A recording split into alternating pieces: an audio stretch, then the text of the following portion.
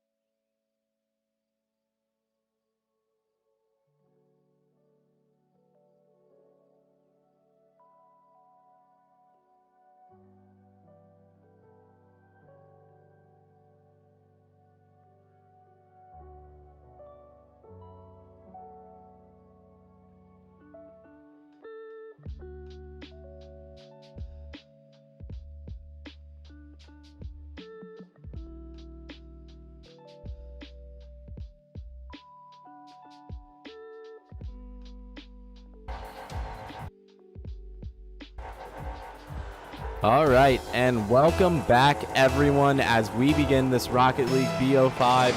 Both of our teams, Syosset and CHS Gold, are on the field ready to make this one happen. And just to go over the lineups, it is the same as yesterday's winners final. So if you were watching, you got to see an amazing series go all the way to the last minute there in a best of 3, and taking the first score is Syosset. So Syosset is made up of Good, Cube of Ice, and Jaden. And on the side of Carmel Esports Gold, we have Evil, Snoob, and Jax.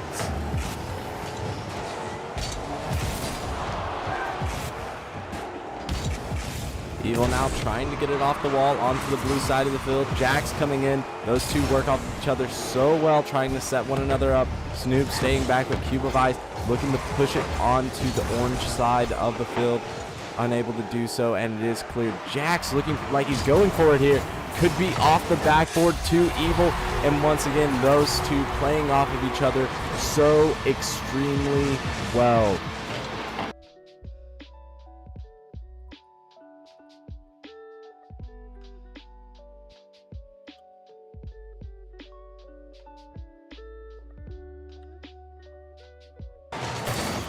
And here we have again an initial kickoff. In the first minute, we've already had a ton of action. It is 1-1.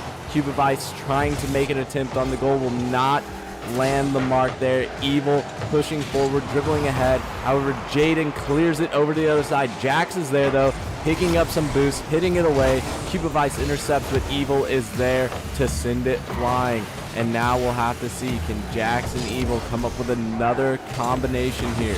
Make another great assist. Snoop clears it though. Jaden is there. Jaden gets demoed by Snoop as Jax sends it flying toward the blue goal, and Snoop with the soft touch isn't able to quite put it in off the backboard. There we see Evil clearing it all the way to the blue side of the field, but Good returning the favor, setting up Cube of Ice. Let's see if they can combine here for something, but no. Jax gets in their way.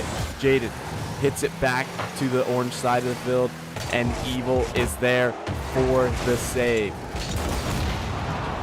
Evil with another demo, and Snoop, nice save, keeping it away from the goal. We have to be careful here. Cube of Ice is an excellent scorer, and Snoop takes out Good with another demo as Evil goes in for the score. Greatly set up by Snoop there on that demo.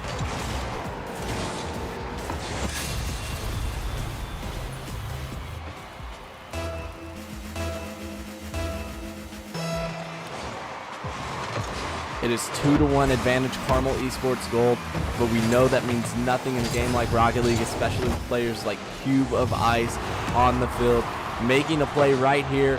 Good setup, but not able to complete it. Jax with an excellent save, and now he's setting it up off the wall, but Snoop just mishandles. Evil is there, and Snoop sort of gets in the way of that one. And I commented on this yesterday primarily, and there you see the combination. It's Jax and Evil playing off of one another so well around the enemy goal, while Snoop is just an absolute menace on the field. Meanwhile, Good yesterday came up with some clutch saves. What an excellent goalie for this Syosset squad. Happy to see this team in the grand finals. It was the best BO3 yesterday, and I can't wait to see what this looks like in a BO5. Cube of Ice now taking it down the field, hoping to push it to the orange side, but he's only halfway through his boost. Let's see how this works out. Good hits it, maybe trying to set up a teammate off the backboard there, but no, Evil goes up high for that one, and Cube of Ice able to clear it. Jax returning the favor. And here we have all three orange defenders around the goal, but Jaden just sneaks it right by Snoop. And you see here, Jaden had an eye for this the whole way. Evil and Snoop getting in the way of one another just a little bit. And Snoop's angle off the wall, not quite right as Sayasit closes the gap. It's now 2-3. But we'll see, can Jax get a score off that excellent kickoff? No, he cannot. He just barely misses.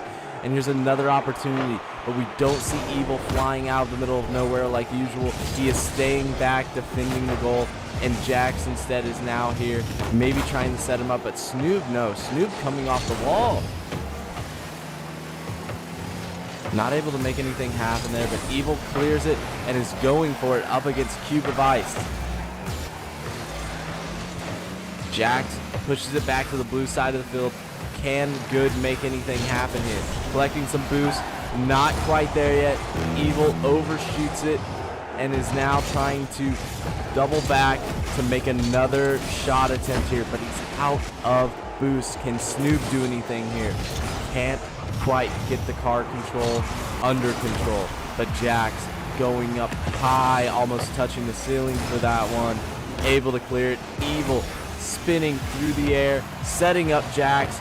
Can Evil or Jax finish this? Snoop flies in, but an errant attempt as we have just 30 seconds remaining and Carmel Esports looking to hold their 1-goal lead. But Cube of Ice has something to say about that.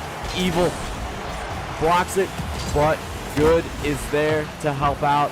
Not quite able to make the attempt. It's Jaden though, and he is not. They are just all over this ball in this last 15 seconds, but the goal is wide open. Can Evil get something there? No. Good with another amazing save. He's been doing that all weekend, and the ball just has to hit the ground for Carmel Esports Gold to make it a Game 1 victory, and they do. Great job by Carmel Esports Gold in a match that went down to the wire. And that's going to be a 1-game lead for Carmel Esports Gold in this best of 5.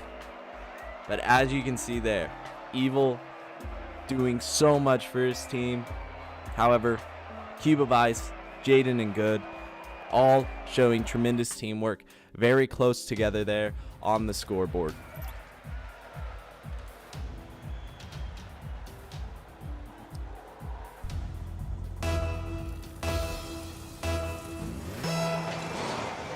As we head into this second game of our best of 5, we hope to see Sayasit make a comeback here. They had a very close Game 1, a great shot attempt by Cube of Ice.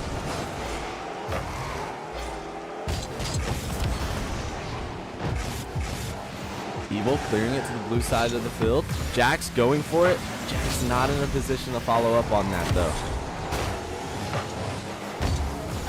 Cube of Ice trying to set up a teammate for a shot attempt, will instead set up Jax, and Snoop so close on that, looking for his time to shine, not quite finding it there.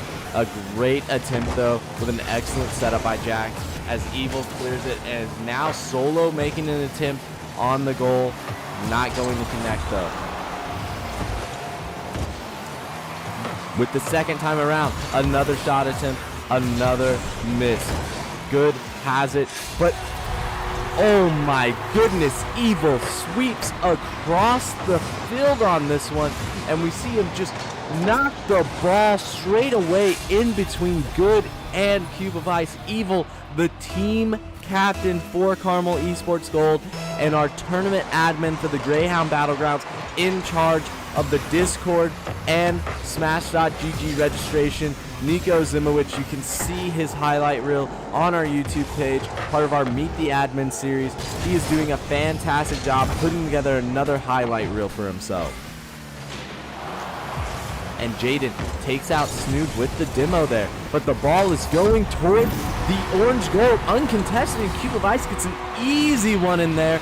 Not quite sure what Carmel Esports Gold was doing there. Maybe the demo had an impact on their ability to get back to the goal in time, but now it is 1-1 with Sayasit not going quietly into that good night, not looking to go down 2-0 in this BO5 Grand Finals.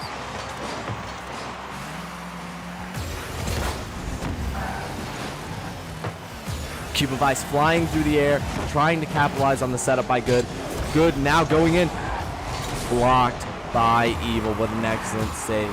And now we see Carmel Esports Gold fighting for control over the ball, but Jaden not willing to give it up. Evil coming in once again, looking to make a big play for his team. He's been carrying them all morning. Can he continue to do so? He hits it up the field. Jax playing off of him. And Jax takes another shot at it. Can anyone follow up? Good can.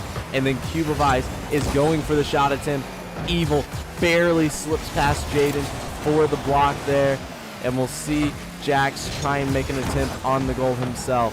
Some great saves all around this morning. These are low-scoring matches with excellent defense. These players are all around the field right now. Very few shots are just errantly getting by anyone. And we're seeing great ball control out of the air by Evil. Can Jax hit that one in? He cannot. As good attempts to dribble it away from Jaden coming in off the wall, but Jax hits into the middle of the field. Good. Clears it to the other side, and Snoop now off the wall trying to prevent Cube of Ice from making anything happen there. Jaden comes in with a great hit. Snoop a little off on the save, and there we have Jaden come back in to finish the deal. And that was just an outstanding series of events by the side of Syosset there, as they go up 2-1 with 2:09 remaining.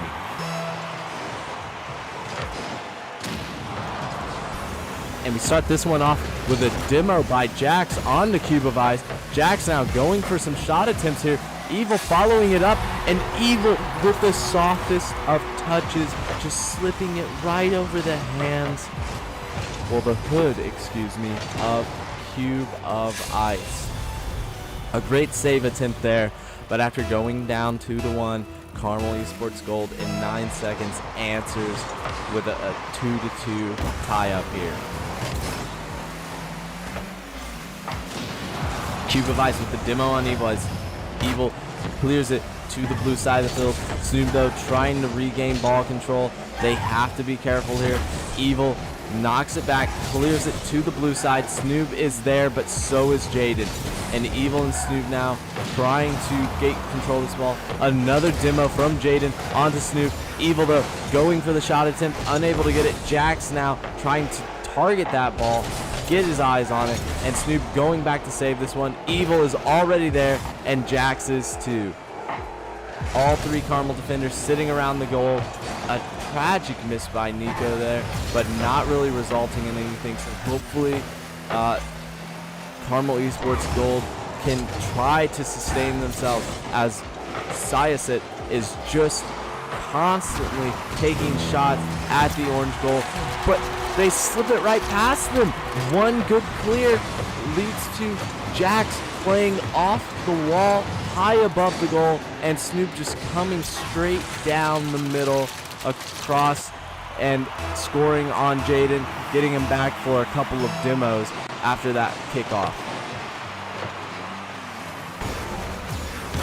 And Syosset, after tying it up, have fallen 3-2 with Carmel Esports Gold scoring 2 goals in the last minute 09, and Cube of Ice taking out Jax, pushing forward toward the goal. Snoop with an excellent save, and if he wasn't saving it, Jax was.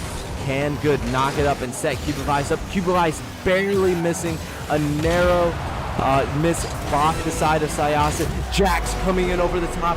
Evil and Jax connecting once again. So many times this tournament we've seen plays like this. Evil getting some boost, gets demoed by Jaden, but the ball is just in the perfect spot for Jax to demonstrate his excellent angling. And there you have it, 4-2. Syosset has to put up points, and they have to put them up fast in order to tie the series 1-1, or else they fear going to match point already early in our grand finals day, starting with this Rocket League BO5 partnered with the Indiana High School Esports Network and the Indiana Army National Guard. And Jax scoring one from nearly midfield there off of some errant hits. Cube of Ice hitting it off the wall, and Jax just following it up. You're seeing maybe Syosset go, okay, this one's over with. Don't worry, guys. We're going for the reverse sweep, and that's definitely possible here. They almost reverse swept Carmel yesterday. They have a shot here. Cube of Ice pushing it in, unable to get anything going there. Evil clears it. They might get another score, and Carmel Esports Gold, in a matter of 2 minutes and 8 seconds, have scored 5 goals. And you can see Carmel Esports Gold definitely warmed up now as we're progressing to the end of this game and advancing on to match point game 3.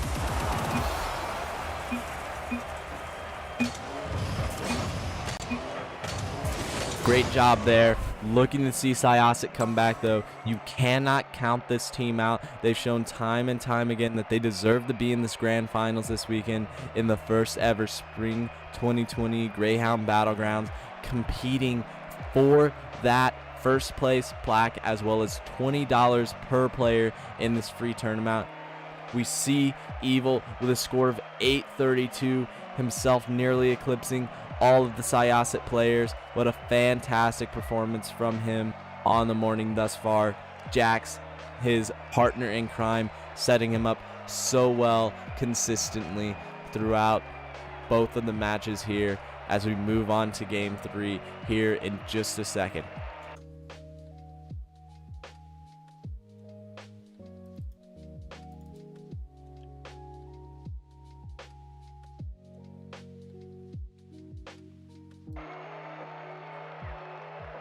While you're here tuning in, please consider following, subscribing. We see a short lobby error here. I'm going to go ahead and throw us to the BRB screen and build up the anticipation as we head into the next match. See you in 1 second.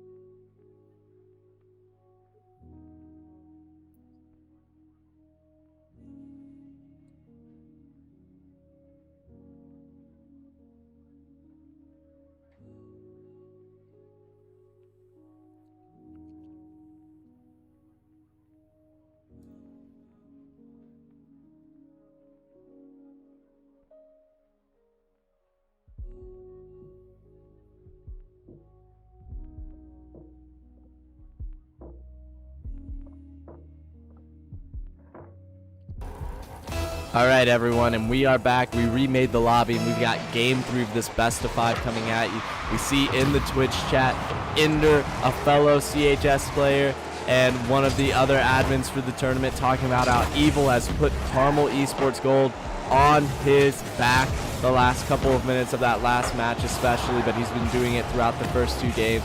However, Joe Hare is supporting his teammates at Syosset. They've done a fantastic job throughout the entire tournament, but Snoop getting the first blood here of our 3rd game as Carmel Esports is up 2-0 in the series, 1-0 in this match. Jaden coming in, not quite able to intercept that one for the save. We'll have to see how Syosset responds. I'm really looking for Cube of Ice to make some great plays here. This is set up for him.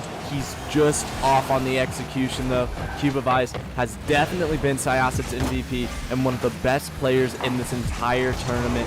You cannot count him out for a single moment. And good here, coming, trying to set Cube of Ice up, it seems like, but not able to make it happen. He's out of boost. Cube of Ice a little errant on that hit and getting demoed by Evil.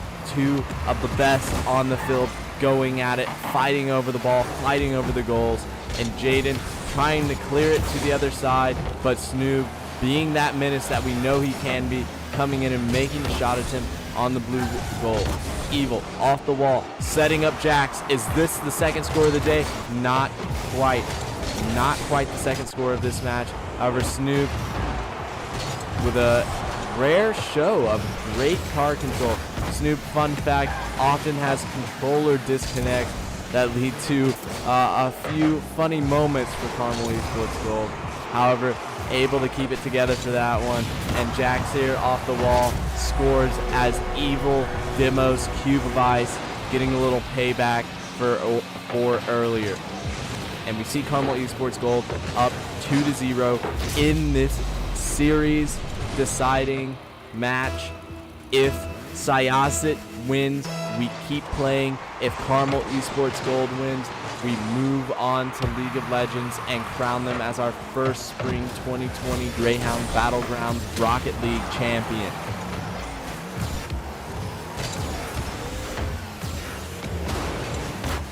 And here we have Jax fighting for ball control, unable to establish anything there, but you see Snoop staying behind, trying to clear it. He's able to barely do so with some help from Jax. Off the wall, will we see Evil swoop in and try to make a shot attempt here? We will not, but he will vie for the ball. And this is set up very well for Jax. We see Cube of Ice coming in off the backboard, making a great save. Jax having a relatively quiet morning. Evil doing a lot of the heavy lifting here. Cube of Ice trying to get his team back in this series. And it seems like a shot. Jax hearing my calls for him to do more. Lands one from the middle of the field. A great goal by Jax to put Carmel up 3-0. And that could be the dagger. We'll have to see. We saw Carmel last game put up points in bunches. Syosset needs to do the same. We need to see 4 scores in the next 2 minutes and 15 seconds.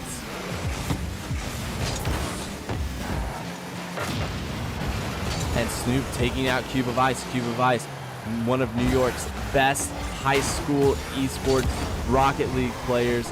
We'll have to see what he can do here. Jax going for a shot attempt. Evil, though, gets a wide open goal. And you can see Syosset maybe too preoccupied with trying to set up some different shots on the other side of the field. Not quite prioritizing the save like they should have. Evil gets an easy shot in as Carmel Esports Gold goes up 4-0.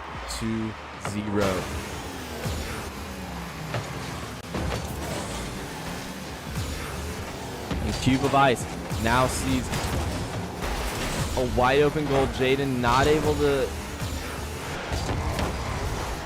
get anything off of that. Snoop, though, coming in with a save, and time is now the enemy here.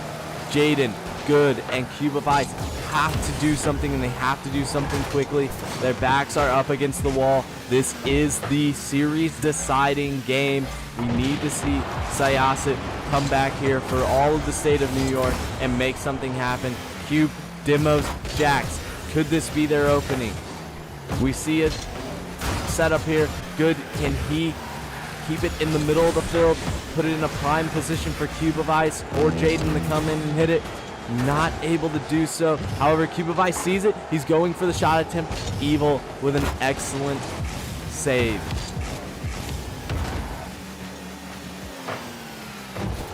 And on the other side of the field, it is clear Snoop, Evil, and Jax just trying to play keep away, hoping to prevent any sort of amazing comeback heroics from the Syosset squad.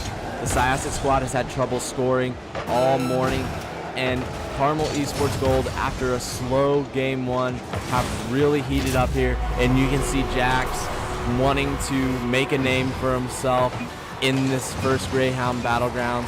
Goes ahead and gets another score on the board as Carmel goes up 5-0. And everyone, I believe that is it.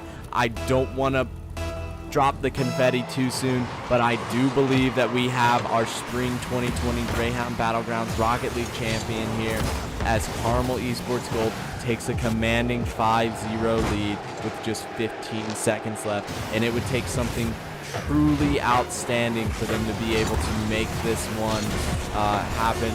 And no, it appears that Carmel Esports Gold is simply going to take this one as the clock runs out. 3-2-0, just waiting for that last drop onto the field. Carmel Esports Gold is your spring 2020 Greyhound Battleground champion. In the BO5, they win 3-0 against Syosset, a team that pushed them all the way to the limits yesterday in the winners final. And now we see Jax having his best game of the series there. A score of 513 with 3 goals on 3 shots. Evil and Snoop coming in. Snoop having a great final game as well. Cube of Ice, Jaden Good not able to bring this one back. It's been fantastic having them in the tournament, though. We love having teams from around the nation compete with us. Thank you for coming out and representing not only the state of New York, but the entire East Coast in this. Syosset, you should be proud of what you were able to accomplish here, and we hope to see you in the next one. For all of you at home, stay tuned. We're about to bring you the League of Legends Grand Finals. It's Carmel Esports Gold versus John Adams. These teams have bad blood going back all the way to last year. Let's see who comes out on top. Don't go anywhere.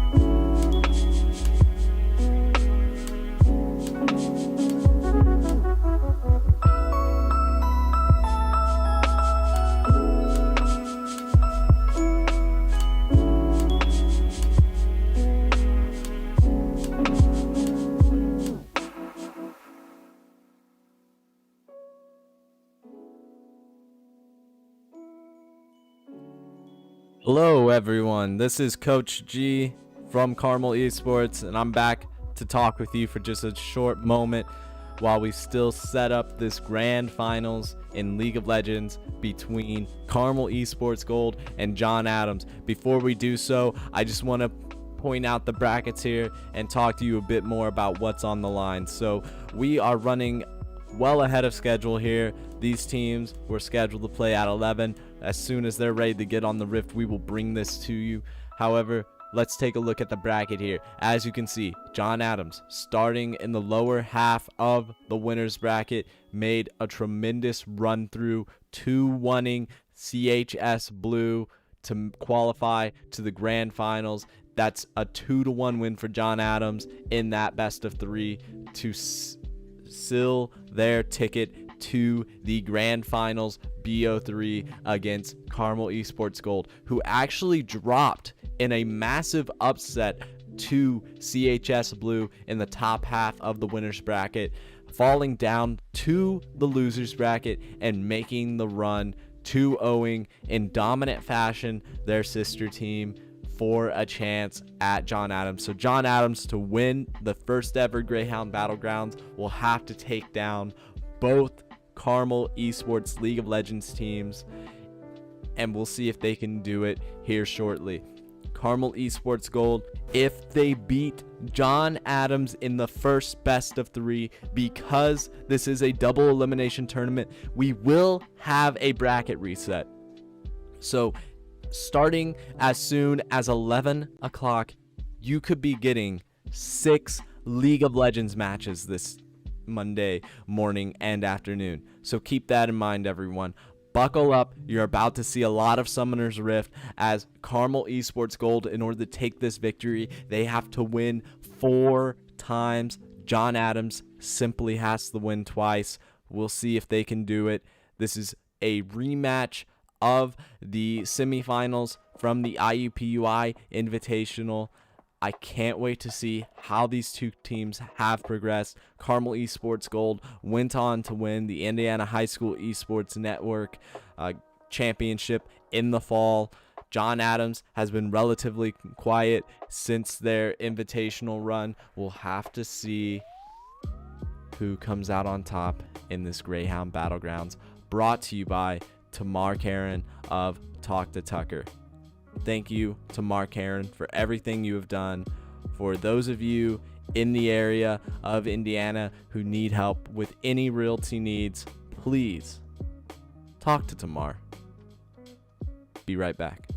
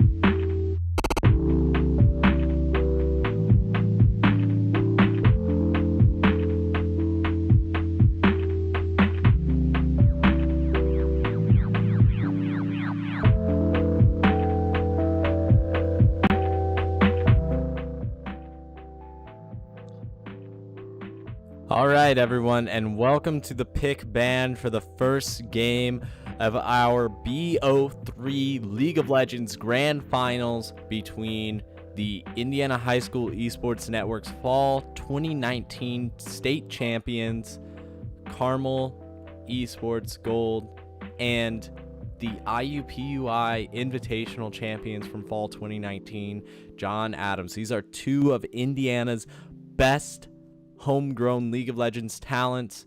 Let's see how this one plays out. First off, in the draft, we have CHS Gold attempting to target that jungle pool for John Adams High School. We've seen Big Red 7-11 be so pivotal in each of their wins. If he gets this team rolling early, they can take over and make this a short series. And following that up is a Graves ban. Now on the side of John Adams, they are targeting Tamir, Soin Kieran, Tamar Karen's son, our sponsor Tamar Karen of Talk to Tucker, her son Tamir, aka King of the Alcove, aka Ward Killer 669, aka T-Bob 11. He has been with Carmel Esport since the beginning, and he is a dominant top laner on that Heimerdinger.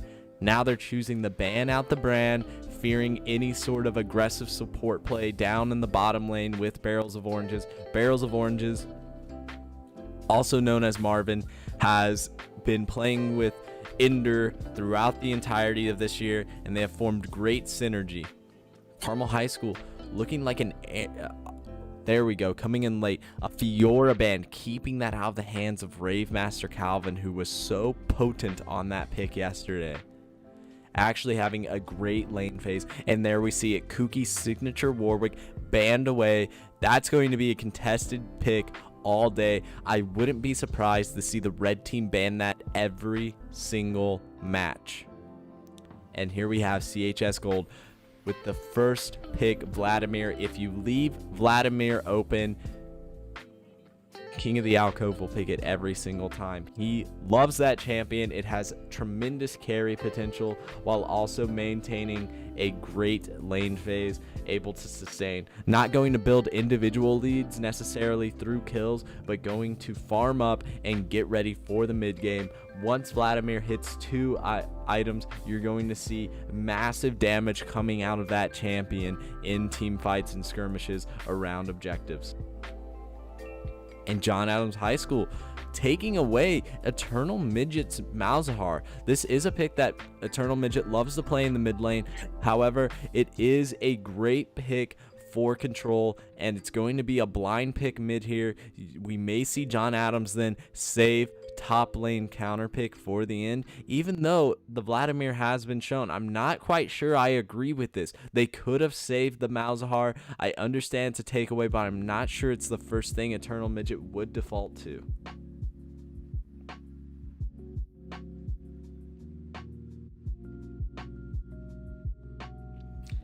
And I'm looking here, Vladimir is King of the Alcove's most played champion on his main account with 88 games and a 56% win rate.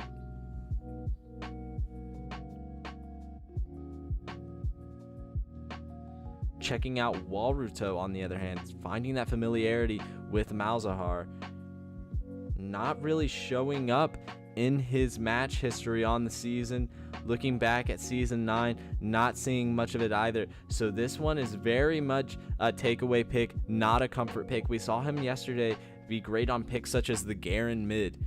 And now we see the Lulu. CHS Esports has to be careful here. The gold team could be giving away Cog Lulu.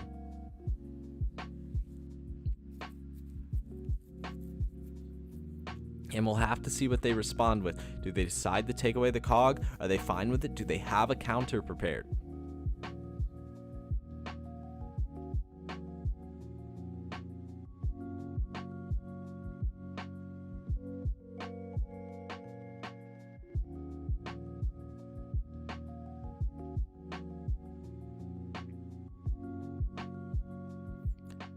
And it seems like they're going to be aggressive in the bottom lane, going with the Leona. And we have the makings of a huge team fight comp here from CHS Gold. They are going to want to play around that Vladimir and follow up on his ultimate with a Leona ultimate and a Galio ultimate there.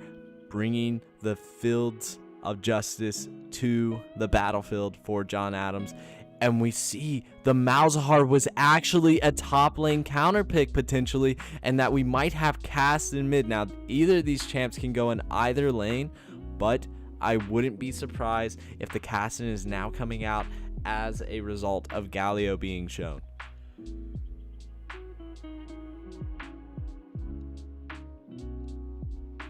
And as we head into the second ban phase, John Adams High School starting to ban out ADCs, taking away the safety of Ezreal, a champ that is very slippery. Or will they go against Tristana? And there we see the Tristana is being taken away. They want to make sure that when Kassadin jumps on Tristana or jumps on Ender and Malzahar ults, that no one is getting out of there alive.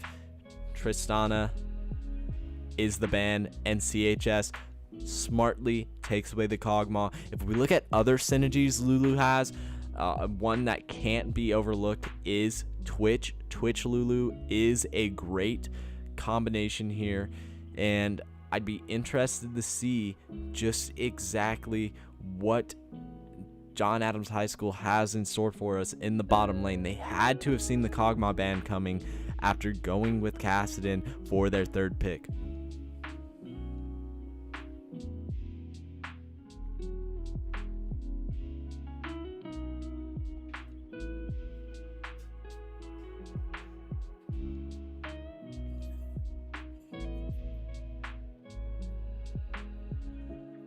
And they have banned Kuki's Udyr. So Kuki had a great showing on the Udyr yesterday against CHS Blue in particular. He made their life a nightmare on the Rift, constantly invading. It fits his aggressive play style, and we'll have to see what he defaults to now that both Udyr and Warwick have been taken away. I would be interested in seeing him go back to some of his bruiser picks. The Hecarim in particular has been very effective for him throughout his time on the team.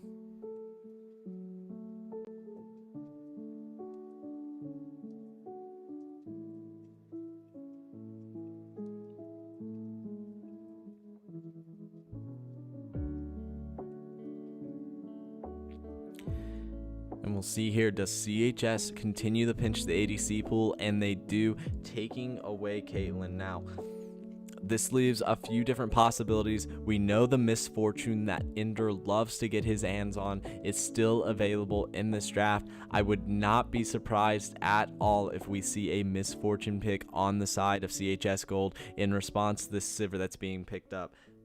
Sivir, a great late game champ, potentially looking at that infamous 3-item power spike that we see so often, and going to be somewhat effective, however not the most effective against Leona. Once Leona Zenith blades onto the Sivir, she can block that initial Zenith blade, but we still have to deal with the Q from Leona. The Shield of Daybreak could also pop the spell shield as well.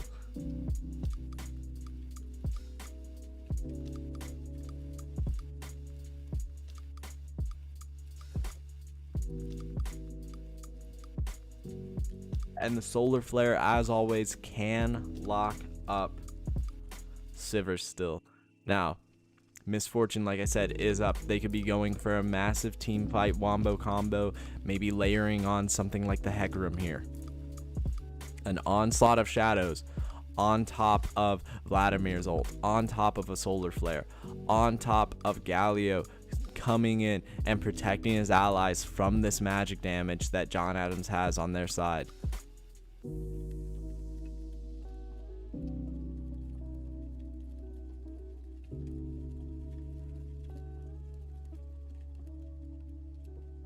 And no, instead we see the Kindred, and this is something that Kuki talked about yesterday. He's been favoring this Kindred.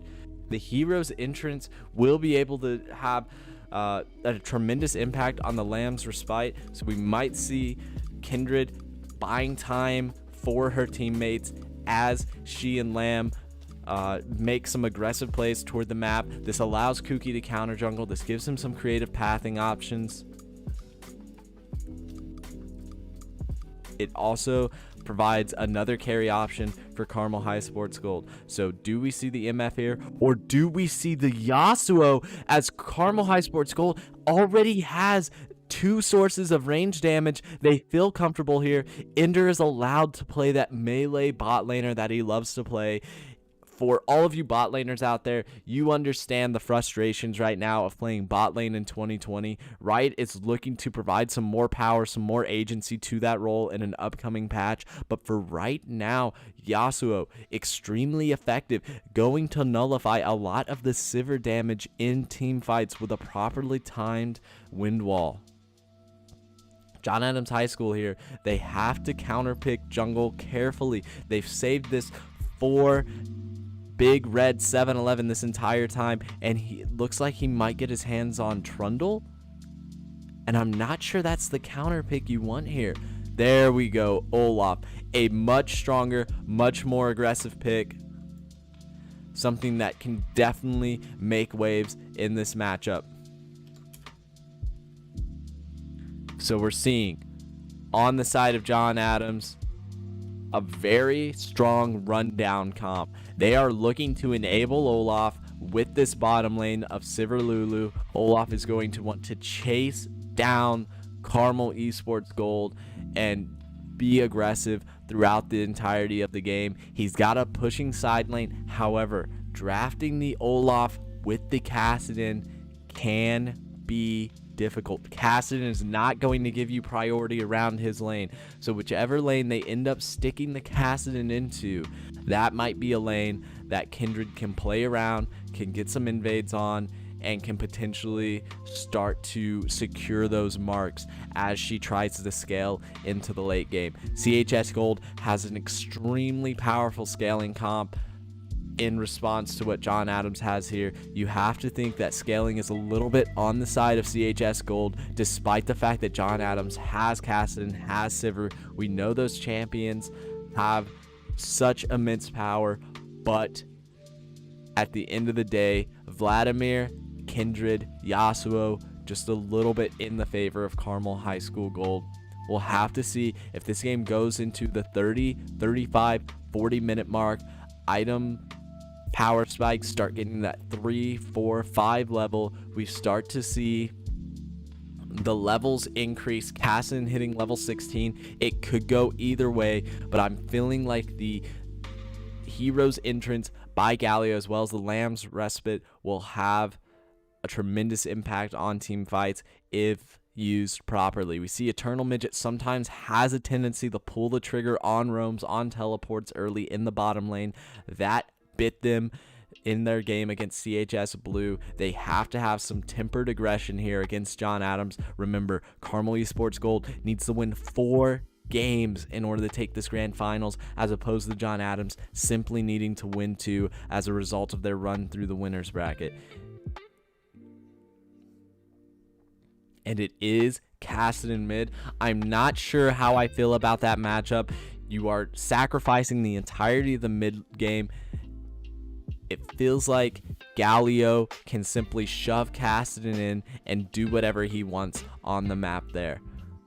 We'll have to see if Walterto and Big Red 7-11 can play together very well here to protect the Kassadin to allow him to scale. Otherwise, one Justice Punch and Taunt in by the Galio means that it's an easy setup for Kindred to come by. If they blow a flash pre-6, I expect Kuki to be all over that mid lane. And also, getting mid lane priority going to be so pivotal for Kindred to go into River and get those early scuttle marks, potentially get some Raptor marks as well.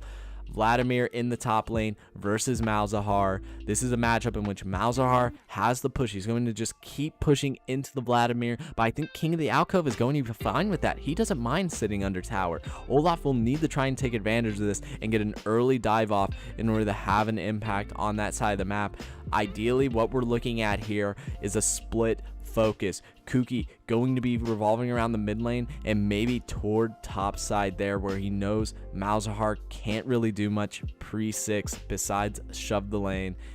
In contrast, we see this bottom lane, a massive range advantage, can definitely shove QW with Sivir, those bouncing boomerang blades all over the place. Yasuo and Leona have to have some great wave management here in order to prevent Olaf from simply being able to run into their red side of the jungle and eat camps like Krugs and Raptors off cooldown, protecting Kuki. Because if Olaf gets on top of Kindred, this could spell doom, as this jungle marksman is simply looking to survive in the jungle early on.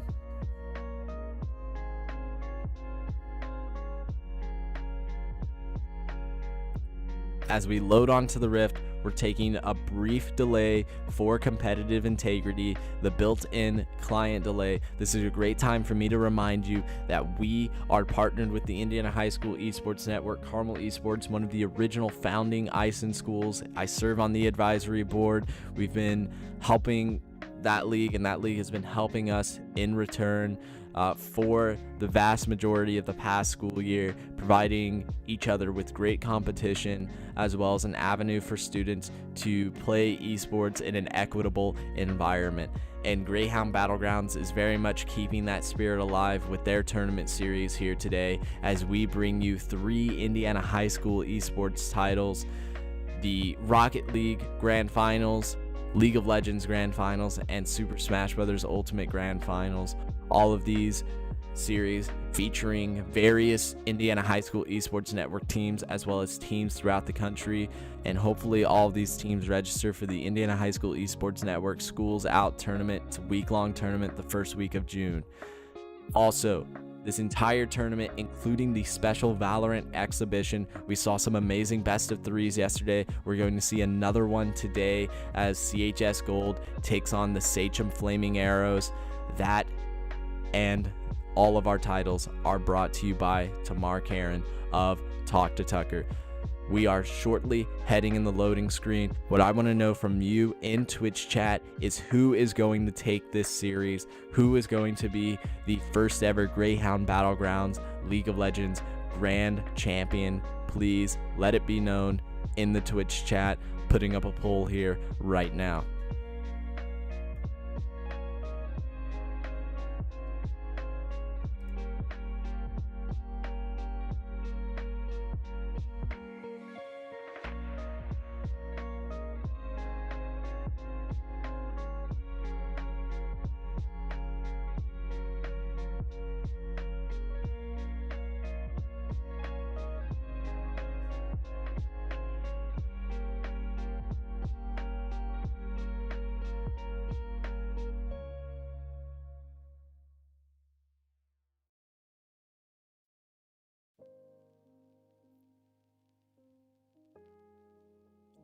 And we see here in the Twitch chat, we have Gaming Droid 44, also known as D4T4, the team captain for Carmel Esports Blue. Carmel Esports Blue coming in 3rd place in this Greyhound Battlegrounds. They have been a fantastic team to coach and a great team in the Indiana High School Esports Network throughout the entire year. They've played in multiple tournaments throughout the season, the Cardinal Open and the Elkhart Game Head Fest. We saw all of this take place, and now they're on the sidelines cheering for their varsity team here, as it's CHS Gold on the blue team versus John Adams on the red team.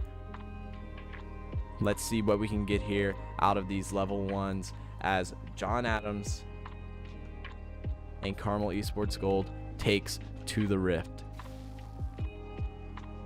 Dylan 5160 in the Twitch chat as well, maybe on the stream with me today casting. We'll see here shortly as John Adams and CHS Gold set up their level 1s.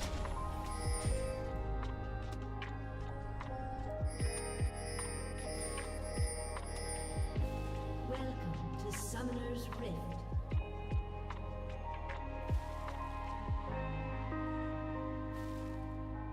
And here we have it. We do indeed have Dylan Boyer of Carmel Esports Blue here with me on the cast. Dylan, how are you feeling this morning? I'm feeling great. I woke up to cast this. I'm very excited to be here right now. I did participate in this tournament earlier. Unfortunately, I was eliminated. However, I will be rooting for my school's team, Carmel Gold. I do think that I know, in my personal opinion on this match, I feel like Kassadin would be a lot better going against Vladimir in the top lane, just because Vladimir actually counters. Kassadin actually counters Vladimir. But I'm curious to see what John Adams will do in this matchup.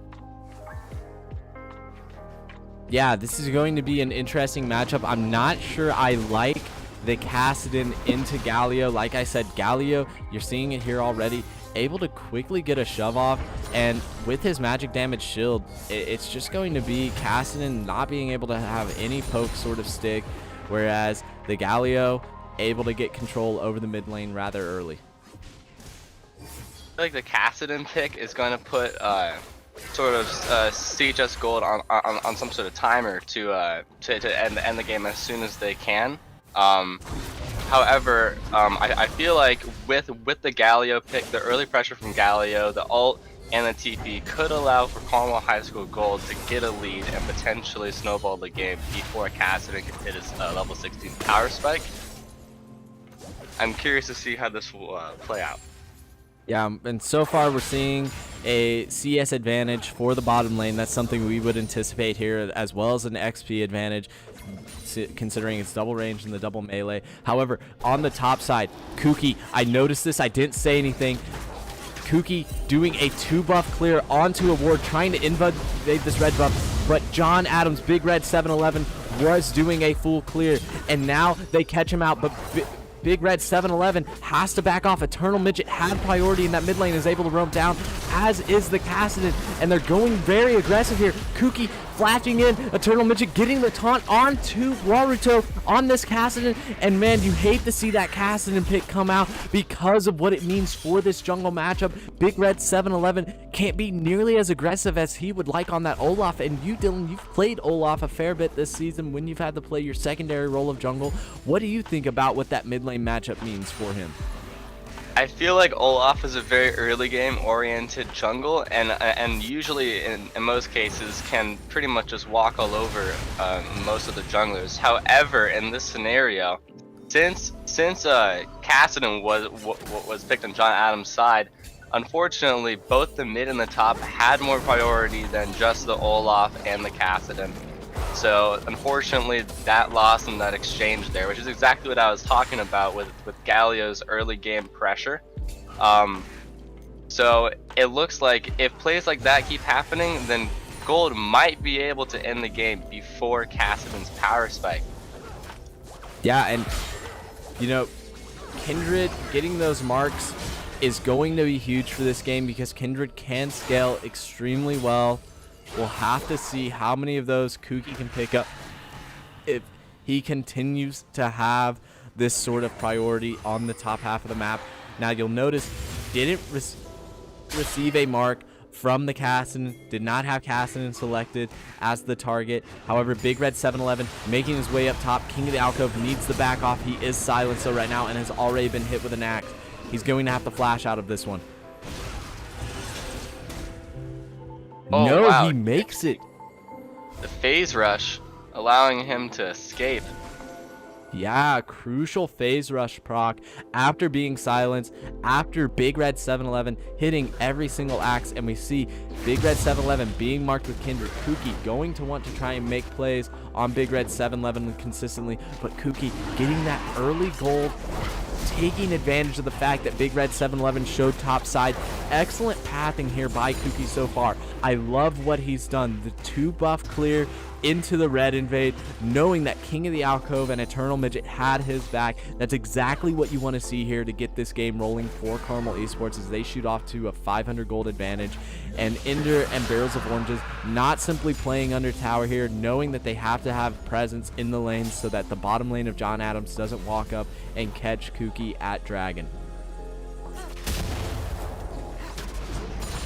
That definitely puts Carmel Gold at an advantage here, considering that considering that dragons are incredibly powerful in season 10. However, I feel like John Adams wouldn't really be able to contest, especially with Kassadin's weak early game, and Galio's level 6 ultimate power. Yeah, and we're seeing the pings come out from both teams. Kindred and the bottom lane there spotting out, or at least being predicted that Olaf will be at the Gromp. Kassadin has hit level 6. He might be able to help this Scuttle contest, but Kuki has a level up. And King of the Alcove consistently shoving in the Malzahar here, which is something I didn't expect to happen. I thought Malzahar would be able to shove him in a bit more, but no, he is simply choosing to sit under tower here.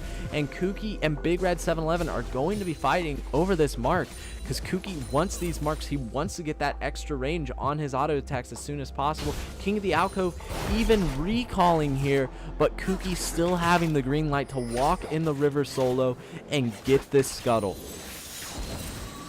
Big Red 711. Huge for Sivir. Yeah. Sorry, for Kindred. Oh, it looks like they're gonna have some contact here. Unfortunately, oh no, Galio could potentially, here's it, yep. We're seeing it come. And that is the limitation of Kassadin there in terms of early game power. Such a beautiful ult coming in from Eternal Midget. Yeah, and what looked like a bit of a mistake by Kuki there being so aggressive was actually a bait into the Olaf, knowing that he had the support of Eternal Midget on that hero's entrance. I said it during Champ Select. Eternal Midget loves to play the map. He is not the type of player to be content sitting in lane. He is going to support his teammates, and Kuki here, knowing he has the level advantage, knowing he has the tempo advantage, is starting to roll over Big Red 711, taking his blue buff, and that hurts as Olaf is very dependent on the axes for a very quick clear. That is very true. Olaf's axes are very expensive, so it limits both his clear speed and gank potential without that blue buff right there. And in the bottom lane, oh my goodness, the all-in by Ender and Barrels of Oranges onto the Lulu there. It looks like Sivir still has a CS difference enough for them to have mostly even gold, even though Ender has a kill. However, that could easily change as Ender getting an early lead can help him finally have enough pressure for him to CS on his own. And that just seems like a huge misplay on the part of John Adams. Lulu with both summoners up, dying to Leona and Yasuo early on. Sivir has a 23 CS lead, but if Yasuo and Leona are able to make that into a kill lane, especially as they hit 6, which Leona just did, she has that solar flare available to her, this could get messy down there for John Adams.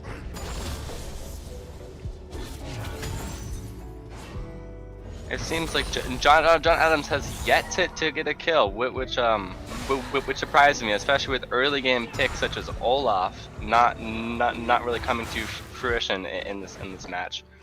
However, they might be able to trust on the scaling of Kassadin and Sivir and also Malzahar to help them win this game. I'm curious to see how this will pan out in the late game if it even gets there. And we see John Adams in the bottom river trying to establish some control over this second Drake. They don't want to give up another Drake. This one is Mountain. Not the most impactful single Drake in the game. This does mean we are going to get an Ocean or an Infernal Drake. And the bottom lane of CHS just comes in and takes that. King of the Alcove trading with Ravemaster Calvin and Solar Flare coming out. Will they get anything off of that? I think not, but they might just retreat back into the river and continue to establish dragon control.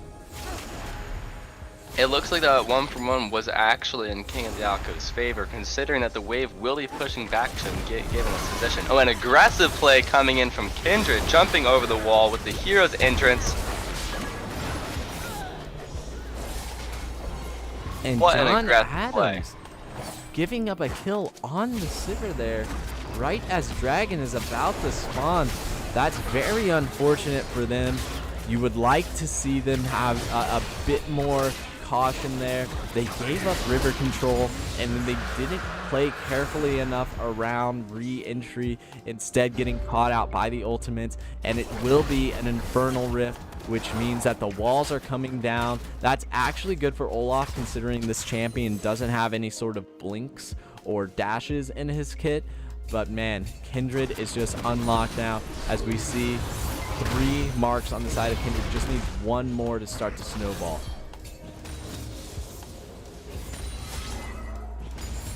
I'm curious to see if Rift Herald will come into play, as the game has been mostly bot sided. So I'm curious to see whether Rift Herald will be taken at all this game, or if it will have a play. Additionally, it looks like Olaf was looking for a gank on the top side, but since it is pushing into Vladimir, Olaf had to back off and take his Krugs.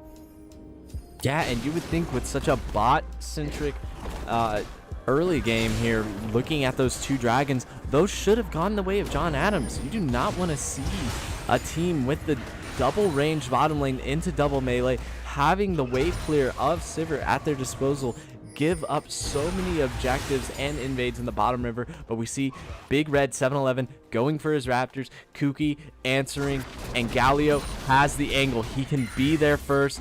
Kuki barely late to the show here, but Malzahar roaming down, flash, ulting Kuki, Lamb's Respite will come out, it does, and they are going to fight this one out, and it could be a bloodbath here for Carmel High School as they trade 1 for 1, but King of the Alcove is here. He has the ultimate. Will he be able to close the distance? It's going to be tough, but the taunt comes down on Rave Master Calvin, as does the Justice Punch.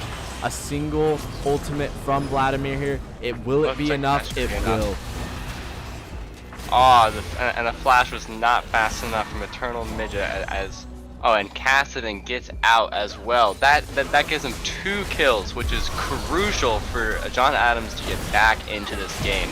But it's exactly what I said in the bottom lane. Leona, she has 3 abilities that can stun you up. Sivir has 1 spell shield, and it is becoming a kill lane down there as they are continuing the dive into Jamboni, knowing he has nothing left to stop them. But Big Red 7-Eleven, can he pick up a kill here? No, he walks over a control ward, and Inger has the tornado from his Still Tempest procced and ready to deter him. This is exactly what John Adams does not want to see, especially against double melees as two ranged in the bot lane. I'm curious to see how that will affect Olaf's jungling, since Sivir and Lulu have lost even further pressure in the bot lane. And there's that Rift Herald you were talking about. Kuki securing that one for the side of CHS Gold. However, Walrito, you have to feel comfortable about his ability to potentially carry this game. He had some great carry performances yesterday, and he is 2-1 on the Cassidy. He's down 23 CS, but he only has mana items so far. He is going the double scaling route here. ROA finish, working on the Seraphs next. He needs to get those as soon as possible. He needs to be online by about the 25 or 30 minute mark. Any later than that, and it may be too late, as Carmel High School already has a 4K gold lead against John Adams, and the vast majority of that on the side of Kuki. Lane additionally has a 700 gold difference, even though King of the Alcove is only up 1 kill. It looks like Malzahar is just being out-farmed, and so far King of the Alcove is doing quite well, although we haven't seen much action on the camera on him, unfortunately. It's CHS Gold since 4 bottom. They're able to take this tower without the Rift losing any health. They're going to make a hard push onto this inner turret, and John Adams needs to respond. Lulu cannot hold this by herself. You see Walrito moving down, but Kuki is still here, and they're just going to let the charge get off on the inner tower and retreat back to get river control, as Dragon is so close to spawning here. Olaf was countered, although I was looking for a gank in the top lane. It looks like that's going to get a kill on King of the Alcove. However, it gives up crucial dragon pressure, considering that it is spawning very, very soon. Yeah, and you have to think, plates are down. What is Big Red 7-Eleven going to get up here? Probably not much. He is recalling, choosing to reset.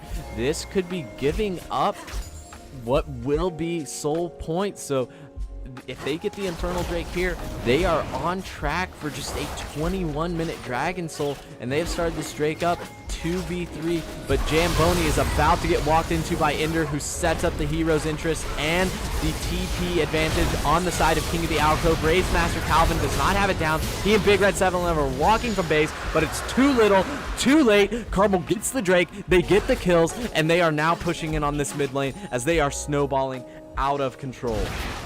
What a great flash ult play coming from the Vladimir. That was fast and killed their entire backline, both the Lulu and Sivir, while the rest of the team cleaned up on the Kassadin. What great play. Yeah, and you know, this game you could start to say, well, you know, the Kindred has been doing so much on the map, 4-1 to 0-2-2, 42 CS up. Big difference there. However, I think this is a mid-diff game. If you look at Eternal Midget, 1-1-8 all over the map, making such incredible plays for his teams. The hero's interest, the teleport plays coming out on both sides of the Drake there to secure that third important Drake. And also a CS lead on the Kassadin, who's simply 2-2-0, not able to have enough of an impact in the early game to make the scaling matter. But maybe they pick out Kuki here. Will he be able to get out? He will not. Raid Master Kavin flashing forward, getting off the Malefic Visions onto the enemy support, and now they pick up 2 quick ones and look for mid as they're trying to recover from this 5k gold deficit. But Ender finding Big Red 711 at the Gromp, won't be able to contest. That's exactly what the gold did not need. This can potentially get John Adams back into the game. And especially with such a scaling comp, Carmel Gold cannot afford to make any more moves like that, or else they will run out of time and Kassadin will become too strong. And one important thing to note here, we see a gold advantage for Carmel Esports Gold. However, they have to pay the Malzahar tax. The suppression on Malzahar's R means that that ultimate ability has to be nullified by a 1400 gold item with the Quicksilver Sash coming out for Kuki. He does not want to get locked up like that again. A very smart buy. I would like to see that on Ender as well here soon. You said something about a mid diff with Galio having a lot of assists, but I feel like that's more of just what is implied with a Galio versus Kassadin matchup. Kassadin is playing pretty well considering that he does not have much early game power, but Galio is just simply playing the right way considering that that's what his champ does best, in my opinion. Yeah, what do you think about the Sork Boot pick up there by Kassadin? Opting to go in the Sork Boots against the likes of the Galio and Leona, that could be a bit too greedy on his part. Well, I feel it's definitely a greedy pick, but when you're behind, I feel like plays like that might be what he thinks the team needs, considering that Kassadin is going to be a major Kassadin's going to be a major point of damage this game, considering especially that Sivir isn't really as strong right now, and same with Olaf.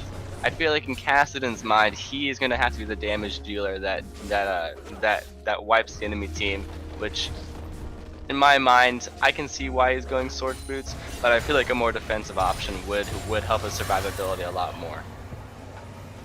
And Kassadin with 450 stacks there on the tier of the Goddess really needs to get that Saras online by about the 25-minute mark.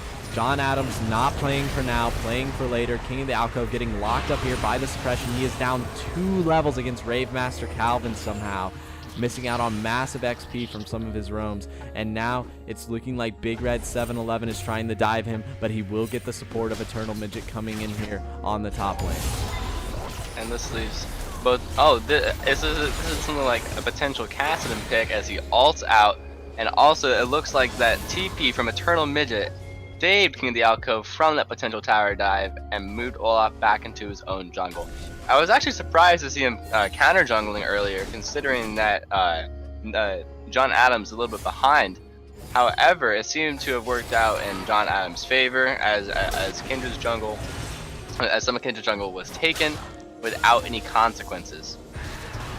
It's looking like top both the top laners are locked top and will not be going to Dragon unless they both have TP coming up relatively shortly, and we might be able to see a TP play coming in soon. Now we're seeing some purchases come out from John Adams, but I don't know if it will be enough to spike them to contest this Dragon Soul. They need to be ready to fight this one out.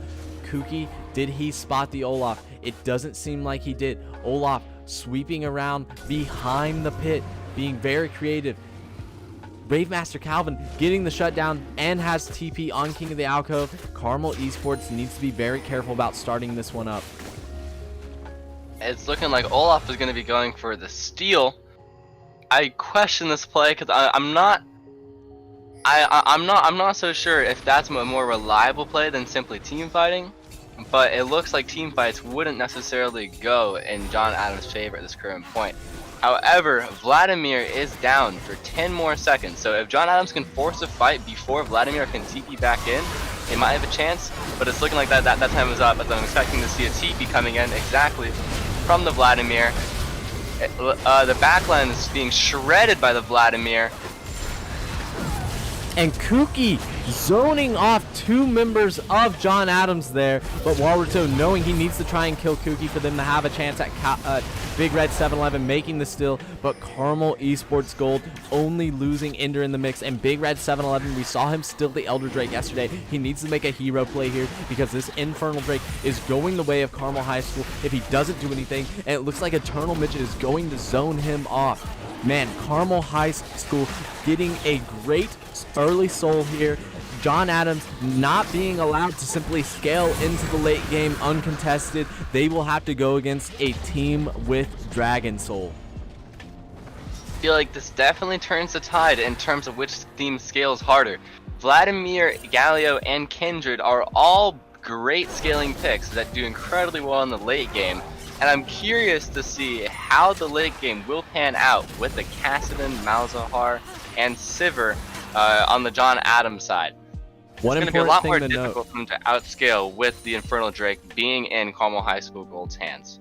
Exactly. One important thing to note is that Kindred did get that fourth mark. That is massive for her. So the first 4 successful hunts increase Kindred's attack range by 75. That's going to make it easier for Kindred to zone out champions like Malzahar, Sivir, and Kassadin, as well as chase them down, especially with a red buff or with the E slow on them. So we'll have to see how this plays out for Carmel High School Gold. They're in a fantastic position. I would love to see them move towards the Baron Pit and get control over that.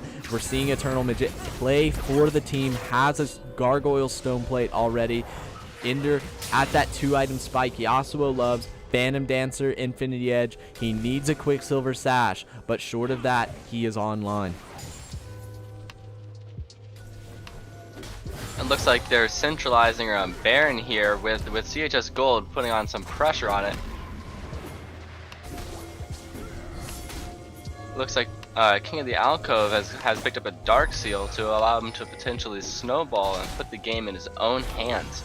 And Barrel of Oranges pushing forward here on this Leona, really wants to find an impactful solar flare, does not have flash up, so maybe looking to get off a Zenith Blade to start things up, but Ravemaster Calvin is in a flanking position, and this could spell trouble for Carmel Esports Gold if they don't play this one carefully. They're up 600 gold, but one errant team fight could turn this entire game on its head.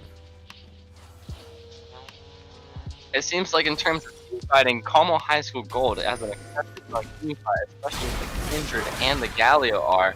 But John Adams also has Malzahar and Kassadin, so I don't know which team will outscale, especially with the even with the Infernal Soul being in Carmel High School Gold's hands. And I just want to point out we have a T-Bob fan in the chat as King of the Alcove going in, getting the hero's interest. Kuki going to lay down Lamb's Rispit, but Olaf is Ragnarocking and rolling all over this team. Ender getting suppressed, doesn't have the Quicksilver Sash. This fight is not going the way of Carmel High School. This could potentially give a Baron for Carmel High School Gold, which would... Oh, and it looks like Kassadin is coming in. Oh, wow. what a really bad team fight for CHS Gold. That potentially gives up the Baron and a huge turn of momentum to help John Adams recover from this gold deficit here. And as we saw, continue, sorry. Oh, I was going to say, and you see there, Ender starting to pick up the components for that Quicksilver Sash.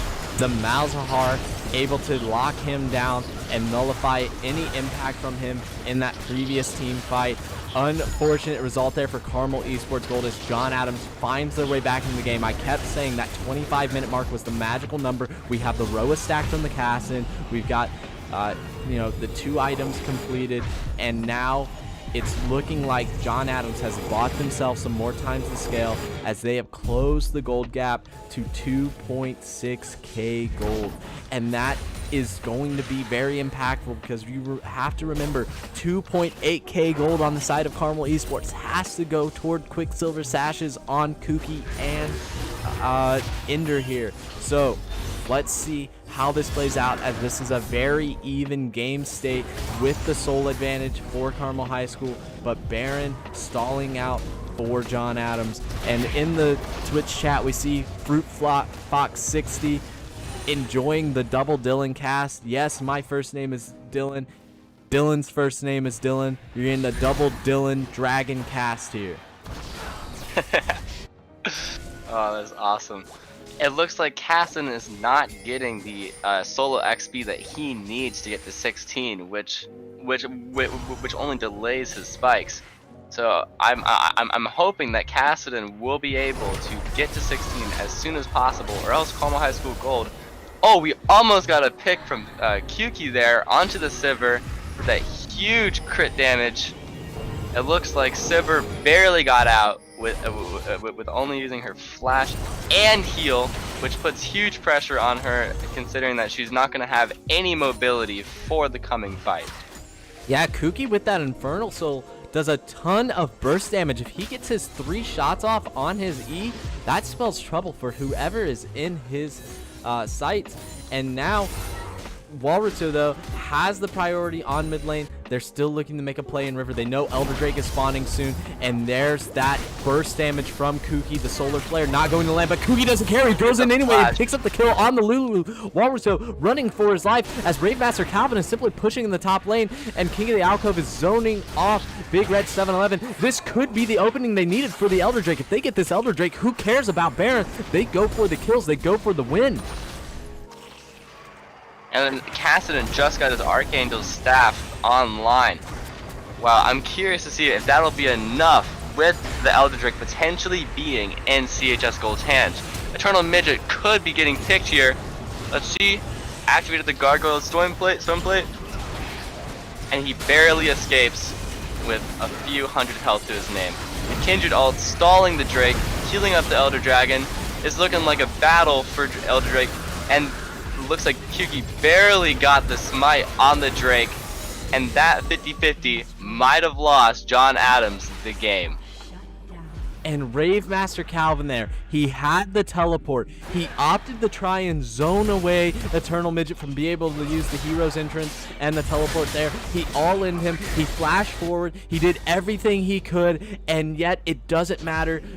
Carmel Esports Gold was stronger in the 4v4. You have to remember they picked off Lulu right before that fight, so they had the positioning, they had the advantage. Lulu was a little late, and then Kuki with the Lamb's Respite. It was a 50-50 Elder Drake. We've seen Big Red 711 win those. He did not that time. Kuki gets the better of him, and now Carmel High School has this extremely powerful Elder Drake at only 29 minutes. What can they do with this? The Baron on the side of John Adams has expired. Vladimir is starting to get insanely fed. He is 8-4-3. Kuki is sitting on quite a sum of gold, 3,000 gold in his coffers. King of the Alcove spending 2k gold right there. This is going to be a huge buy for Carmel High School as John Adams hopes to stall this Drake out for as long as possible. It's looking like Vladimir picked up the defensive buy of Spirit Visage, which is a pretty great option considering that their major threats are all magic damage. Additionally, this is really going to help Vladimir with the extra healing gained from Spirit Visage, and it's looking like he's going to pick up the blue buff for the CBR, which should help him with his AP through Transcendence. Whew. It's looking like Ender picks up the Elixir of Wrath to try to get as much damage as possible to fly in and to end the game at this exact point with the Elder Drake. All Carmel High School needs is just one team fight and they can end the game. Oh, we have an engage coming in from Midget. Just oh my goodness. Obliterated with the Elder. Zamboni. 0-7 and 6. This bottom lane of John Adams just getting obliterated here in these mid-game team fights. Nothing they can do. King of the Alcove pushing forward. He feels like a god right now. He feels untouchable. He is a demon on the rift, sucking the blood out of John Adams as their life slips away. Kookie going in deep, diving Nexus turrets for Danjam. The bottom lane for John Adams will finish 0-13 in this one, it appears, as Eternal Midget flashes forward for the taunt. They are not stopping here. They are going all the way for this one, going the distance. Eternal Midget trades his life for this, but this could be the game. And Jamboni is back up. Will he die again? Will he be able to curb this aggression? It appears that Carmel Esports Gold, content with the inhibitor, might just reset and start to put down pressure for this Baron. If they get this Baron, it's probably the game. I would consider that actually better than what it could have been for John Adams. I feel like the game definitely could have ended there, and they managed to barely hold him off with the loss of an inhibitor and the life of Lulu and Malzahar.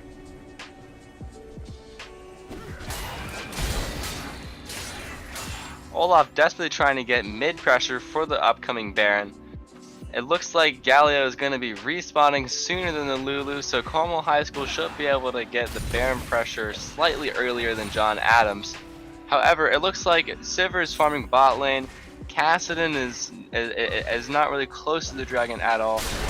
Going towards mid for the pressure, and it looks like Carmel High School are going to be able to burn this Baron down faster than wait. Oh, that was almost a Baron steal if the Olaf Q had connected. Oh, and Kookie just comes over with a 3-level advantage and so much damage. He has an Infinity Edge now on the Kindred and just takes that red buff away from Big Red 7-Eleven. You hate to see it. That's a feels bad man. Kookie, though, going in again. He has blood in his eyes, and he sees the support of Eternal Midget there once again. Olaf, though, so strong, able to almost trade 1-for-1. Wow. And it looks like Kookie is almost full build with an impressive ward score of 61. That is what you want to see from a jungler. Yeah, and this game is all but over. Danjam here going to die to Ender. Wasn't ever able to really have an impact on the game. Going 1-15 in that bottom lane is John Adams.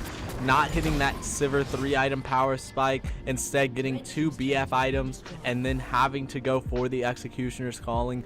Unfortunate result for them. It looked like in the mid game they got a pivotal ace and a Baron, but giving up those 4 early Drakes due to not having mid priority was such a huge loss in momentum. Even there, you saw Olaf trying to push up mid toward the end. They had no vision on Baron. They needed to try and get mid priority so they could go into the river, but the mid tower still standing. Bottom tower hardly touched. John Adams, they need to go back to the drawing board for game 2. And this is all but over for the series, because Carmel High School still needs to win their next 3 games if they want to win the entire tournament. John Adams only has to win this best of 3 and then win, and then it's over for Carmel High School, or win the next best of 3 if Carmel High School takes this one. So it looks like Carmel is going to have to climb an uphill battle if they are going to want to take the victory in the tournament against John Adams. Very true, Dylan. John Adams is still playing with house money. We'll have to see what they do in game 2. Can they finish this in one series, or will it go the distance? We'll see you right back here after a short break.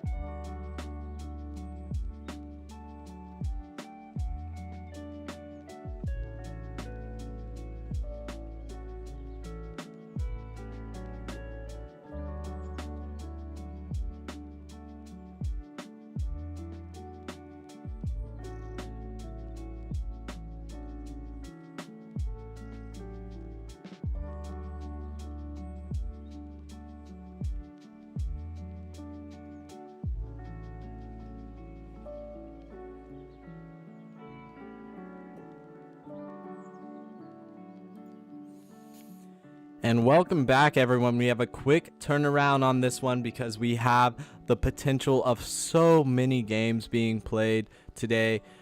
We have John Adams now opting for the blue side, Carmel Esports Gold on the red side. And this draft so far is Leona and Galio being banned by John Adams, not willing to let those picks into the hands of Barrel of Oranges and Galio. And Graves and Leeson once again being banned by Carmel High School Gold. We'll have to see if John Adams changes up their strategy at all here in this second game. I will say I talked to John Adams a little bit after that one. I told him my thoughts on the Cassidy pick. I thought it gave up a little bit too much priority in the early game through the mid lane, but we'll have to see if they take that to heart, trying to make this one the best series we can have on this Monday grand finals for the Greyhound Battlegrounds. And Syndra, the last ban here from John Adams High School, really targeting Eternal Midget's champion pool.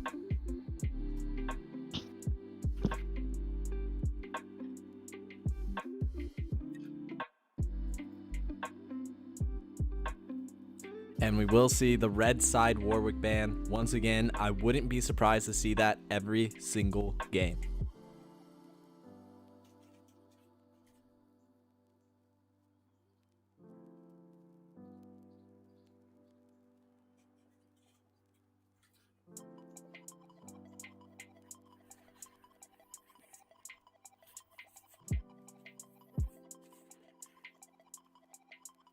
John Adams on the blue side, making the swap over.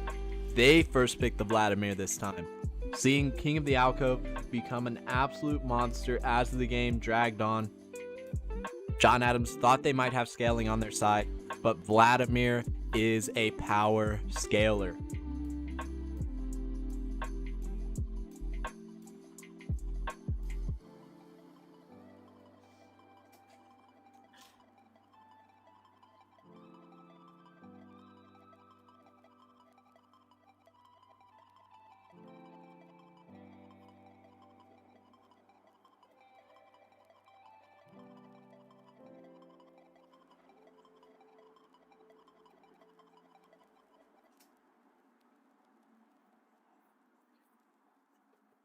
Like CHS Gold is target banning their John Adams High School's junglers, having all three of their first bans be junglers. Yeah, and we'll have to see what CHS Gold takes here in response. John Adams has shown the Vladimir pick, so CHS Gold can immediately try to first pick a top laner. That way they don't show their hand too much, but they might just go for a bottom lane pick here. Oh, it looks like Carmel High School Gold picking up the Cassidy. I'm wondering if that is simply just a counter pick for John Adams High School, or if that is Eternal Midget on the Cassidy mid lane. Also, since Vladimir is such a flexible champion, being able to go top or mid, I'm curious to see where he will end up in the coming game. Great point. You have played a fair bit with Eternal Midget. What do you think about his Cassidy here? He hasn't played Cassidy in quite a long time. However, that is the first champ he hit platinum with. I'd say he is very, very set on scaling the game instead of using tempo to win. He tries really hard to get to 16 as soon as he can. I'd say it's a really strong pick coming in from Eternal Midget. However, it might be a little bit rusty.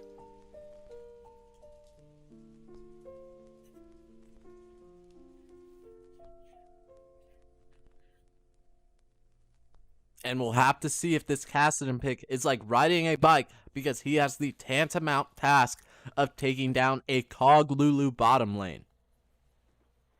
On the Nautilus, trying to capitalize on the no mobility in the bot lane, especially with Tristana having a huge jump. I feel like Tristana and Nautilus will allow for CHS Gold to potentially play really aggressive and jump onto John Adams High School.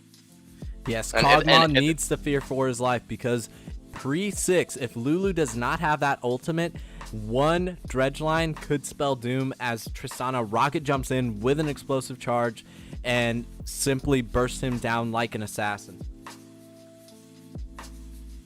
Banning the Kled from John Adams High School, trying to limit the options of King of the Alcove. I'm curious. Oh, and the Sejuani ban further banning out the jungler. Big Red Seems 7-Eleven in the lobby, not liking that one, shouting "Bro" at Carmel High School Gold for 5 banning junglers against him. Wow, that is really oppressive on one of their highest ranked players, Big Red. I'm curious to see what he's going to play with these limited options. And John Adams High School, I like the fact that they did not make the same mistake in draft last time, taking for granted the fact that CHS Gold would just leave up the Cogmoth for the second half of that combination for the second ban phase.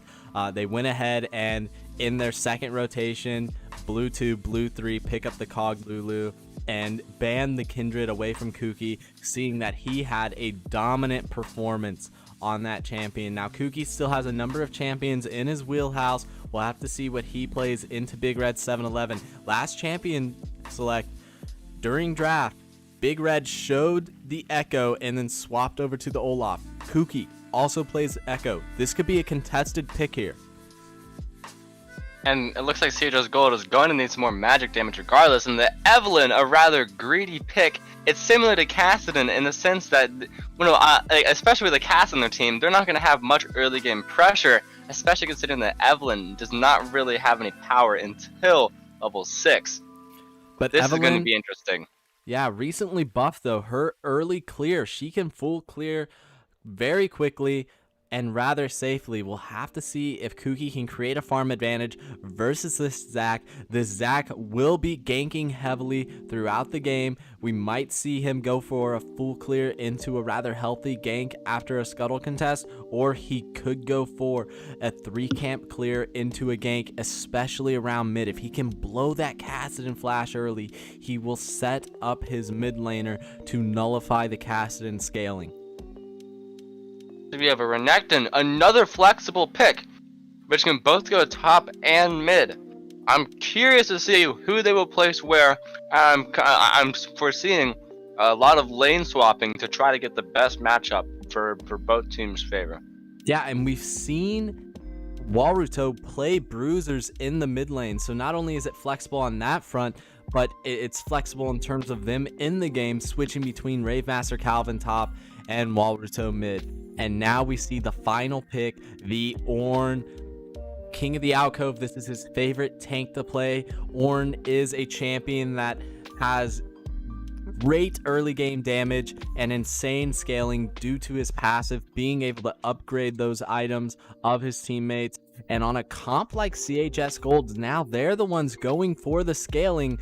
That might be their ticket to win. Ornn, post 14, Kassadin getting to level 16. If they can not make the same mistakes John Adams made last time, not concede so many early drakes, and get their lane assignments right in the mid game so that Kassadin and Ornn can get solo lane XP, this could mean CHS Gold has an extremely powerful 25 to 30 minute comp.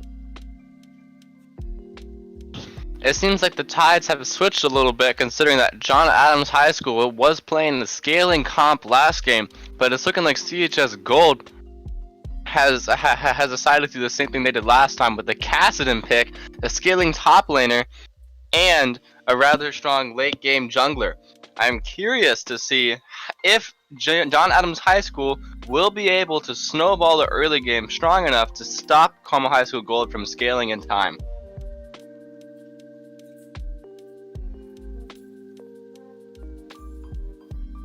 Yeah, that's going to be the question once again. We see whichever team has the Kassadin. That is a potential ticking time bomb. And it seems like, according to the way Champ Select in client is playing out, that Walruto will be piloting that Vladimir potentially in the mid lane. I'm not sure how the Renekton and Ornn matchup goes in the top lane, but I can say for sure that Kassadin is one of the strongest counters to Vladimir, considering that with the magic shield that he has, it sort of nullifies the Q trades that Vladimir loves. And also Kassadin outscales Vladimir, which basically just kind of it overpowers the objective of Vladimir's champion trying to outscale and win, considering that Kassadin just outscales harder than him. So it's definitely going to be a difficult matchup for Walruto in the mid lane with the counter pick.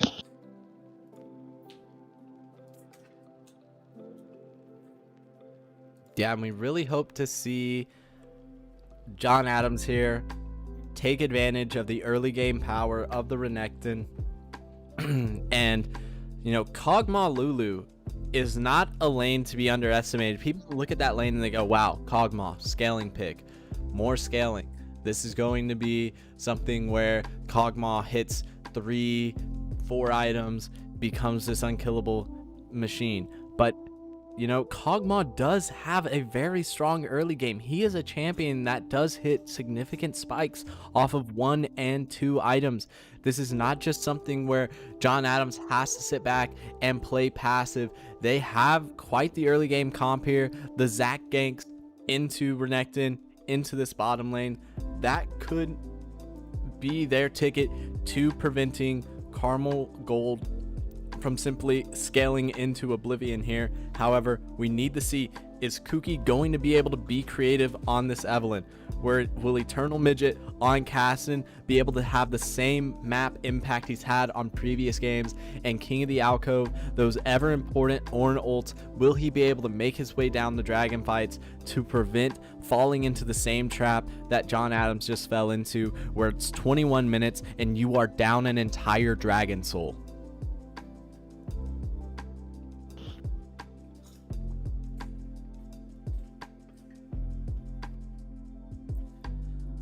Well, everyone, we've got to wait just 2 minutes before we get into this match. We're going to take a short break and be right back with all of the action here in the Greyhound Battlegrounds, partnered with the Indiana High School Esports Network and the Indiana Army National Guard, and sponsored by Tamar Karen of Talk to Tucker.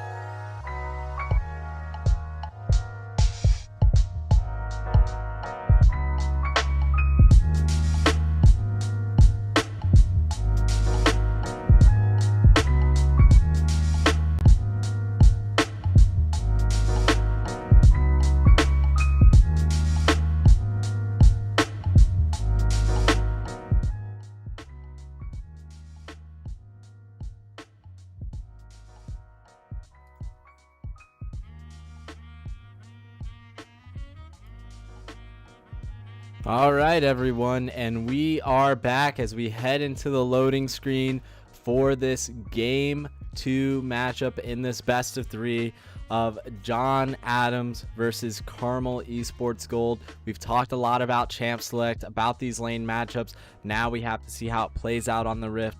Dylan expressed concern about the Vladimir in the Cassin matchup. Seems like he counterpicked himself. We'll have to see if they actually play those lanes out or if he and Rave Master Calvin pull some lane swap shenanigans. See how Big Red will adapt to having basically his entire pool banned. I'm curious to see if he will be able to find success in the Zac with most of his best champions and his comfort picks gone. Yeah, Carmel Esports Gold not being kind to Big Red 7-11, realizing the sort of impact he has on his team. Where he goes, the team goes. And last game, even though he was in a disadvantageous position with the mid matchup, still had an impact on the Olaf. It just wasn't enough, coming in just short of a soul steal. All right, we're in the game. I am not so sure how this bot lane matchup will go and whether Kog'Maw will be able to survive lane in order to scale. This is going to be an interesting bot lane for sure. And it is exactly as we have said, as the teams here compete for the plaque. You see in the lower left hand corner of your screen the championship plaque. We have a potential lane swap here. Rave Master Calvin looking toward the mid lane, and Big Red 7-11 sweeping out this early ward. However, that does provide vision of the Renekton. What does this mean? Will Carmel Esports pick this up and make a lane swap themselves? Ornn putting down a ward, seeing the Renekton still there once again. And it seems like Carmel Esports Gold is savvy as to what just happened. And it looks like Ornn and Cassinan might be looking to match the lane swaps here. With the early sweeper coming in from Zac, it's looking like he's going to be limited without any wards. However, they did clear the early game vision, but Carmel High School Gold used another one of their ward resources to put it back there. And here's the key thing about that. Early on, you see junglers typically opt into getting their yellow trinket, placing it on the enemy buff, and then going back, getting a quick recall, and grabbing the sweeper ward. Calvin did not help Big Red get that off. Instead, they gave away some vision, and we're going to see sort of the double bluff here, it looks like, maybe on the lane matchups. It is going to be King of the Alcove versus Rave Master Calvin in the top lane, and Eternal Midget against Walruto on that Vladimir versus Cassin matchup. It's looking like Carmel High School Gold started top side on the jungle with Eve going Krugs, potentially looking for a top lane gank. However, Cassidan wasting his flash in the mid lane with the Zac gank. That is going to be detrimental for Vlad's early game until level 6, as he will have no mobility and could potentially be one-shot by the Vladimir. Yeah, very unfortunate there. Eternal Midget should have definitely seen the gank from the bottom side of River coming, and instead he plays in the middle of the map, maybe expecting Zac to instead clear Krugs instead of going for a level 2 gank. Eve opting into a full clear here, of which she can do very potent on her. Rave Master Calvin going in on the Ornn, leaves him very low. Bottom lane, we're seeing an all-in from Barrels of Oranges and Ender, almost getting Lulu. Instead, Jamboni just burns the exhaust. But Rave Master Calvin in a very good position here in the top lane. But Ornn going in for the all-in, and that is the Mage, Assassin, Bruiser, Warlock, Dread Knight, Shaman Ornn going in. He is a multi-class champion, making the most of his opportunities there. Catches Rave Master Calvin just being a little bit too brave, a little too proud, and telling him to be humble. That was an exceptionally good bait from the Ornn, considering that he was incredibly low and it was looking like Renekton was going for a tower dive. but all it took was one misstep and he was targeted by a tower after an Ornn knockup. Zach with the return gank. It's looking like Kassadin might fall here. We have a TP coming in from Ornn on the defense. Unfortunately, it is not enough to save Eternal Midget's life. However, they might be able to get a kill onto the Renekton. TP coming in from the Vladimir, and Kyuki got a kill. Vladimir is coming in and is looking to kill King of the Alcove. Will they win the 2v2?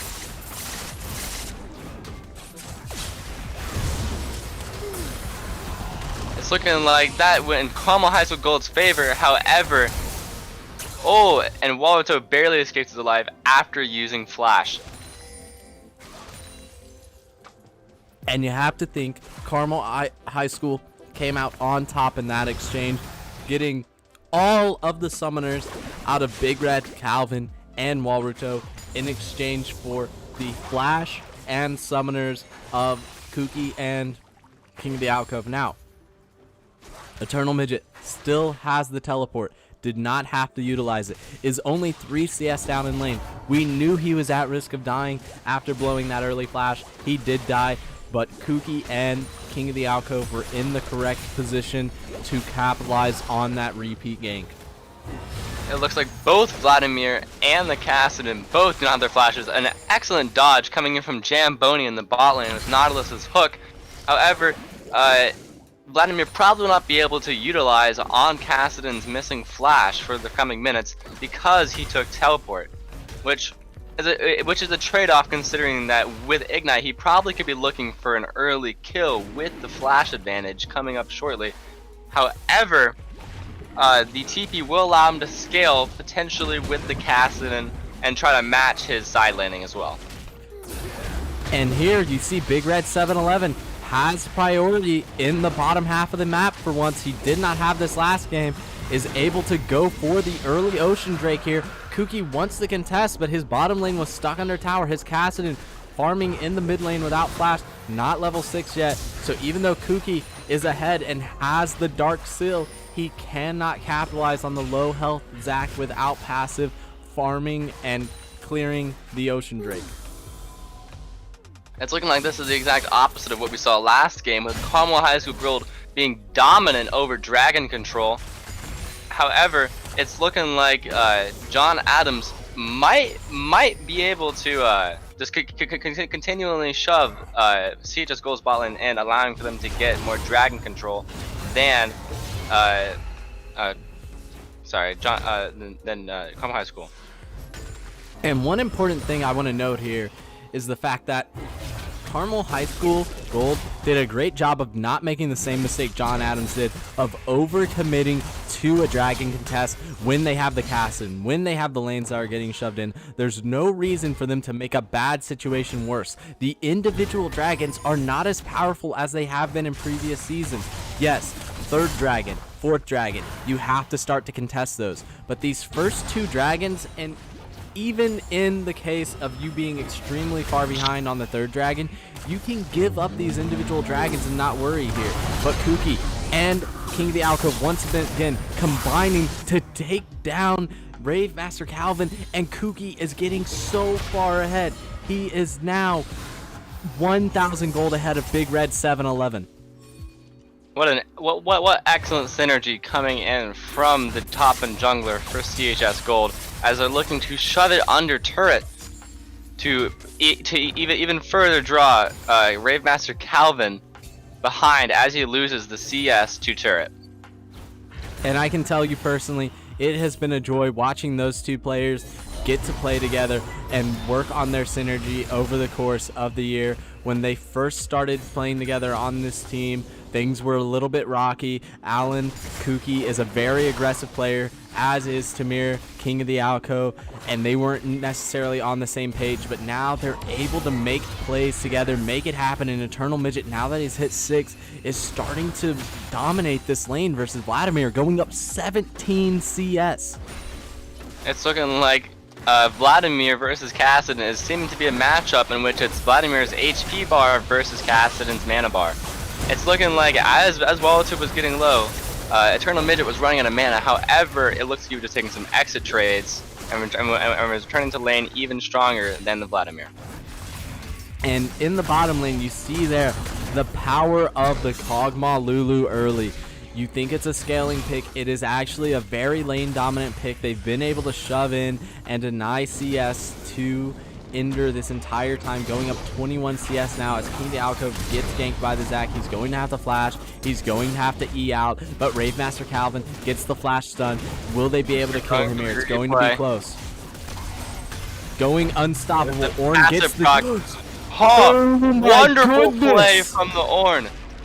King of the Alcove living up to his name, showing why he's a force to be reckoned with in the top lane. The overcommit by Zac and Rave Master Calvin on the Renekton. They thought they had the kill. Rave Master Calvin simply not ulting and instead getting taken down in a 1v2 under tower. How in the world did they let that happen? King of the Alcove, flexing his muscles, is now 2 levels up on Rave Master Calvin. He's getting further behind as he loses this crucial CS to his turret, and it's looking like the top lane. Oh, it's looking like Zac is... Oh! Evelynn dodges the Zac knockup with her ult as Vladimir gets the Evelynn shutdown. That is crucial for Vladimir's scaling. It's looking like Ender jumps on top of the Vladimir, and Ender gets the kill onto the Vlad. And this great is crucial job because there. Dragon's coming up. Yeah, and giving over the kill to Ender on the part of Cassidon. You may think to yourself, okay, Eternal Midget, you're playing Cassidon. You know you really need to snowball yourself and that you getting ahead in this game is important. But realizing that Ender is so far behind, he made the roam up as an ADC. You have to give him the kill to keep him in the game. Oh, it's looking like Barrels of Oranges might be getting caught out here as he escapes with his Nautilus hook. If they weren't careful, the Zac would have... If Zac got there a little bit earlier, he could have jumped in and potentially secured a kill. Yeah, and his Dragon is coming up... Sorry, continue. Well, and with that kill on Vladimir onto Kuki getting the shutdown there, not only does that put them in an awkward position for the Drake, but now we're seeing a double TP come out. They may potentially take down this bottom lane. Oh no, this is spelling trouble. We're seeing the TP from Vladimir. And the steal from the Evelynn flashes away and might escape with his life.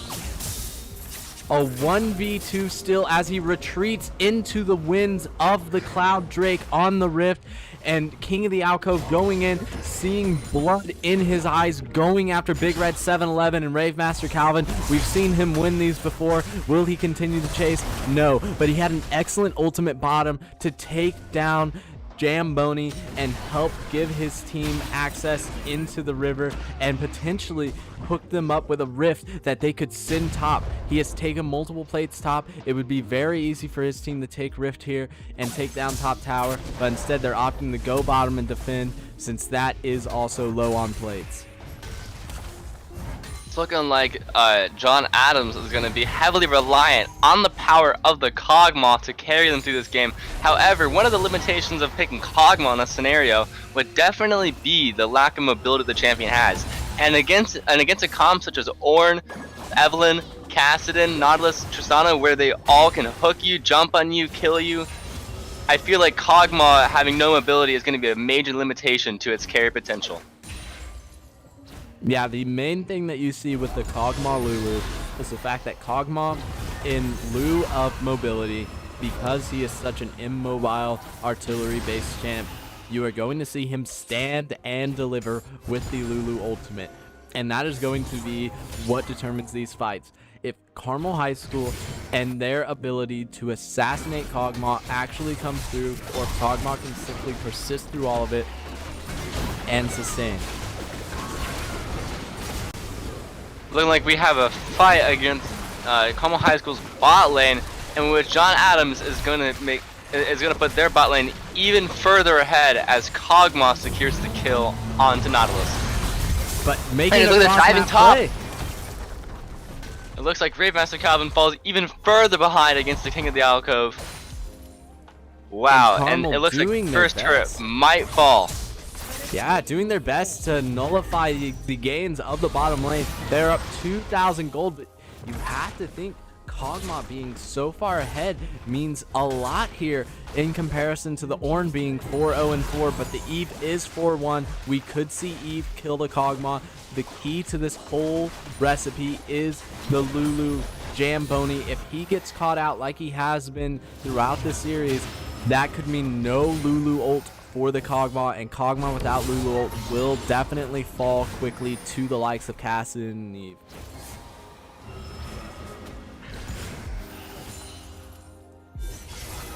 It's looking like Kog'Maw is looking more and more like a John Adams win condition in this game.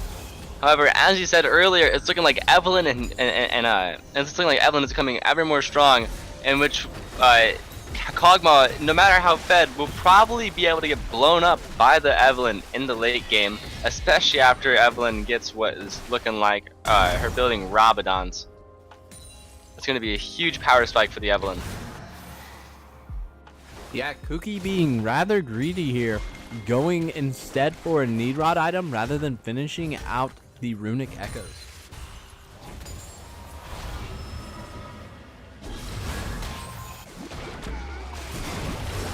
Looking like we have another bot lane play.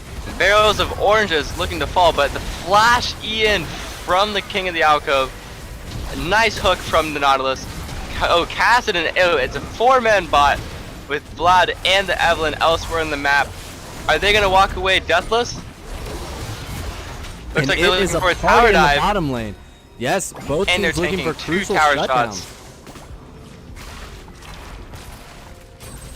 Kog'Maw is the low member here. Tower dive. What a mess. Both teams are looking to walk away without a death as it becomes a 5-4 scenario.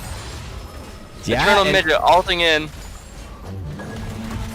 And all King of the coming out. Alcove ulting in as well to prevent the backs. Kog'Maw is extremely low. They want this tower. They don't want to leave empty-handed. And Kuki this whole time has just been farming in his jungle and recalling. But they're able to somehow win this 4v5, taking a tower, taking a full health Vladimir down to 0, and Kuki simply going back, buying a Medrise and another Need Rod. This is that pick is incredibly crucial considering that Dragon has just now spawned, in which it's looking like what was once a 5-4 scenario for John Adams has now become in its favor for Carmel High School. And Carmel High School, with the Cassidy pick on its side and the losing bottom lane, is actually ahead in Dragons now off the back of that previous Infernal steal and the team fight victory there right before the spawning of the Cloud Drake. And it's looking like we're starting to see Carmel High School slip away with this one, up 3.8k gold, up a Cloud Drake. They're going to be building toward that Cloud Soul. Cloud Soul itself, not the most important soul here, but potentially very important for Carmel High School. Cassidy getting some movement speed off of his ult procs. Kuki and King of the Alcove especially setting up plays with their ults. Cloud Soul is actually one of the best dragons for a character such as Vladimir, who relies so heavily on his mobility. And it looks like he, as I was said, he got picked off by the Evelyn. And we're seeing Tristana in the mid lane with the Herald. The lane assignments here from Carmel High School are pretty good. I would like to see Ornn rotate down bottom to take care of this Kog'Maw, but it looks like Barrel of Oranges and Kuki instead are going to team up to try and take down this Lulu to make Kog'Maw Looking easy to picking. fight the Cassidy in the top lane as he's hunting for solo XP. Is he going to die? No, he escapes barely with his life with his ultimate. And instead, Kog'Maw able to clean up down there. But Carmel High School, in the meantime, is pushing down the mid lane. They have so much agency in the mid lane right now. They've taken down 2 towers with that Herald. So even though Danjam is getting huge on the Kog'Maw, it's not enough right now. We will have to see around these next couple of objectives. The next Cloud Drake spawning in a few minutes. The Baron as it spawns around 20 minutes. How will John Adams play around their hard carry Kog'Maw? No objectives are up. I'm curious to see what will happen here. Are they gonna ARAM? Are they gonna split? It's looking like as Kassadin is walking towards the mid lane instead of looking for a solo lane XP here.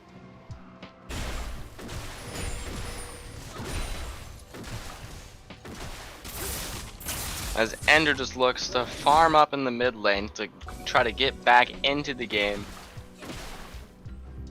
And King of the Alcove opting to stick around mid with Ender for a moment just to protect him while Barrel of Oranges goes to establish some mid vision around River. Here we see Barrel of Oranges down in XP. Otherwise, we have King of the Alcove with a 2-level advantage and Kuki with a 1-level advantage. When you look at the gold individually here, Kuki up nearly 2,000 gold. King of the Alcove up 3.3k gold on Rave Master Calvin, who is 1-5, having a miserable time here on the Renekton after a tower dive gone wrong. Vladimir falling behind in gold by 600 to Kassadin, but in the bottom lane, a 1,400 gold advantage on that Kog'Maw. That is going to be the central point of conflict. John Adams needs to do everything they can to enable this pick. It's looking like they're trying to collapse on the Kassadin in the bot lane with a 3v1 scenario coming to fruition here. Kuki potentially getting caught up, forcing the ultimate from the Evelynn in order to escape as Carmel High School Gold escapes with their lives, but at a price. Yeah, and Kuki will have to wait that one out. Fortunately, they have the Cloud Drake that does give them a bit of ultimate cooldown reduction. We'll have to see here. King of the Alcove getting closer, getting to the point. He's level 13. He just upgraded his 2 items, so he just got a massive gold efficiency bonus. The Sunfire and the Abyssal Mask there, getting their upgrades. He is extremely powerful. We're seeing him build toward a Locket, it seems like. And he will need to start upgrading the items of his teammates. We'll start seeing the upgraded Rabadons potentially for Kuki. When they're collapsing on the Zac, the Infinity Edge, we'll see that upgrade to the Molten Edge. But now Zac being taken down potentially before this next Drake. King of the Alcove flanking. Ender caught out of position.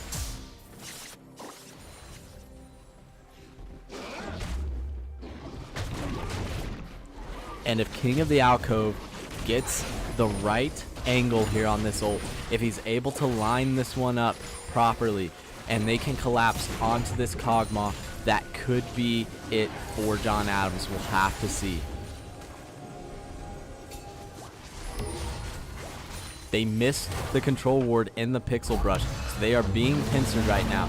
Eternal Midget prepping his ult Rift Walk stack. The Kog'Maw in the flank, has been trying to obliterate the back line.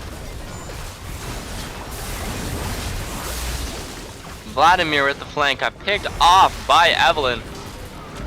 With Barrel of Oranges, they're both down 1. King of the Alcove getting dove on. Will he be able to survive? Knocks up Dan Jam, trying to target the Kog'Maw as Kog'Maw lives with his life and gets the 700 gold shutdown on the Orange. That is detrimental for CHS Blue as Kog'Maw becomes more and more fed and it's looking more and more like their win condition after every single fight. The Dragons this game are incredibly even, as the gold difference is also evening out as well, with Carmel High School Gold only up 2,500 gold after they were up 4,000 earlier. Yeah, and we're seeing Carmel High School not being able to take down that Kog'Maw. It looked like King of the Alcove and Eternal Midget were teaming up for that, but Eternal Midget still doesn't have Seraph. Not quite at the point he needs to be at in order to have that massive team fight impact. He needs a few more levels. He's at level 12. We're looking to see him get to level 16 here and finish that Seraphs. However, still short on gold. He needs to farm up. They could give away another Drake. It's fine. They don't need to all in and overcommit to fighting this Kog'Maw, who has the most gold in the game. King of the Alcove isn't a match for him right now.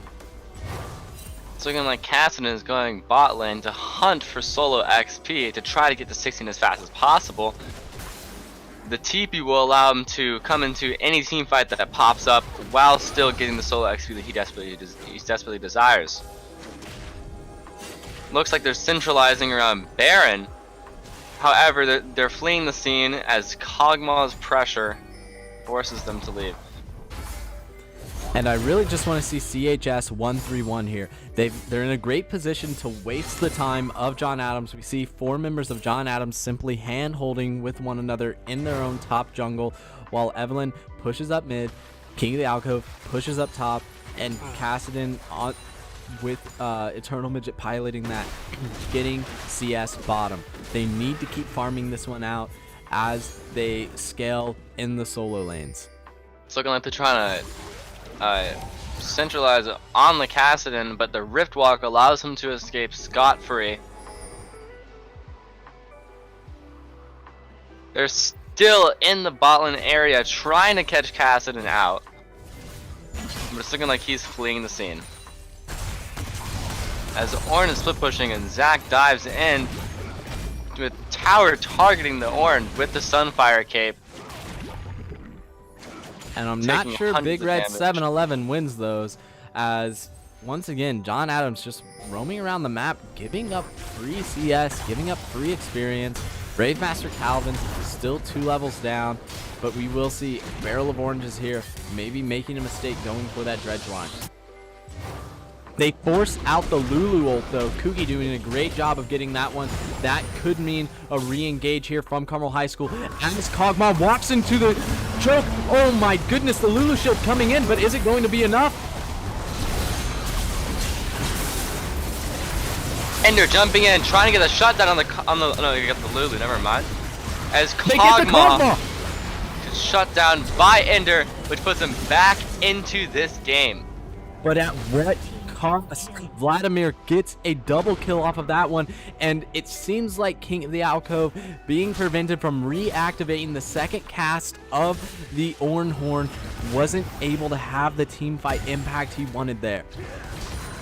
Unfortunately, Cassidon used his teleport, which gets rid of a lot of his team fighting potential, as he's now going to have to take the dilemma of either team fighting or side laning to get to 16. The goal difference is once again evening out here even further, as Carmel High School Gold had another team fight go sour. Cassidon at level 13, getting a little bit closer to that magical number we've been talking about, has the Archangels, slowly stacking that one up. He is still 200 away from the Seraphs as we're at the 26 minutes mark. He needs to be online by 30 minutes. Cassidon Kog'Maw taking the red buff. Dragons coming up. It's looking like Carmel High School Gold is getting more pressure on it than John Adams, especially with the Vladimir farming top lane. And Zac is still in base. It's going to be a late move toward this Drake. Able to take the blast cone is King of the Alcove after taking this control ward. Evelyn looking for a pick and clearing vision. Jumping on the Eve. Will they be able to get the pick? Kyuki brought to half health just off of that small skirmish. With Renekton recalling at this point. What is he recalling for? He wants to finish Spirit Visage? But unfortunately, he does have the teleport. He does have, and he looks like he's teleporting in just so he can get the gold off of that. Kyuki behind in the dragon. Sorry, in John Adams' jungle. Ornn looking for the knockup as Kog'Maw uses his crucial. Oh, that's a huge Lulu ult. Getting engaged upon. Lulu is not there for the Kog'Maw, and we see Kog'Maw go down again. And the Vladimir fleeing for his life. And that is John Adams looking like they had a tremendous engage to start that one off, but they overcommitted onto the Zac for the wombo there. What a huge Lulu ult and knockup for that one. Unfortunately, it did not go John Adams' way, which should allow for Carmel High School Gold to get the dragon unless Zac can pull off the steal. Unfortunately, he no longer has vision, but and blue team has stolen the dragon. Eve goes down. Will Carmel High School be able to get the last 2 picks? It looks like they got the dragon, but at a cost. And this is actually coming out in the advantage of Carmel High School. Cassidon going to pick up both kills as King of the Alcove backs off to let him have those ones. He has the Seraphs now. He has a 300 gold bounty. He's up 46 CS. That actually, giving up the dragon there was fine. Yes, they will need to be careful about fighting for soul point, but Jamboni making a bonehead mistake there. You have one job as Lulu, and it's press R on Kog'Maw.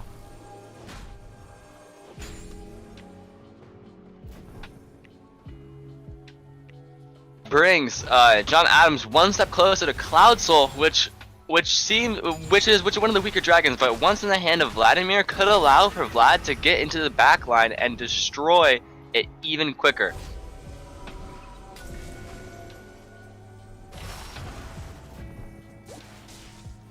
We're waiting on Vladimir to become that second threat that John Adams needs, and maybe this Cloud Drake is what seals the deal, but for right now, it is the Kog'Maw show. And once again, you had Zach ult in, get off a massive let's bounce. He had passive up. You let Zach die there 10 out of 10 times. That way you can save the Lulu ult for the Kog'Maw. Jamboni did not do that, letting Dan Jam die to the heavy burst dive of Carmel Esports Gold. We need to see if Jamboni can press R on the correct target in these upcoming fights. It's looking like Vladimir picked up the defensive buy of the Spirit Visage, which I'm personally a fan of. The engage coming in from the Orange, the double knockup. Will they be able to pick the Kog'Maw? The Kog'Maw is shredding King of the Alcove, shredding Kassadin as well. Will he get dope? And Kog'Maw is fallen. So is Kassadin. Ender targeting the Vladimir as he gets shut down. Suki and Kiki in the back line as the Lulu runs away for its life. And the Renekton's looking for... Oh, he barely lives. And that is a third consecutive fight in which the Kog'Maw goes down and it spells doom for John Adams High School. All of their eggs were in the Kog'Maw basket. We needed to see more supportive itemization out of the rest of the team. Zach, prioritizing a Spirit Visage, easily could have gone Locket to try and keep supporting his teammate there.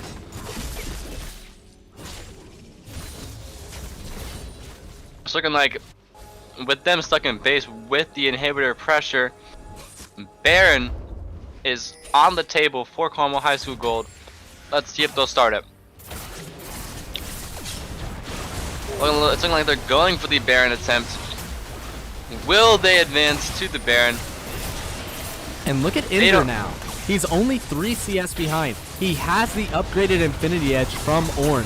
He is in a position where he is no longer paling in comparison to Kog'Maw. He has the potential here as he picks up a Zeal item. They might pick up Barrel of Oranges off of this, and he's simply resigned himself to his fate.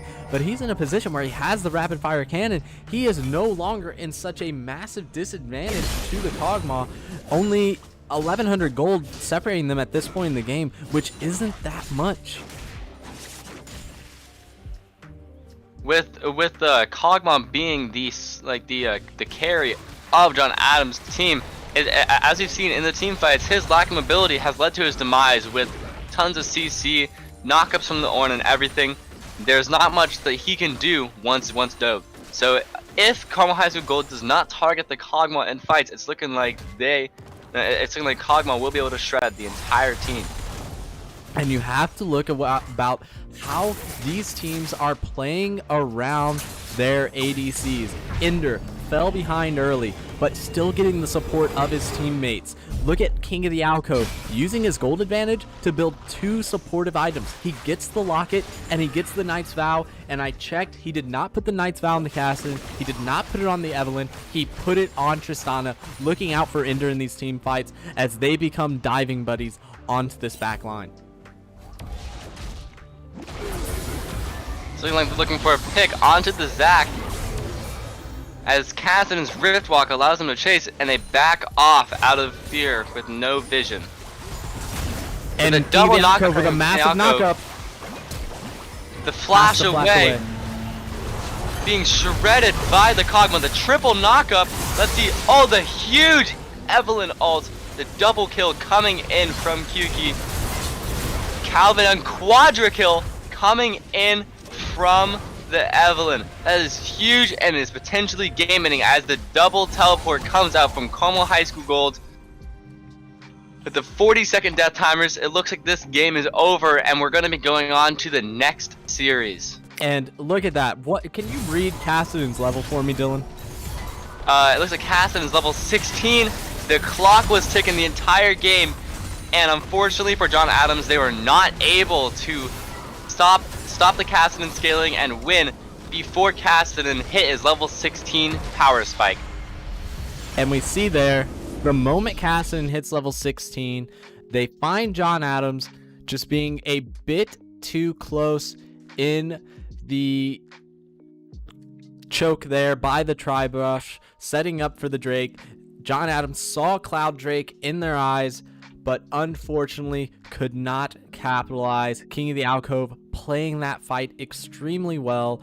Kuki, of course, picking up a quadra kill, and it seems like the players are setting up another lobby as we get into the bracket reset. Carmel Esports Gold wins the first BO3 and forces a bracket reset versus John Adams High School. That means we have another best of 3 coming up real soon. We're going to take a short break and then get back at you on the Rift with the second BO3 in this grand finals. So excited to get a bracket reset. Can't wait to see more of this on the Rift with all of you here shortly.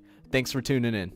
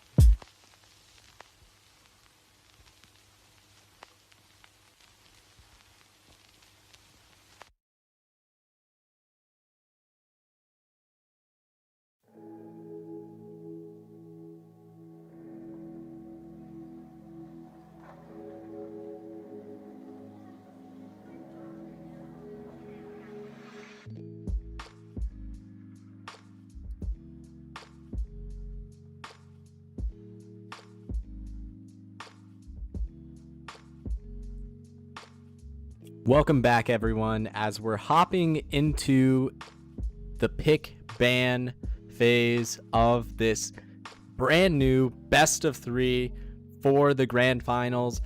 For those of you just now tuning in, we started the grand finals for this series almost 2 hours ago. At the beginning of that, we told you that John Adams simply had to win 2 games in order to take the grand finals here in the first ever League of Legends grand finals in the Greyhound Battlegrounds.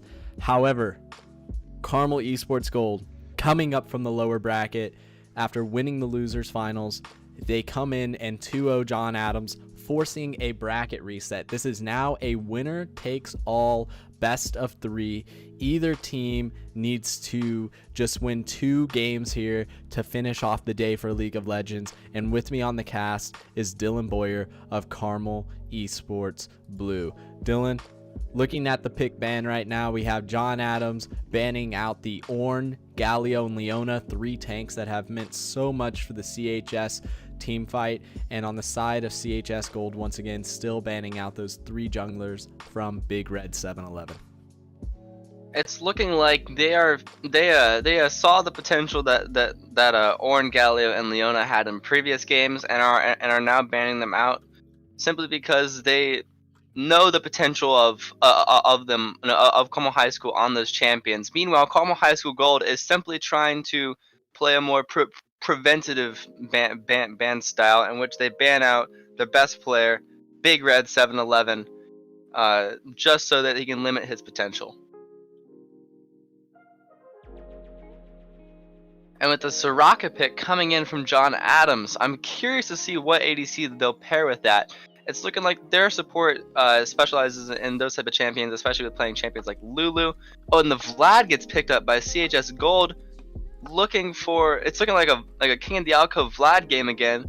And Syndra, Midget specializes in Syndra especially. Yeah, Eternal Midget has grinded out a ton of games on this powerful mid laner, trying to pick up someone who is pretty much always in the meta and has been since release. You know, on initial release back in Season 2, Syndra had some difficulties with having a very buggy kit, but once those got ironed out, we've seen Syndra be a consistent top pick in the League of Legends competitive scene. On the side of John Adams, though, that Soraka is a power pick. You have to be careful. They could flex that to 4 different roles, but it looks like, oh boy, is this a Soraka top or a Soraka mid game? It could be. I'm assuming that is not a Senna ADC, especially considering that they hovered the Lulu beforehand. For a moment in my head, I thought that was going to be Machine Gun Lulu in the top lane. However, it's looking more likely that it's going to be Senna support and Soraka top. It's looking like they're playing around their ADC and trying to have a more supportive playstyle. I remember last game you said that they didn't really do much with the Kog'Maw. Like the John Adams didn't really itemize around a Kog'Maw carry. It's looking like they're sort of being more reliant on the ADC and playing a more supportive set of champions, so that you can maybe have their ADC survive throughout all the harassment and team fights. Yeah, we'll see here. It's interesting that John Adams did not do a run back on the Lulu Cog with the Soraka top or a Soraka mid. I think that could have worked out well in their advantage. They just needed to be a little bit more deliberate about their team fighting. They got a bit careless at times. Right now, though, in their first half of pick ban, I like what I'm seeing in terms of the flexibility, right? Vel'Koz, a champion that can go support or mid lane. Senna, a champion that can go support or ADC. Soraka, like I said, you could even play that champ technically in the bottom lane position. So 4 potential roles for Soraka, not giving away much info at all to CHS Gold, as John Adams bans out Kindred and Vayne to prevent Kuki from getting that snowball pick in the first game, as well as stopping Ender from potentially choosing a pick that could be bad into their comp. I'm not sure about the Vayne pick, to be honest, because I don't feel like that is a specialty of Ender, but this also could be aimed at the top lane. But once again, not really sure that's a good ban considering Ender and King of the Alcoves champion pools. It's looking like the junglers, it's looking like Carmel High School Gold is once again targeting the junglers for John Adams High School. It's still with a preventative play style that is, it's looking like they're playing some sort of preventative play style to try to limit the potential of the jungler. Whew. And we'll have to see here, what is Carmel Esports Gold going to do in response to what they've seen. They're sort of picking blind, and we're seeing the Kane come out from Kuki. Kuki is a man of many tricks in his bag, busting out the Kane. Haven't seen this from him in quite a while, and we'll have to see what sort of effect it can have here into the Mundo if they end up locking down the side of John Adams. I really like that pick, actually. For CHS Gold, John Adams would be making a mistake here by picking the Mundo and counter picking themselves. I feel like Kane does very well, especially if he goes red form into the Mundo, being able to get in early executioners and then ulting him for massive returns on health. Looking like I'm curious to whether he'll go blue or red Kane. I'm pretty sure that the red Kane would help a lot against the Mundo. However, they have a lot of squishy picks such as Soraka, Senna, and Belkaz, so blue Kane does have some potential here to do some work. But we have a GP coming in from the top lane, which shows that it's probably Soraka mid, or maybe it is Senna ADC. Yeah, still a bit unknown here in what John Adams will do with their comp. A lot of flexibility and creativity coming through in this draft. I think either way, we're going to see Kane play toward the top side, play around King of the Alcove, and potentially try to get a red form off. If he ends up getting the Shadow evolution, it's going to be very disappointing for him. I think this is definitely a match in which he goes Conqueror and he tries to get the red form. Shadow form is really a solo queue only pick, and I feel like its effectiveness is not going to be very high against the likes of the Senna and Soraka ultimates.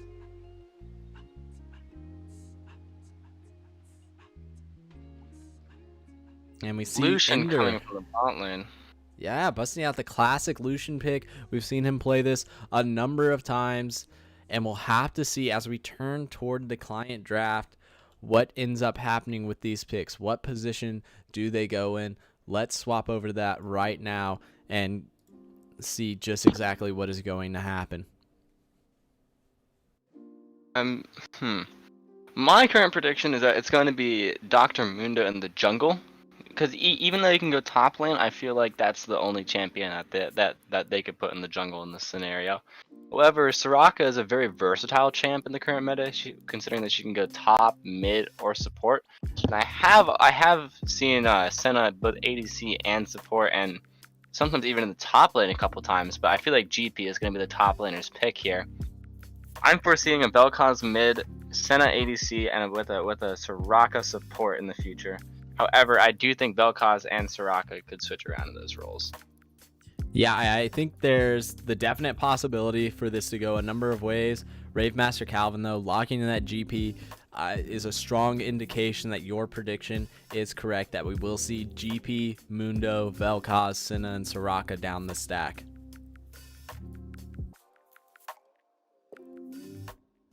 And that means on the side of John Adams, you actually have 3 global abilities at your disposal. The Cannon Barrage, along with the global Senna ultimate, as well as the Soraka heal, the Last Wish. That could mean that John Adams can get into more skirmishes in the mid game with fewer people actually participating, not having to burn those crucial teleports that we know Carmel Esports will all in on. Carmel Esports has no problem burning TPs and committing the fights.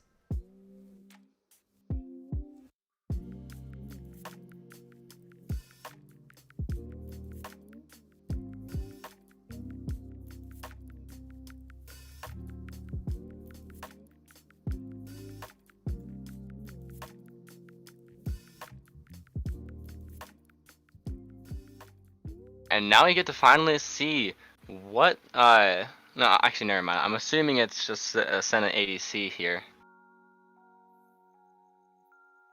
And we did get confirmation in the Twitch chat. I've had a lot of speculation. Which Kane form will Kuki go into? And it looks like Kuki is going to opt for the purple Kane, the ever illustrious purple Kane. For those of you not in both worlds. the know, yeah, that's a bit of a troll from Kuki. However, We are seeing Dam Jam and Jamboni swap up here. We will see what happens, who ends up going the support item and who ends up taking the bulk of the CS. Important thing to note, both of these players have ADC games in their solo queue history. They've played a lot of ADC, so it's not uncommon to see John Adams especially role swap. We saw Rave Master Calvin earlier in the tournament playing support at one point, and Jamboni top lane on the Cho'Gath. So these sort of idiosyncrasies in the John Adams drafts are to be expected, and they're a team that is hard to prep out for because of that. They have a lot of flexibility and a lot of comfort playing together. On the side of Carmel Esports, though, you're seeing a lot of comfort picks come out, as well as Kuki going off and doing his own thing on the Kane. We're getting another Nautilus game from Barrels of Oranges as he looks to CC John Adams to death in that bottom lane. We'll have to see if he and Ender can have the sort of impact they're looking for after having a very rough lane phase in game 2. I'd be interested to see how early Ender specs into that Executioner's calling. I feel like that's going to be crucial, especially as a team like this, especially considering that Mundo, Soraka, and Senna, all very healing-heavy champions, are going to be played here. It's going to be crucial for that. Well, we'll see how this crucial game 1 of our new BO3 after the bracket reset goes. But right now, we're going to take a quick break and bring you the action once we get into the loading screen. Thanks for watching. Remember, the entire Greyhound Battlegrounds is sponsored by Tamar Karen of Talk to Tucker, and Rocket League, League of Legends, and Super Smash Bros. Ultimate are partnered with the Indiana High School Esports Network. Thanks for watching. See you in a few seconds.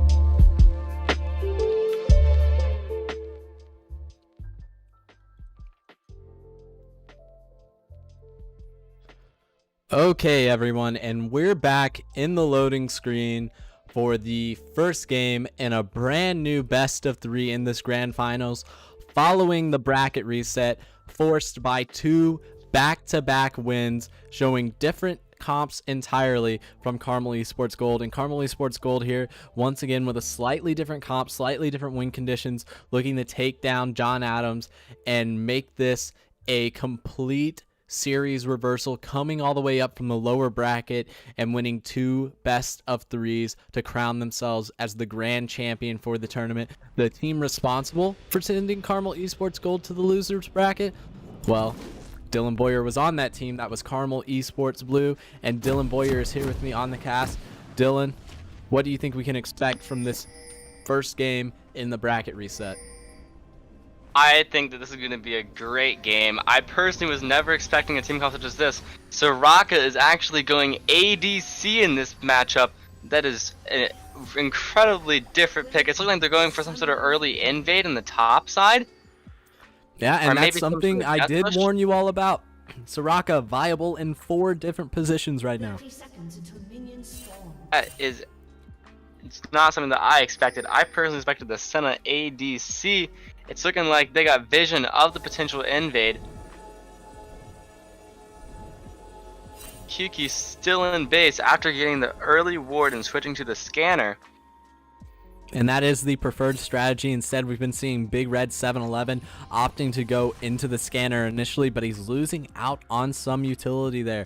So would have liked to have seen him grab the early trinket yellow ward and then swap back to the sweeper, but instead he's simply going into the sweeper, clearing out with his team that level 1 ward, and then running to his red buff, probably going to try and get off a full clear here as he and Kuki take opposite paths in the jungle this time. I would not be surprised to see them mirror one another. However, he's starting Raptors, a leashless Raptors clear from Big Red 7-Eleven. Interesting to see how that works out for him.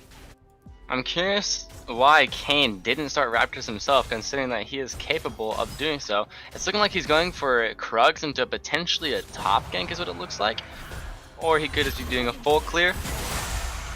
Oh, we basically get some action in the bot lane, some heavy trading going on. It's looking like Soraka is about to almost got first blooded with the flash coming out of Soraka and a heal. It's looking like some very heavy trades as both the Soraka and the Lucian are incredibly low.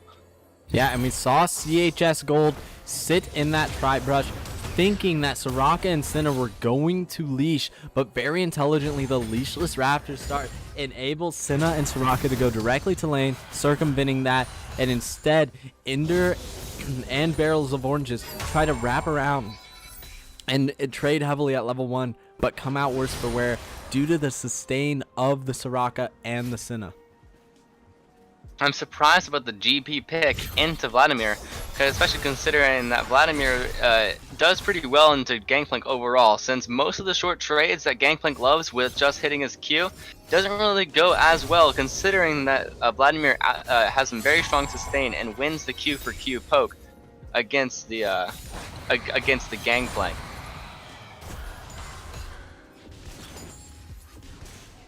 It's looking like top lane is pushing into the King of the Alcove, and that's not very good timing considering that Mundo is taking Scuttle and potentially could be going topside shortly.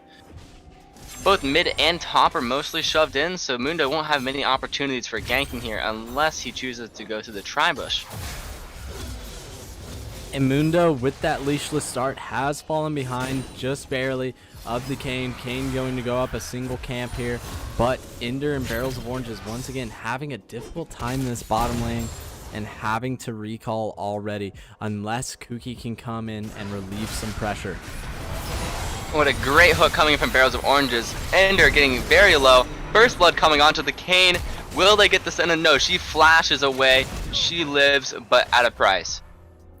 Yeah, and Kuki once again having insane early game pressure. We see a beautiful gank through the fat wall of the red side of bottom lane, coming through by the Gromp and able to connect on that Soraka. We saw Soraka have to burn summoners early on due to the trading, so that was actually intelligent pathing by Kuki. He was already going to do the full clear on Kane, but the fact that Ender and Barrels of Oranges got the early summoner spell meant that the deal was sealed in the bottom lane for Kuki to come down and once again exert early game pressure, getting a Tiamat. I'm not really sure about that buy personally, but he's going for it to power farm even harder.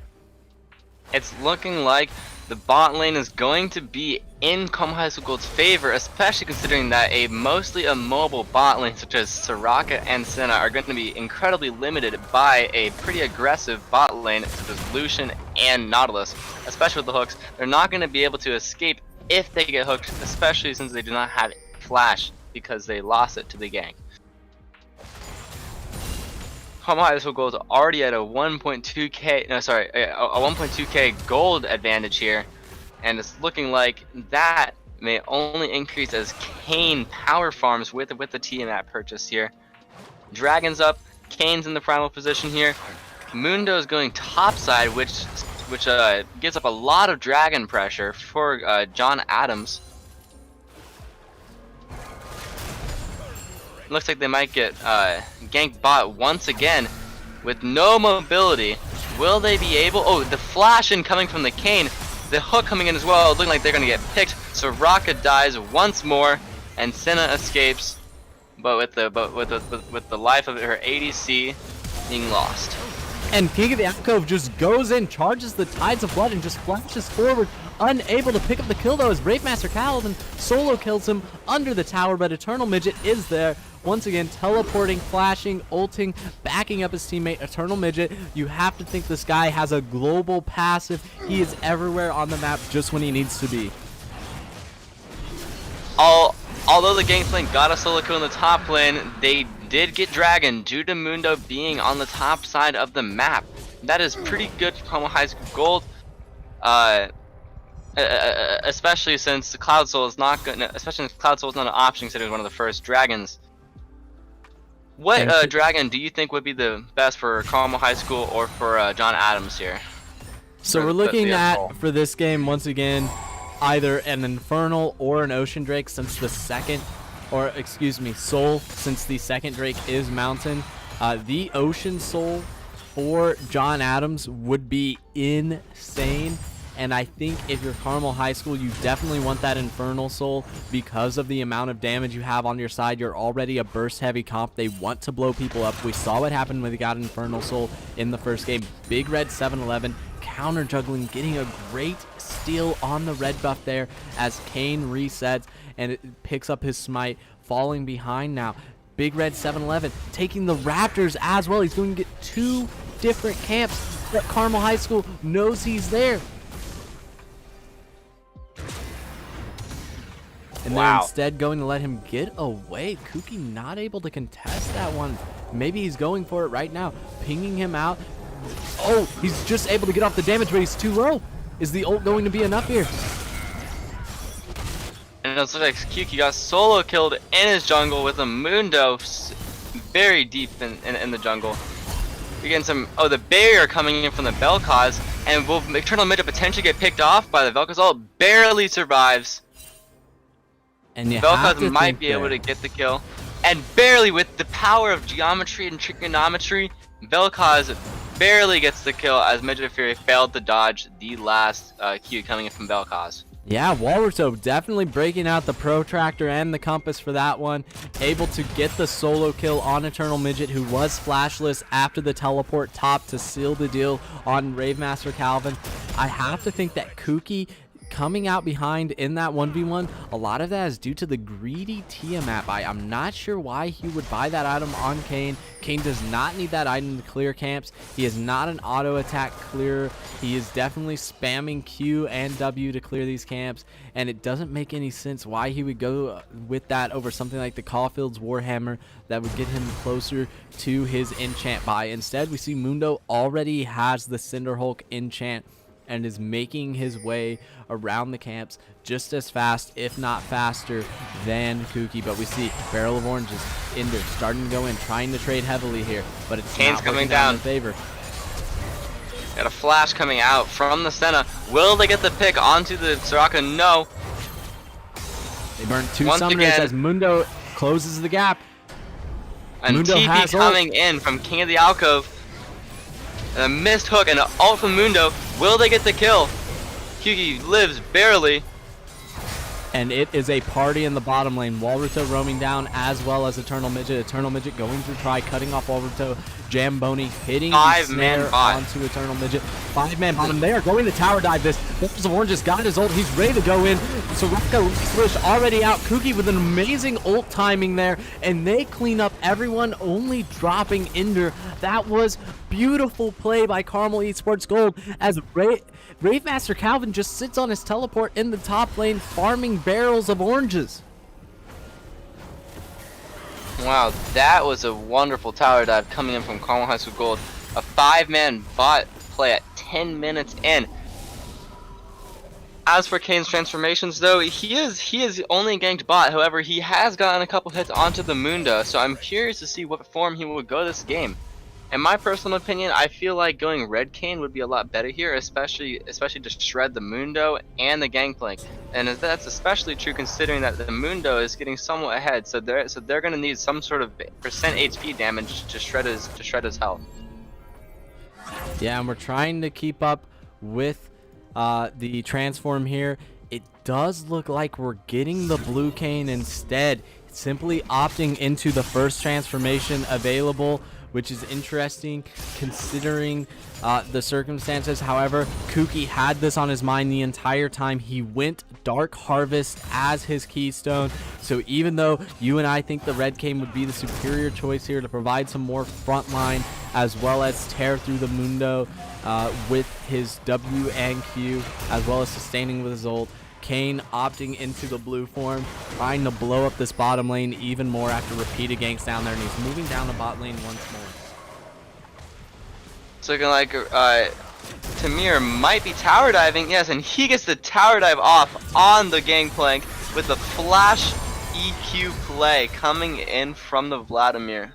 And there you see it, the vulnerability of either of these bottom laners. If Kuki can get onto either of them, they are instantly dead. The blue Kane making us eat our words there as he picks up 2 quick kills on the bottom lane.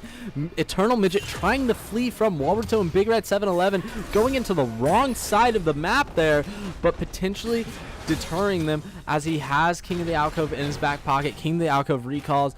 Big Red 711 and Walruto not willing to overcommit. Eternal Midget still had flash and ultimate up, so a smart decision on their part as Kuki looks to secure this Mountain Drake. And the Mountain Drake is very important for Carmel High School here, as it does provide them with a bit more tankiness.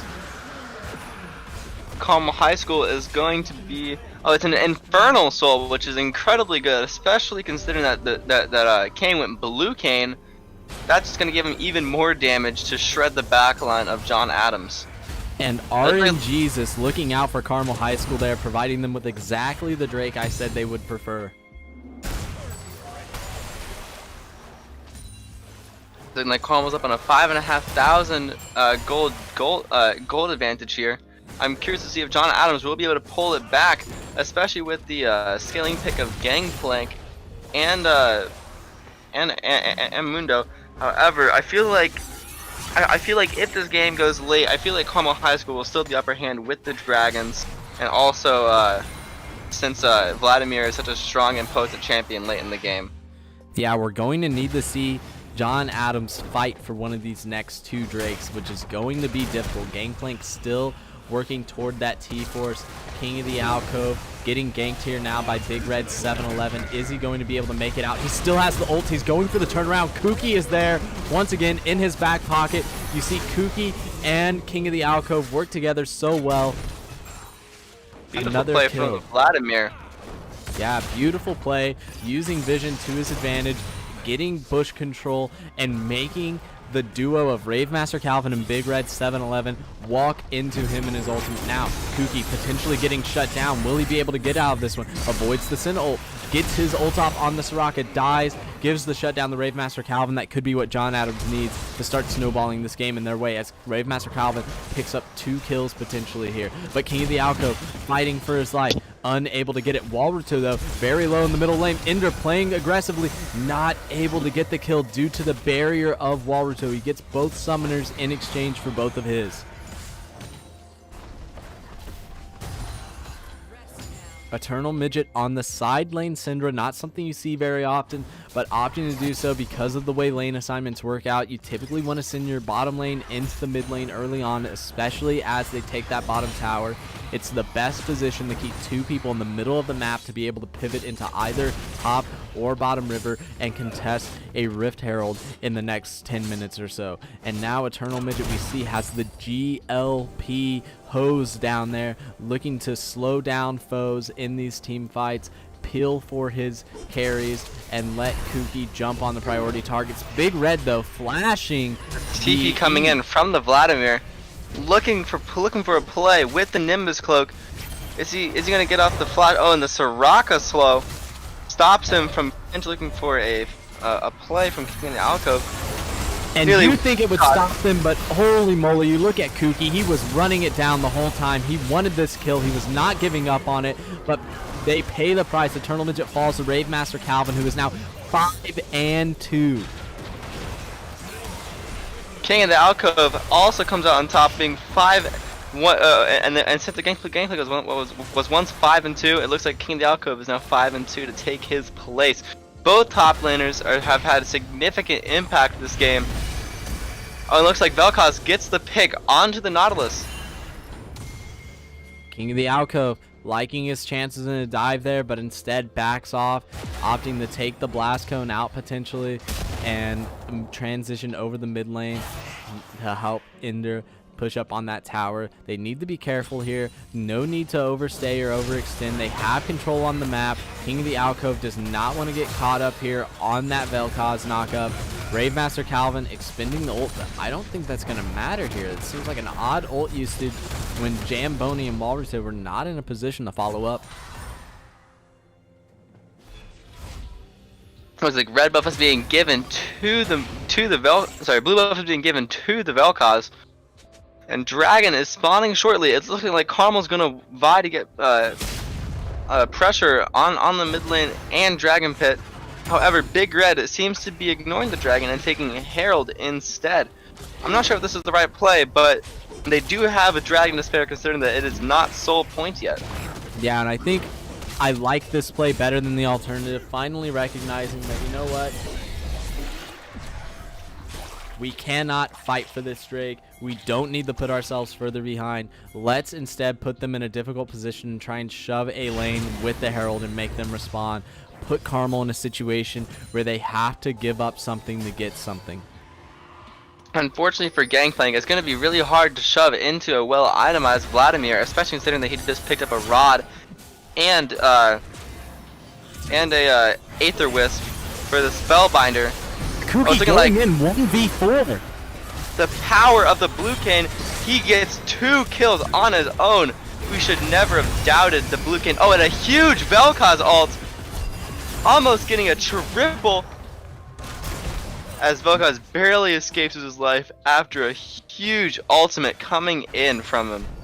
And Walruso doing his best to try and carry his teammates, trying as hard as he may. He is now 5-1 after cleaning up through that choke by the Raptors in between the towers. Carmel extending just a bit too far forward. Kuki, when he gets blood in his eyes, it's hard to stop him. And man, that is that global Warwick blood scent. Always persistence with that player. And he is up 3k gold on Big Red 7-11. He has a right to be blood hungry here, but he needs to be careful. He's got the Sork boots. He's going for magic pin on his abilities, trying to blow up these targets. An unorthodox pick, but one that seems to be working out.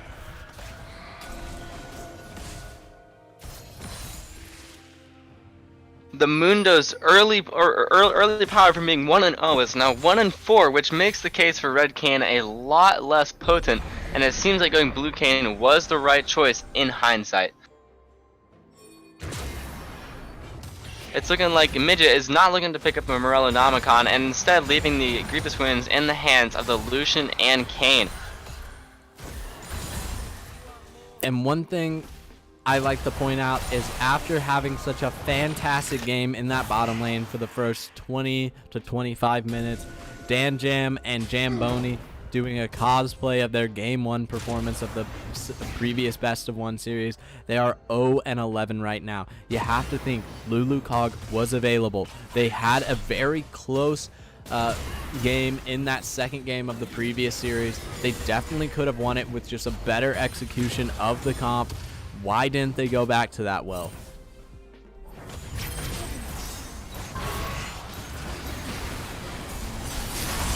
Oh, and Kyuki once again obliterates the back line, almost dies the turret. Can the Triumph Gold stop him? He almost lives if it was not for the Gangplank Q that stopped him from executing that tower dive. And Barrels of Oranges and Kuki just teaming up. The moment Nautilus ults one of those bottom laners, Kuki sees the green light and he just all-ins. Now, King of the Alcove in a very difficult situation. Mundo does extremely well versus Forces the flash away. carries. Flash is one of the most valuable resources on Vladimir, considering that it allows him to immediately get into the backline and one-shot them. However, in this instance, it looks like Kane already has that job done. I'm not sure if the flash to save the Vladimir's life was worth it, considering the value of flash on Vladimir. However, it's looking like Vladimir is looking to TP in and potentially get a kill on the Mundo. If it was not for the Soraka ult, well, with the Hextech Proto Belt going in, will he die for this? And Gangplank gets the massive 600 gold shutdown along with the 300 gold kill. Yeah, and it's just tough. King of the Alcove there looking to prove a point, but the point is that he should have Morellos if he wants to fight that one out. Instead, Walrutho turning around on Barrels of Oranges, Kuki going in, and this is a massive overcommittal by Carmel Esports Gold. Wow, what was 1 to 6,000 gold deficit for John Adams, the tides have now slightly turned, and which is now only a 4k gold deficit. And this game is looking like it's shifting its momentum as these players become overconfident. And Carmel High School really wants to fight in the middle of this map, but the mid lane tower is still standing. They have to push that down if they actually want to be able to just dive John Adams' backline from anywhere on the map. A lot of damage coming out from Eternal Midget. He still has the ultimate, using it on Soraka. Too much healing. He doesn't have Morellos. We need to see Morellos come out from the Vladimir, from the Syndra. Syndra still prioritizing the Twin Shadows, and it looks like King of the Alcove splitting his gold between potentially working on a Rabadon's and a Zhonya's. In this instance, for a lot of Vladimir players, they often buy Fiendish Codex for the 10% cooldown reduction. CDR is incredibly important in Vladimir's kit, though just sitting on a Codex for a while is not uncommon on Vladimir. Instead, it's looking like he's opting for a Rabadon's Death Cap instead of a Morello Namicon here. I'm not sure how I feel about that, but Rabadon's does play a crucial role in Vladimir's huge one-shot combo.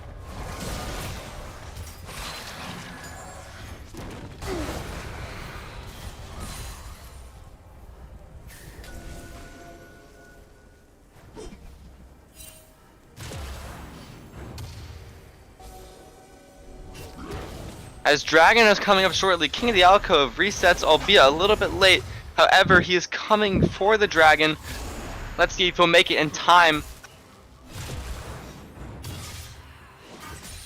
Gangplank is top with Teleport. However, it looks like he's recalling to potentially purchase an item so he can TP in. Nautilus does not connect with the hook. Over Mundo with the early ult, just walking into the enemy team. Will he get killed? He almost dies. He's surviving through all the healing and the anti-healing. King of the Alcove brings down the Senna. Kuki obliterating the backline once more and starts the Dragon.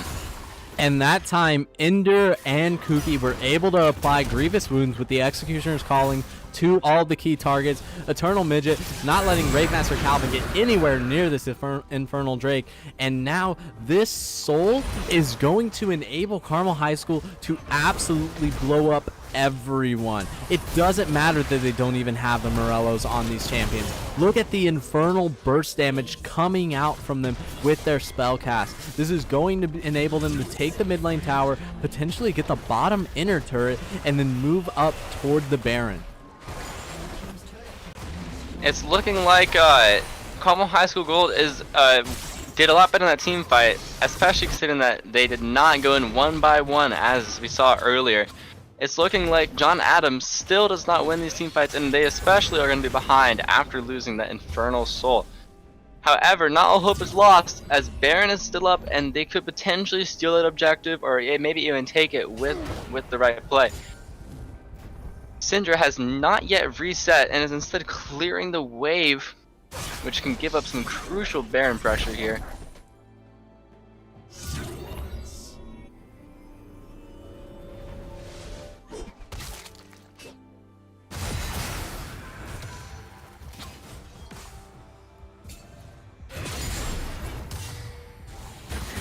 I wonder if Kyuki is gonna finish up his Tiamat item, or if he's gonna sell it for more damage later in the game. It's looking like he's running away after trying to steal the Raptors with the fast speed of Blue Cane.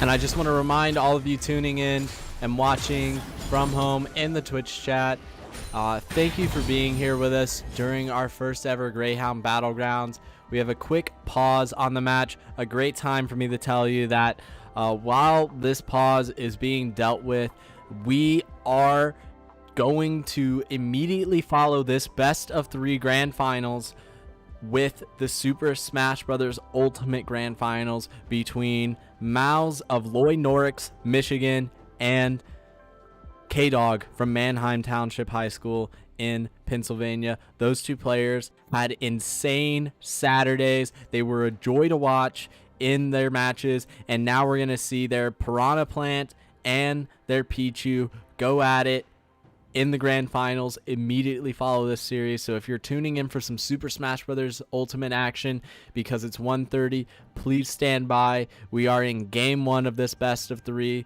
looking to wrap up here soon, as Carmel has nearly a 9k gold lead at 25 minutes, has the Infernal Soul, is looking toward closing this one out, and it should be okay from here on out. We'll let you know as soon as this game comes back. For right now, we're going to go to a brief break. Thanks for sticking with us, and thank you for supporting this grassroots, student-first production of high school esports.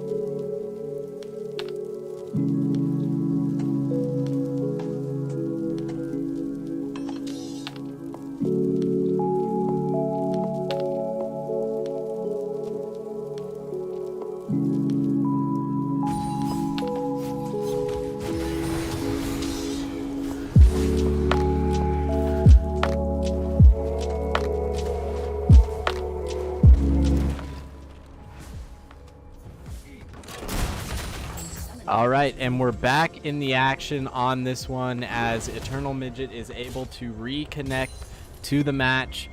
Dylan and I are still on the cast as Carmel Esports, with a huge gold advantage, attempts to finish this game and push it forward to a series deciding game 2. The Kane is looking for the play. Oh, and he gets the kill in the Vel'Koz despite the flash at the cost of the Kane's own life. Vel'Koz without his flash is going to be detrimental, as Vladimir will be able to obliterate his backline. Oh, it's looking like King of the Alcove is looking for a huge flash under turret play. Will he live with the help of the Nautilus? Mundo gets the shutdown. Can they kill the Mundo in time? Neither of them have Grievous wounds, so Mundo will just be able to run through them. And Ender picking up the mid turret off of this exchange. Eternal Midget ignoring the Mundo. The smart decision here simply goes after the bottom lane.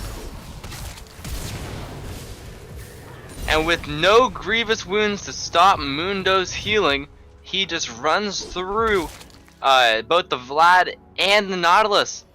And Barrel of Oranges actually ignites Mundo there as he's dying, but it's far too little too late. He should have definitely held on to that one. We see Kuki trade 1 for 1. That is definitely not worth considering the sort of gold and value he provides to his team, opting to go in 1v3 to pick up a single kill, and his team isn't really to do anything with it.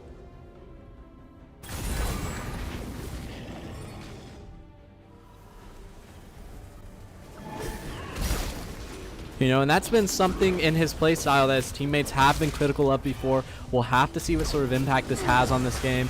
Carmel Esports still in prime position, still up about 8k gold, but they need to make a play here. They see Baron is on the map. They have vision control in the top half of the map. They have a lead. They need to try and force something rather than just let John Adam farm back into the game.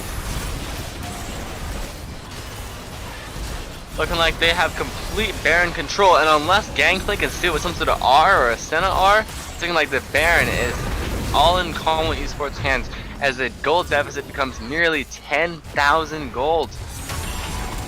Suki obliterates the Soraka, looking like the back line is just completely obliterated by the Kane. Mundo almost falls through the Grievous wounds. The flash is in, with the triple kill coming from the Kane. However, the minion waves are not pushed in enough to potentially end the game here. Will they be able to get an inhib? What will they take from this?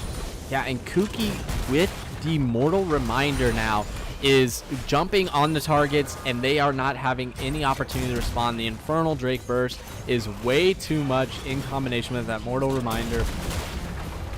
And it looks like Carmel Esports is going to wrap this one up soon.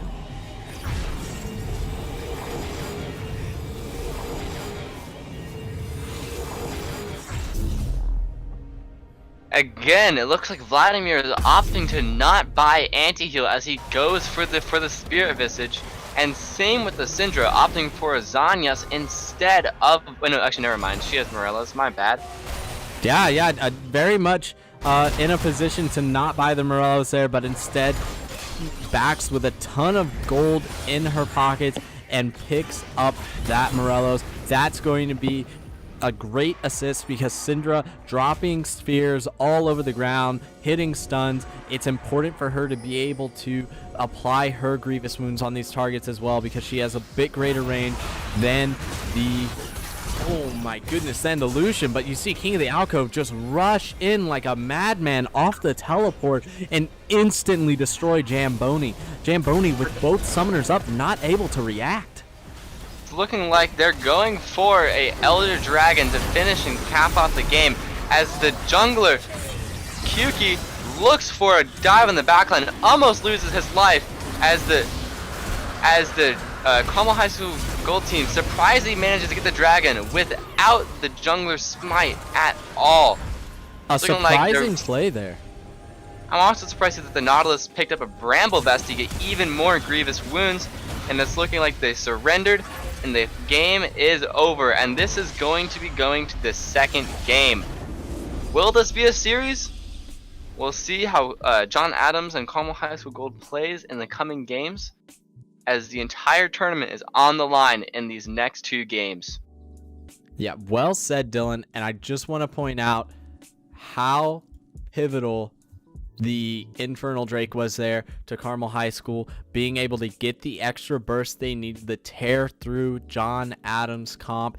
Interesting play there. You saw Barrel of Oranges. He went on a mission to stop Mundo from getting in the pit because Kooky said, hey, I'm not going to be in the pit. I'm going to go get some kills. And Carmel High School knew they would be without a flash, and they had to prevent Mundo from be without a smite, and they had to prevent Mundo from getting into the pit and using his smite. We see there Kooky with a massive carry performance, 18, 7 and 7, king of the alcove, not too far behind, 10, 4 and 10. Once again, the bottom lane doing their job, putting out some damage, helping their team out, rotating the river, and Eternal Midget, 12 assists, the most in the game, playing the map for his team. We're going to transition over to draft and lobby for the next game as soon as we can. We're going to take a short break for you all on stream while we do so and tune you back into the action as soon as that's set up. Don't go anywhere. We're in game 2 of the second best of 3 bracket reset between Carmel High School Gold and John Adams for the Spring 2020 Greyhound Battlegrounds League of Legends Championship.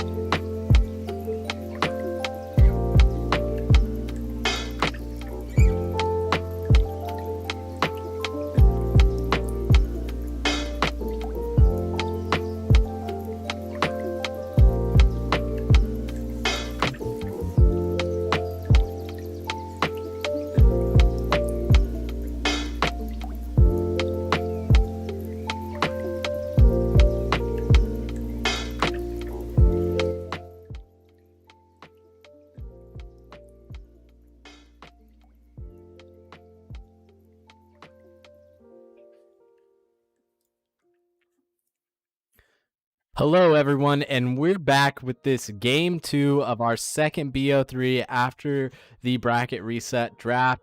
Here we have Carmel High School Gold on the blue side this time, and John Adams High School on the red side. And with me for the cast, it is the double Dylan cast. We have myself, Dylan Gentlecore, the faculty sponsor and founder of Carmel Esports, and we have Dylan Boyer here with me, a member of Carmel Esports Blues League of Legends team. We both had Chipotle. We're both named Dylan. What more can you want? We're bringing you the most fire double bracket reset cast you've ever seen in your life. And right now, John Adams busting out the Vel'Koz once again, looking like it's for Walruto, and potentially a Shyvana for Big Red 7-Eleven. It's looking like they're going to be playing a lot more of some sort of carry jungler instead of the Mundo and Zac we've seen from John Adams so far. Carmel High School is continuing to ban out the John Adams pool of champions. However, it's looking like John Adams is going to be playing a more carry-oriented jungle here. I feel like it could also be a Morgana mid for John Adams here. This is a sort of dual set of champions that could be swapped around theoretically. However, it's looking like Carmel High School Gold is picking the same champs as they did before. We've all seen this before, and John Adams opted to not ban out the Leona, which leaves it open for Barrels of Oranges to pick it once again. We know he's strong on the Leona. I'm curious to see if they'll be able to match it. Yeah, very interesting here. John Adams, I think, making the correct decision, keeping champs out of the hands of King of the Alcove. Far too long they've disrespected him in these drafts, leaving up the Vladimir, leaving up the Ornn. Now we'll see, does King of the Alcove fall back onto the Heimerdinger, his signature champion? CHS Gold, on the other hand, banning out the Kog'Maw. That was Dan Jam's best ADC on the day. John Adams High School, they need to find what's going to work, and they need to find it quickly as they go in with a CC heavy bottom lane of what looks like Morgana and Ashe. This is going to be a really interesting bot lane matchup.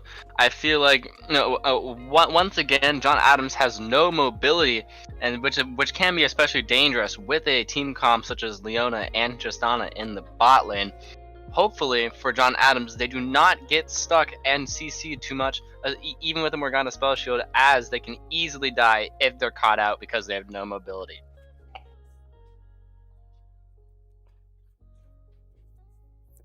And now CHS Gold taking their time. They have 2 picks left, and they're for 2 of their biggest carry players, Kuki and King of the Alcove. Kuki has played 3 different junglers so far, finding amazing success on each and every one of them. The Kindred in the first game, the Evelyn in the second game, and the Kayn in the third game, going for the Blue Kayn assassinations. And we might see a return pick here on the Evelyn for Kuki. Let's see what he picks here. It's looking like he's going to be going with the Evelyn here. Once again, a pretty lack of early game pressure jungler. It locks it in, and now we get to finally see what the top laner, King of the Alcove, is going to pick here. A very flexible player. Let's see what he whips out. And I will say, this is interesting. CHS Gold opting to try and balance the team comp out here a little bit. They know they've got heavy damage potential from the jungle, from the bottom lane, from the mid lane. And Ravemaster Calvin getting his signature Fiora into the Maokai. That's going to be extremely difficult for King of the Alcove. He needs to play 4 team fights. If he tries to go in a side lane against that Fiora, he is going to have a bad time. And Ravemaster Calvin has actually shown us he is not just someone to be content to play out the lane phase and, you know, try and scale into a late game split pusher on the Fiora. He actually takes it to the opposing top laner in that lane phase and does very well in combating them. You played against Ravemaster Calvin's Fiora. What did you think of it? Personally, I did not do too well into the Fiora.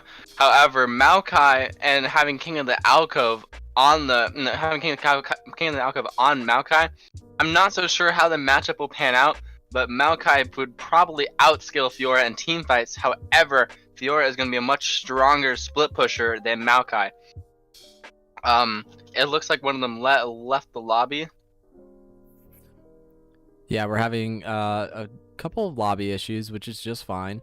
We'll let them work on the lobby for a second, and we'll talk a little bit more about this Maokai versus Fiora matchup. You said you played into Rave Master Calvin's Fiora, had a pretty rough time with it. You think Maokai is going to focus on those team fights. Where do you think those opportunities are going to come from for Carmel Esports Gold? What do you think they're going to focus on here as they look at this team comp and their potential win conditions? I feel like from what I've seen so far, Carmel High School Gold is very oriented on getting those early dragons. Like they always end up getting they always end up getting the early dragons and relying on the bot lane pressure to get them. So I feel like Maokai can definitely make like a TP play down into the dragon pit and potentially be level 6 at the time and get a huge play. I feel like that is what King of the Alcove is going to be looking for in these instances. However, I feel like in the top lane, Fiora probably does outtrade the Maokai, considering that she does true damage, which is percent health damage, which is very prevalent against tanks such as Maokai. He definitely loses in the split later in the game. And after the lobby mistake, we are getting back into the in-client champion select. Misclick on the side of Carmel Esports, but quickly remaking the lobby and getting us into the loading screen for our second game in this bracket reset of the grand finals. For those of you watching, looking at the calendar, looking at the schedule and going, hey, where's my Super Smash Bros. Ultimate grand final between Mouse and K-Dog? That's coming up immediately following this series, so stay tuned. Hit us with a follow, hit us with a subscribe. You don't want to miss any of this. We are just getting started on the day. Not only are we getting a bracket reset in this double BO3 scenario for the League of Legends Grand Finals, but we could be ending up with 2 more bracket resets. We have a BO5 Super Smash Bros. Ultimate match coming up, and then a Valorant BO3. And if there's anything I know about those Valorant teams and those BO3s from watching yesterday, is that they are all extremely close. We have Sachem High School against Carmel Esports Gold in that matchup. That's a special tournament thrown by Carmel High School, exclusively sponsored by Tamar Karen of Talk to Tucker. It is one of the first major Valorant esport tournaments for high schoolers ever. The game is still in beta. It goes in the full release next week, and this is your last opportunity before the game goes out of beta to really see some of the best high school players the United States has to offer. Sachem able to make a run through the lower bracket to go against Carmel High School Gold, primarily made up of our CSGO champions, as well as one of our Overwatch team captains and Indiana State champions. That's going to be a crazy match. I'm so excited for that. Dylan, are you going to be tuning into that game? I'll definitely either be tuning in or cashing that game. I would love to see it, especially after watching the best of 3 between Sachem and Ciaset that last night. Yeah, Ciaset and Sachem, both New York schools participating in this national tournament. It's been awesome to have schools from the East Coast out here. I love those guys. The fact that they're coming out in the middle of quarantine, late May, their school year is either over or almost over, and they are committing an entire weekend to try and prove themselves and build team synergy and thrive in competition. But here we have with you the League of Legends BO3 Grand Finals between 2 Indiana schools representing some of the best high school League of Legends that the Midwest has to offer. We are heading into our spectator delay. We're going to take a short ad break, and we'll see you on the other side heading into the game. Don't go anywhere. You don't want to miss this one.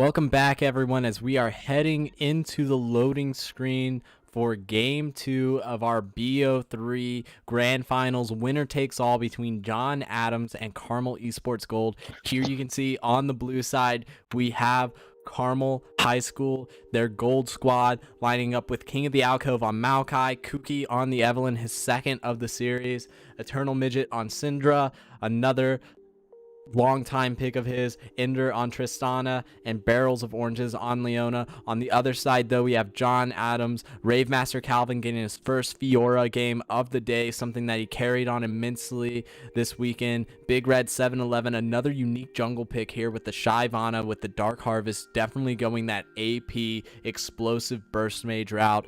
Vel'Koz being picked up by Walratogan after a great first game in this series with it. Jamboni on Ashe and Dan Jam on Morgana. Once again, we're seeing Jamboni and Dan Jam swap roles down there in the bottom lane. It's looking like Ashe is actually going cleanse against the Leona. That's not something that I foresaw. It's looking like some safer pick, especially since Morgana does not have Ignite or Exhaust, which would give the kill pressure that most bot lanes usually have. Additionally, Leona went Exhaust instead of Ignite here, which I will say I do agree with, because they are going to need to slow down the Ashe, because Ashe's slows will definitely hinder their CHS Gold's kill pressure. Yeah, and if there's one thing we've seen consistently from the bottom lane of CHS Gold today, it's that they love to fight. They love the skirmish. They are very willing to throw down with John Adams at any point in the game, and they will look to play with Kuki to make some ganks happen in the bottom lane. We're going to see Ravemaster Calvin split off, or actually join his team here, as they make an early invade potentially through the Tri-Brush using the Dark Binding of Dan Jam's Morgana. Big Red 7-11 opting for the sweeper this time, as Carmel High School looking to get some early vision on their buff. Oh no, Ender could be in a bit of trouble here. Gets hit by the Dark Binding, and it looks like he's going to go down. Will he live? He uses the heal just to buy himself a bit more safety, and that is all John Adams will get out of that. The trade of the heal for the Dark Binding. He actually survives that with Flash still available. Instead, he chooses to level his jump, which will get rid of a lot of his pressure in the early game with his E. However, he does still escape with his Flash. That is one important thing to note here. Escape. You pointed out the summoner spell of heal on the Morgana and the makeup for Ashe taking cleanse. Another strategical thing happening in the bottom lane, you pointed it out there as well, leveling up the rocket jump on the Tristana. When you're level 1 on these champions, for those of you at home, keep that in mind. Don't walk out from base with a skill already leveled. You need to save it. You need to make it circumstantial. Had Ender committed already to leveling his E, like is typical of a Tristana for level 1, he would have had to expend his Flash as well. Instead, he gets to keep that crucial summoner as we head into the laning phase. That was a really good choice by Ender to save the Flash for an E, because in return for losing a little bit of early game pressure, he instead gets to keep his Flash, which is crucial for any ADC, especially since how fragile they are.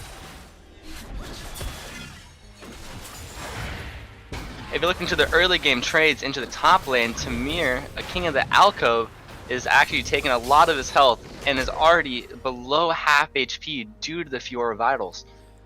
Yeah, he's going to definitely need an early Bramble Vest to help him survive that one. Probably looking at an early Bramble into Sunfire for him as he does his best to survive. Ender having a horrible time in this lane right now, having to use the Flash and yet still dying as they go down early on. Jamboni and Dan Jam having their best early game so far, looking more like that second game where we saw the amazing Kog'Maw Lulu lane from them. As stated before, Ender did not have his E leveled, so he lost a lot of his damage and pressure that he would have had if they had not pulled off the early invade. So there was a price to pay for leveling E first in this, W first in this scenario. So I am curious to see if he will be able to come back from this early loss, especially with no flash and with his and with starting W. Yeah, and we've seen the John Adams bottom lane be in a position previously in the series to carry, and they weren't able to do so. If they are in a position once again with the series on the line to carry, they need to follow through. They cannot make the same mistakes as last time. Like Fiora chooses not to parry the he parries the knockup from King of the Alcove. Yeah, the Bramble Smash there, not getting anything out of the Fiora, instead getting riposted, and that feels so bad for Carmel High School as King of the Alcove sacrificed his flash for that one, trying to make a play around Kuki. It's like they've already used up a lot of their early game summoner spells and resources in order to try to get leads. However, it's not looking like it's in Carmel High School's favor. They're already down 5,000 gold, and the bot lane is taking heavy damage, and it's looking like they're looking for a kill. But this and a TP coming in from the Syndra. Ender jumps on top of the and he gets away with his life. And he flashes in to get the kill on the Morgana. That was a wonderful TP from Midget, evening out the gold difference. And as you stated before, he's truly a map player. He saw the teleport potential, and it's looking like he's getting ganked by the Shyvana in the bot lane. Will he get executed?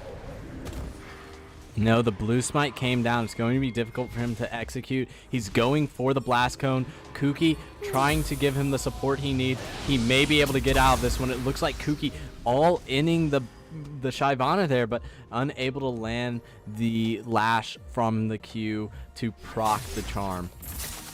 After missing the Q onto the Morgana, he misses the Q onto the Scuttle as well. Things are just not going very well for Kuki here.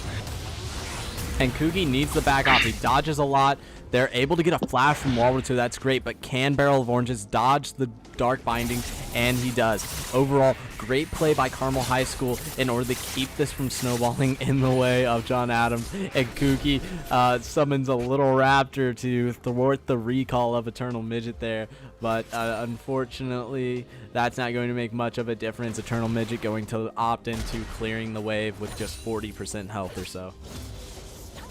It looks like Ender's going for a double Dorn's Blade to try to get some early game power against this Ashe. I'm not sure. I'm not sure this will help in the long run. However, he might be able to secure a kill with the extra health, damage, and lifesteal provided by the Dorn's Blade. Since trades are going on the top lane, Fiora with her R, and with the level advantage on King of the Alcove, he manages to escape. Yeah, and this is by far Rave Master Calvin's best champ. You've seen it banned earlier in the series, and you can see why here. Great wave control. King of the Alcove really unable to answer on this Maokai. Surprised, honestly, that he picked this. This is definitely a pick entirely for the team, and Ender recovering a little bit in this lane, now only 7 CS behind. Like you said, the double Dorns just trying to have some presence, trying to survive this lane and be impactful. They have to give up the Drake though, as Shyvana with the pushing bottom lane has free access to that Drake, and that's going to help Shyvana out personally due to her passive. She gains additional armor and magic resist for each Drake that her team kills, and while not a overcomable like snowballing passive, it's not nearly as impactful as something like the Kindred marks. It's still important. It's still going to make Shyvana, who is full burst damage carry, lands the E onto the Ashe. Will they get the kill? And Ender gets the kill onto the Ashe. He does not have a flash, but he doesn't even need it. Yeah, and Jamboni has cleanse in that scenario. Why take cleanse if you're not going to use it? There's a lot of CC on the side of Leona, but with the Morgana Black Shield and with the cleanse, there's no excuse for dying there. And on the flip side, Ender and Barrels of Oranges, you know they are going to be aggressive. They like to fight. Ender, he is on our Valorant team. He is on our Overwatch team. He is a skilled player in terms of mechanics at playing skirmishes, and he loves to go all in and fight. He doesn't just want to passively farm the lane. Like Vel'Koz is vying for control of the river by clearing the control ward there. And it's looking like Kyuki is potentially looking for a gank onto the Fiora. But Fiora in a position to turn this one around. Can she get it? No, Kuki with the execution ult. Shyvana looking top for a potential kill or to clear the wave. King Alcove is incredibly low. She's in dragon form. Potential. And Shyvana manages to kill King of the Alcove, the Maokai, after greeting 4 turret plates. Yeah, and you have to be careful there. Shyvana at level 6 becomes a mage burst assassin. I play that champion quite a bit in solo queue. Played it last night, went 9-0-7. It is a champion. You get an early Drake, you get an early kill, you keep power farming your jungle, and this could turn into a nightmare for CHS Gold as Big Red 7-11 attempts to have a series deciding game here. It was looking like the Ender and Barrels of Oranges was looking for a potential death bush in one of in the middle bush. However, a Morgana Q interrupted that. It's looking like Shyvana is clearing many objectives this game, doing a great job of getting both Dragon and Herald, truly a global presence. As she looks for a potential gank on the Syndra, as both Kyuki and the Vel'Koz are coming in. Yeah, not nearly as useful there without the ultimate. The Ash Arrow lands onto Kuki, but it's not going to do anything. Would have liked to have seen that used in the lane. Ender overcommitting, though. The Dark Binding misses, and they're going to have to back off here. He still has the heal. Kyuki looking for a potential ganker dive here. Tries to run into the bot lane, looking for a kill on the Ash, and gets a kill. What wonderful play from Kyuki, using his stealth to his advantage as King of the Alcove gets a solo kill onto the Fiora. Hold up, he gets a solo kill on the Fiora. With the Bramble Vest comes out barely ahead. You can never count the tree out. Shyvana once again clearing mid, looking for a potential dragon play, just which is good timing for the Shyvana, considering that both Ender and Barrels of Oranges were just recalling. Instead of going for the dragon, Shyvana opts for clearing wolves, and it's looking like Kyuki is looking for potential turret dive onto the Ash. He misses the Q. Will he be able to pull it off? And with the missed Q, he is unable to pull off the tower dive on Jamboni and uses precious resources such as her ult and her flash and misses the kill. You can't afford plays like those if you're opting for dragon control, because if without resources like those, that could be potentially team fight losing. And Kuki here not able to take out a key target. Q. Getting taken out instead by the Morgana with a solo kill there. Ender wastes the heal, trying to heal him over the wall. Shyvana has her Dragon's Rage fully barred, and she is ready to transform into a dragon and rain fire down upon CHS Gold at this Infernal Drake. Has to be very careful about that, dropping the Herald mid just to secure this Drake. Not sure that was the correct play, though, considering that Midget of Fury, aka Eternal Midget, is going to have such an easy time getting rid of this Herald before it even gets the proc on tower. Are prying for dragon control as they have vision of it. It's looking like the kill on Kyuki is going to allow them to take this with ease, and they might be able just to walk away scot-free with the dragon in their hands. And they're taking huge poke damage on both the Vel'Koz and the Shyvana. Will they be able to pull it off? Oh, and Ender gets slain. A huge ult and knockup from Eternal Midget gets the kill onto the Shyvana as Morgana manages to escape. Will they tower diver? Wow, and Eternal Midget single-handedly saves that for CHS Gold. The overcommit there on the side of Ender and Barrels of Oranges results in Ender paying the ultimate price as Shyvana transforms into a dragon and lands the huge fireball onto the Tristana there. Flame's Breath does insane damage, getting another Dark Harvest proc. You have to be careful. That will definitely take half of your health as they continue to go into this game. But Eternal Midget, a multi-man stun into a crucial ult. Good plays by him. He's really been carrying them throughout this early game. He's up 24 CS while having way more map pressure than Walruto, even teleporting early on in the game to bottom lane to help salvage that lane that was quickly falling behind. It's looking like from that dragon play, John Adams was fell behind in gold. However, they still have their dragon lead, which is going to be crucial. I feel like that is going to be their win condition this game. Now, it's important to note here, this is a Mountain Drake. This is going to be our first Mountain Soul of the series.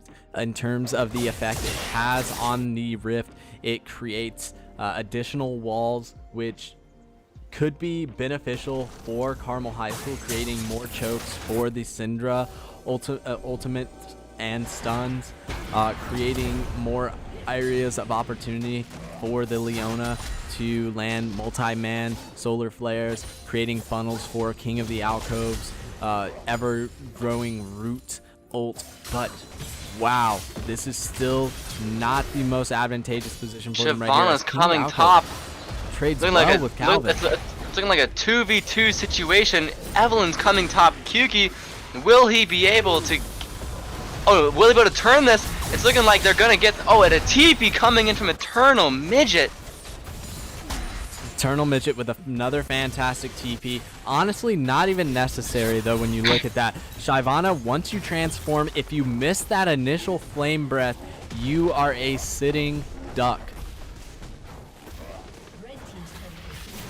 Wow, I feel like in John Adams' position, since they're one game off from losing the tournament, they can't afford to make plays like that. But not all hope is lost. They're only down 2,000 gold.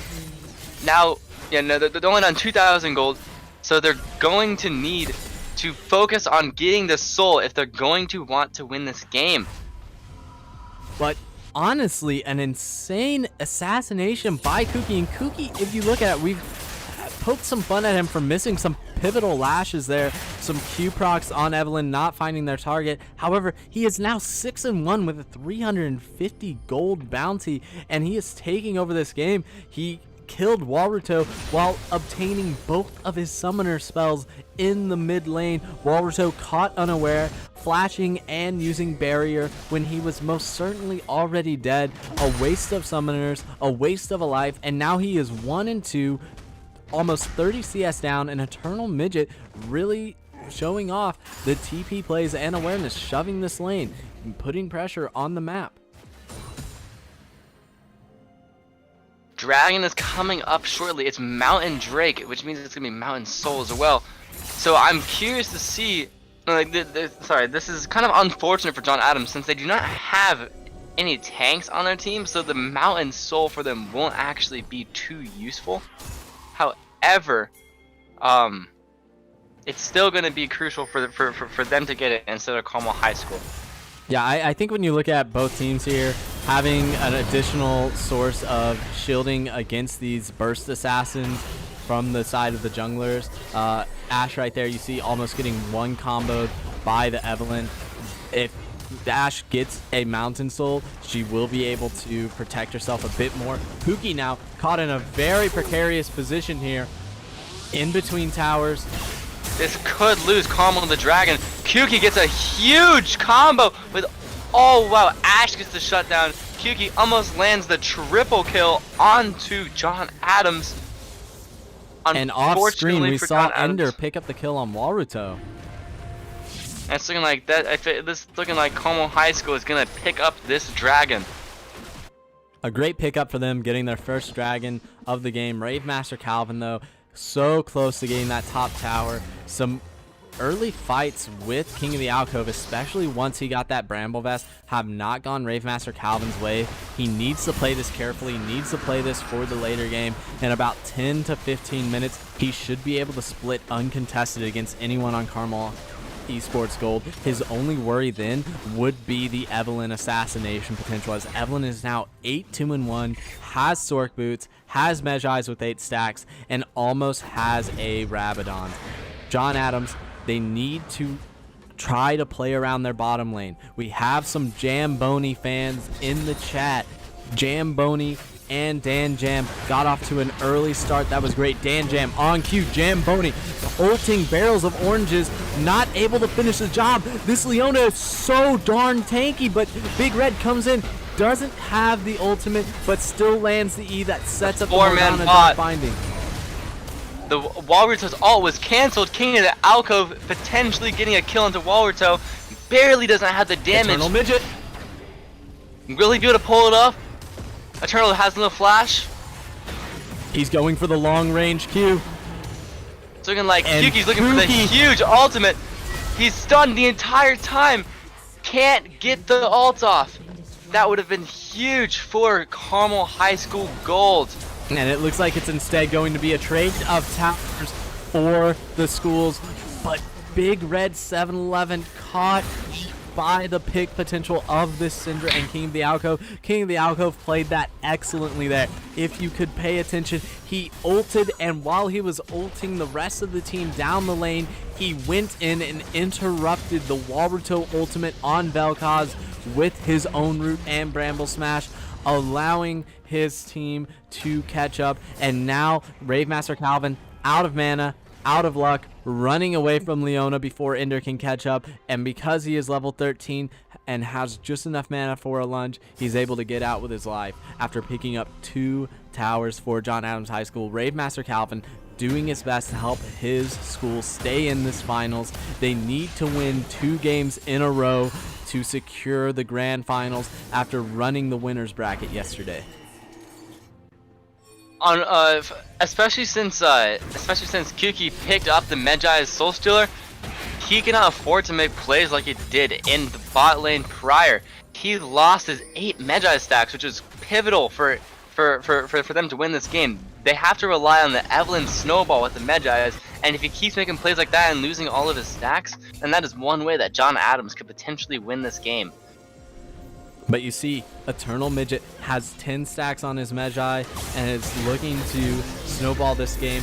Carmel Esports wants this game to be over right here. They don't want to go to a game 3. They want to seal the deal and take 4 consecutive victories to secure a grand final championship for the first ever Carmel Greyhounds Battlegrounds.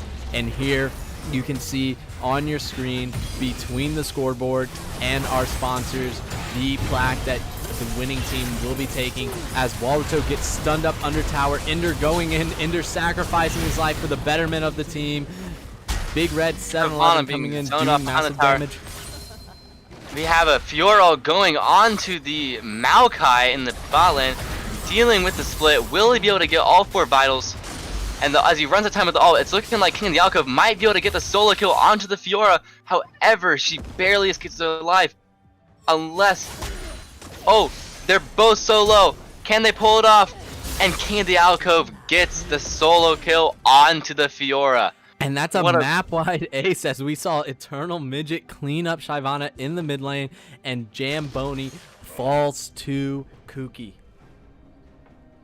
That is exactly what Carmel High School Gold needed in order to keep the snowball rolling. The next dragon is coming up, and it's looking like if John Adams doesn't get this for soul points, I feel like the game is just gonna slip out of their hands. And after some brief connection issues in the second, at the beginning of the second series in game 1, Eternal Midget is now 7-0-5 in the second game. He has 20 stacks on his Mejai's. He has a 700 gold bounty.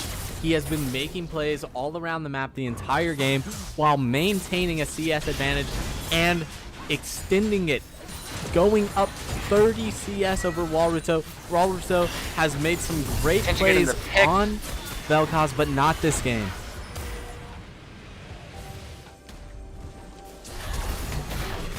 Flash coming in. It's looking like King of the Alcove looking for a tower dive here. The Vel'Koz ult shredding both King of the Alcove and almost Eternal Midget. Does he get the shutdown? Oh, Shyvana gets the shutdown on Eternal Midget. 1,000 gold going into his hands. Will they get the ace? Shyvana cleaning up both Ender and what looks like to be the Leona as well. And that's an ace. We just saw an ace coming in from Carmel High School, and now it's looking like they both get the dragon, and John Adams also gets an ace in return. Can this be the comeback for John Adams? And Shyvana's got huge play, 1,000 gold shutdown. This is all good for John Adams. Just as we were singing their praises, Carmel High School Gold goes a little too far, reaches a bit too close to the sky, and like Icarus, simply falls. Not the play they wanted to do. We just talked about Walruto not having the impact this game on the Vel'Koz, and yet that time could just simply line up his ult, do the math, and land the calculus onto King of the Alcove and Eternal Midget, with Big Red coming in huge. He is 4, 5, and 6. He has the Dark Harvest stacks.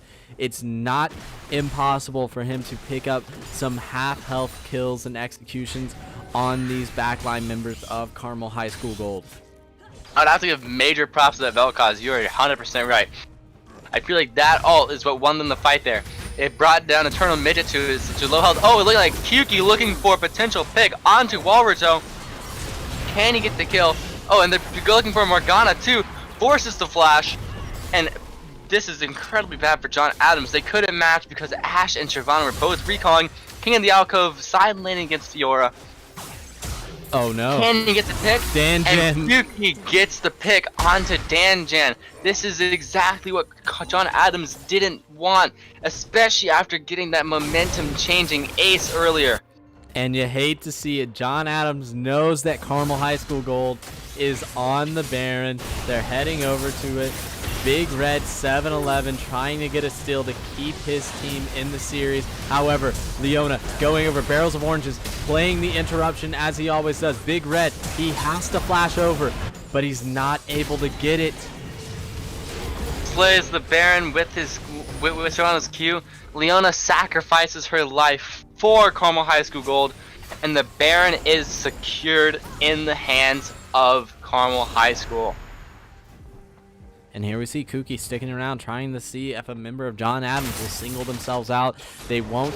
Instead, he'll just farm up and get ready to reset and to push with this Baron, with his team. King of the Alcove and Ravemaster Calvin hands shaking bottom lane, and King of the Alcove TPing over to the mid lane to protect that tower. We'll have to see, can Carmel Esports Gold close it out here with this Baron, or will John Adams High School be able to extend this to a soul point fight? They can pick up the Mountain Drake and potentially put themselves in a scaling advantage here. Ravemaster Calvin is now at a TP advantage over King of the Alcove as he uses flash to get to mid lane. So now Ravemaster Calvin can split push and TP into the fight if needed. However, Eternal Midget could potentially be the new person to match, considering that he has teleport as well. Yeah, I just feel like that's a tall task for Eternal Midget, and one that Carmel is not willing to gamble on due to the fact that Fiora can close the gap if Eternal Midget misses one. Huge one shot, doesn't even need the ultimate. That's Evan with Rabadons and Medjai's. That is huge for Carmel High School. That's a potentially game-ending pick. It's looking like a double kill coming from Ender. Will they be able to end the game here through the bot wave? Fiora running for her life, potentially looking for a recall. Looking like Kyuki is going to go for the pick regardless of the Fiora backing. And he misses the Q, and the Fiora gets the back off. Carmel isn't worried about that though. They have their eyes on the prize. They're playing the map. They're getting the bottom inhibitor, and they could look to move to mid as there is a wave and a low tower there. Kyuki reconnects with the team after looking for a potential pick on the Fiora in the bot bush. However, it's looking like they're going to back off here instead of going for a mid turret and try to reset for the upcoming dragon. This dragon is essential for the win condition of John Adams. If they do not get this dragon, then their time could run out. And barrels of oranges once again getting caught. Unfortunate. You hate to see it. But Jamboni dies. It's two-shot by Kuki once again, and Kuki isn't done. He's going for the Morgana. She's going to need more than just a black shield to get her out of this one, and she doesn't even have it. And Kuki's getting cornered by both the Shyvana and the Vel'Koz. Will he be able to escape and get shredded with 700 gold going to the Shyvana? And it's 3v3 now, but John Adams has their jungler as this Drake spawns. Raidmaster Calvin trying to buy some time. However, King of the Alcove just goes in on Big Red, says not today, and chases off Vel'Koz and Fiora. Unfortunately for John Adams, that might be the dragon, as they do not have their smite anymore. However, the Carmel High School Gold's smite is also down, so they looks like they're not going to risk taking it as of now.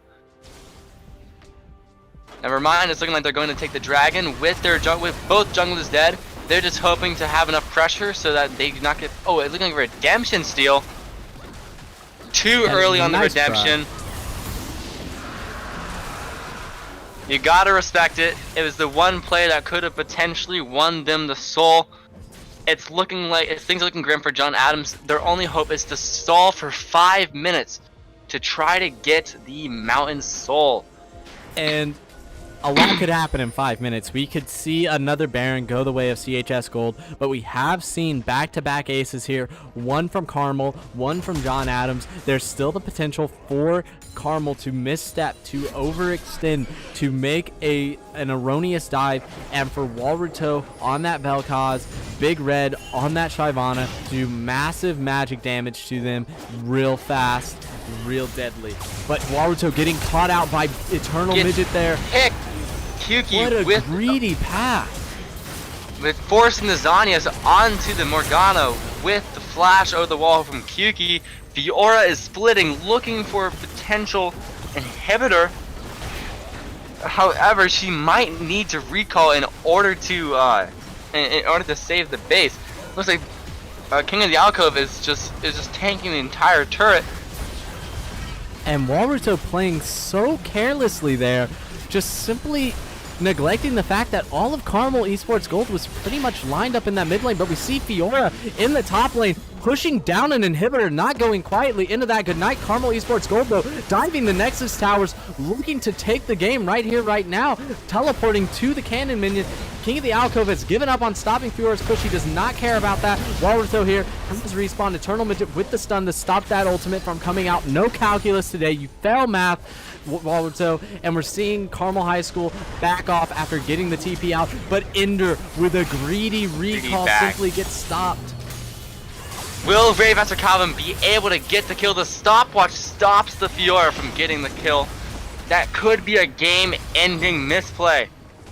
And John Adams were the ones to overextend there, as Walruto is now just being hunted down by the King of the Alcove. This tree is too big to chop down. He will not turn him into paper to do your math homework on. King of the Alcove is 3-2-12. He has the Abyssal Mask. He has the Spirit Visage. He does not fear this Void creature. Like they're not. It's looking like they're looking to flee. Oh, he misses the Q once again. That could be potentially.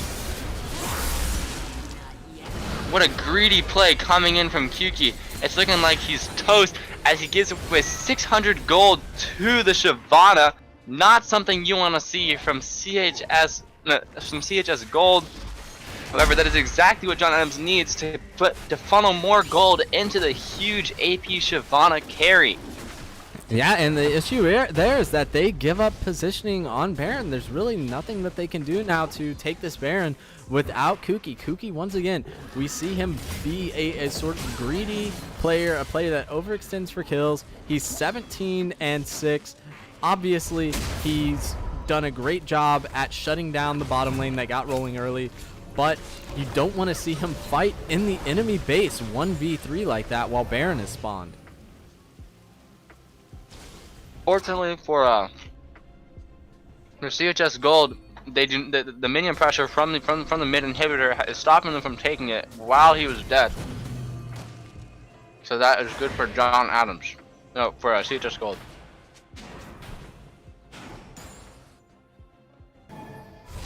And right now, John Adams getting close to stalling this one out for the next Drake to spawn. However, they have to be concerned about this Baron. They're getting caught with Shyvana showing bottom. There's no way he's going to be here in time to respond. They are simply giving up this Baron, and they are going to try and hold under their own Nexus turrets. Either that or win a crucial series deciding fight in the bottom river for that Mountain Soul. It's looking like they have actually managed to stall the game long enough to get a sixth dragon to spawn. This is the one thing that could be the saving grace for John Adams. It's going to be difficult. We've seen it before. An 8k gold deficit is going to be a large hill to climb. However, it's not possible. Comebacks like this have happened even in the LCS, and we should not rule out a potential John Adams comeback, especially with the Mountain Soul coming up. Kuki has the flank. He sees Walruto. Walruto, with the sneaking suspicion that something was awry, takes the blast cone over, and he's safe. Carmel sending to top to stop Ravemaster Calvin. They can afford to do this because Eternal has the TP and Ravemaster Calvin does not. King of the Alcove going in. Carmel, though, they lost the Mountain Soul. They simply gave it up, and now they have to fight John Adams, who has the Mountain Soul. Will that make a difference? So Ender picks up a kill. Eternal off the TP comes in and cleans up Dan Jam, and now Ender picking up the kill on Big Red 7-Eleven secures what could be a victory for Carmel High School. Ravemaster Calvin has nowhere to go but forward. He has to try and split push to the win against this Maokai, but Maokai is not going to simply sit by and let Ravemaster Calvin auto attack these towers. He's going to expend every ability that he has. It's going to be a close one here. Ravemaster Calvin, though, getting too low, not able to do anything as Kuki respawns. And now the final shots on the Nexus go up. King of the Alcove teleports in to be in that final screenshot for the series. And on the victory screen, we see Carmel High School Gold able to come up through the lower brackets and get a double BO3 victory in the grand finals against John Adams High School, who bested them in the fall series at IUPUI. What a tremendous showing by Carmel High School there. Incredibly proud of both teams and what they were able to do this weekend. Unfortunately for John Adams High School, it doesn't seem like they were able to find their footing today against this Carmel Gold team that had something to prove both to themselves and to John Adams High School. This Carmel team has been adamant all year that they are not only the best team at Carmel, they are the best team in the state of Indiana, and they want to be one of the best high school teams in the country, and they will continue to strive for that title over the coming years as we continue to have more and more of these Greyhound Battlegrounds. On the flip side, thank you to John Adams and all of our other participants here in the League of Legends tournament. You've done an amazing job. You provided us with so many quality League of Legends games representing what Indiana has to offer in terms of esports, as well as the entire nation when it comes to high school esports. And we hope to see this grow in future competitions, and we hope to see John Adams come back every single time. Dylan, your final thoughts on the League of Legends Grand Finals today? That last game was a nail biter, especially seeing the backdoor potential from the Fiora. If King Alcove wasn't there to defend that, Fiora could have easily won the game through a base race. It was super close up until the end, and I enjoyed every second of both watching it and casting it. It's been an honor, and it's been really fun. And I just want to thank both teams and every team in this tournament for playing in it. It's been very fun. That's all. My rant's done.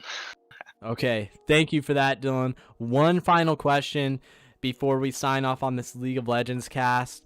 Looking at the 4 wins today from Carmel Esports Gold, who would you give the MVP to? We had carry performances from Kuki across all 4 games. We saw Eternal Midget making some fantastic map plays.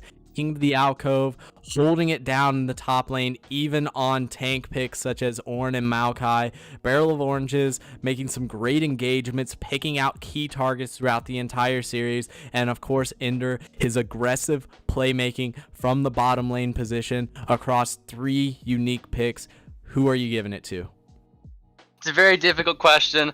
I think as for a team player, I feel like Nile Eternal Midget did an amazing job at playing the map, but in terms of just playing the lane incredibly well, Tamir did very well as well.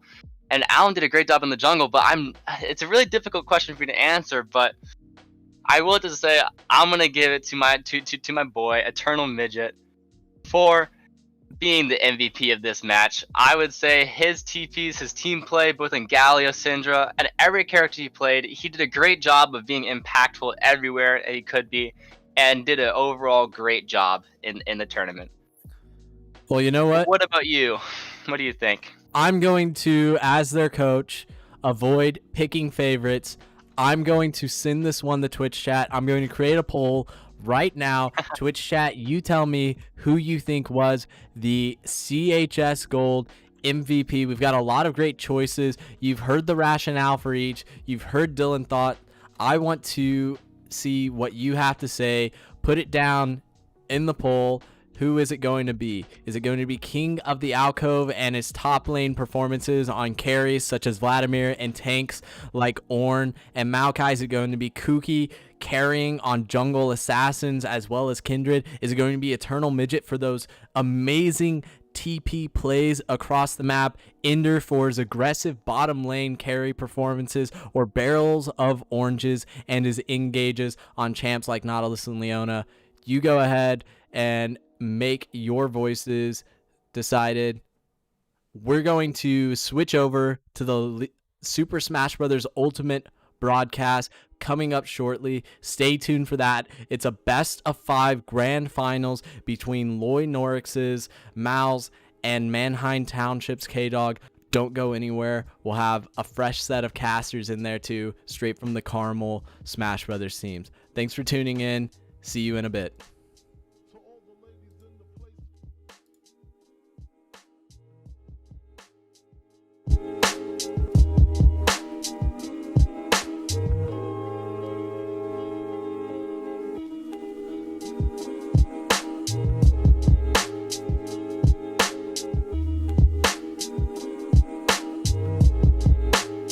To all the ladies in the place.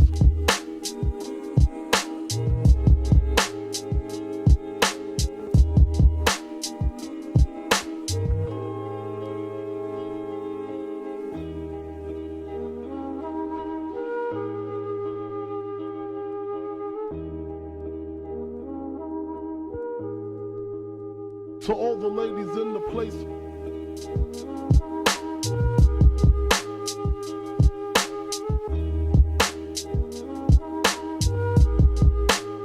To all the ladies in the place.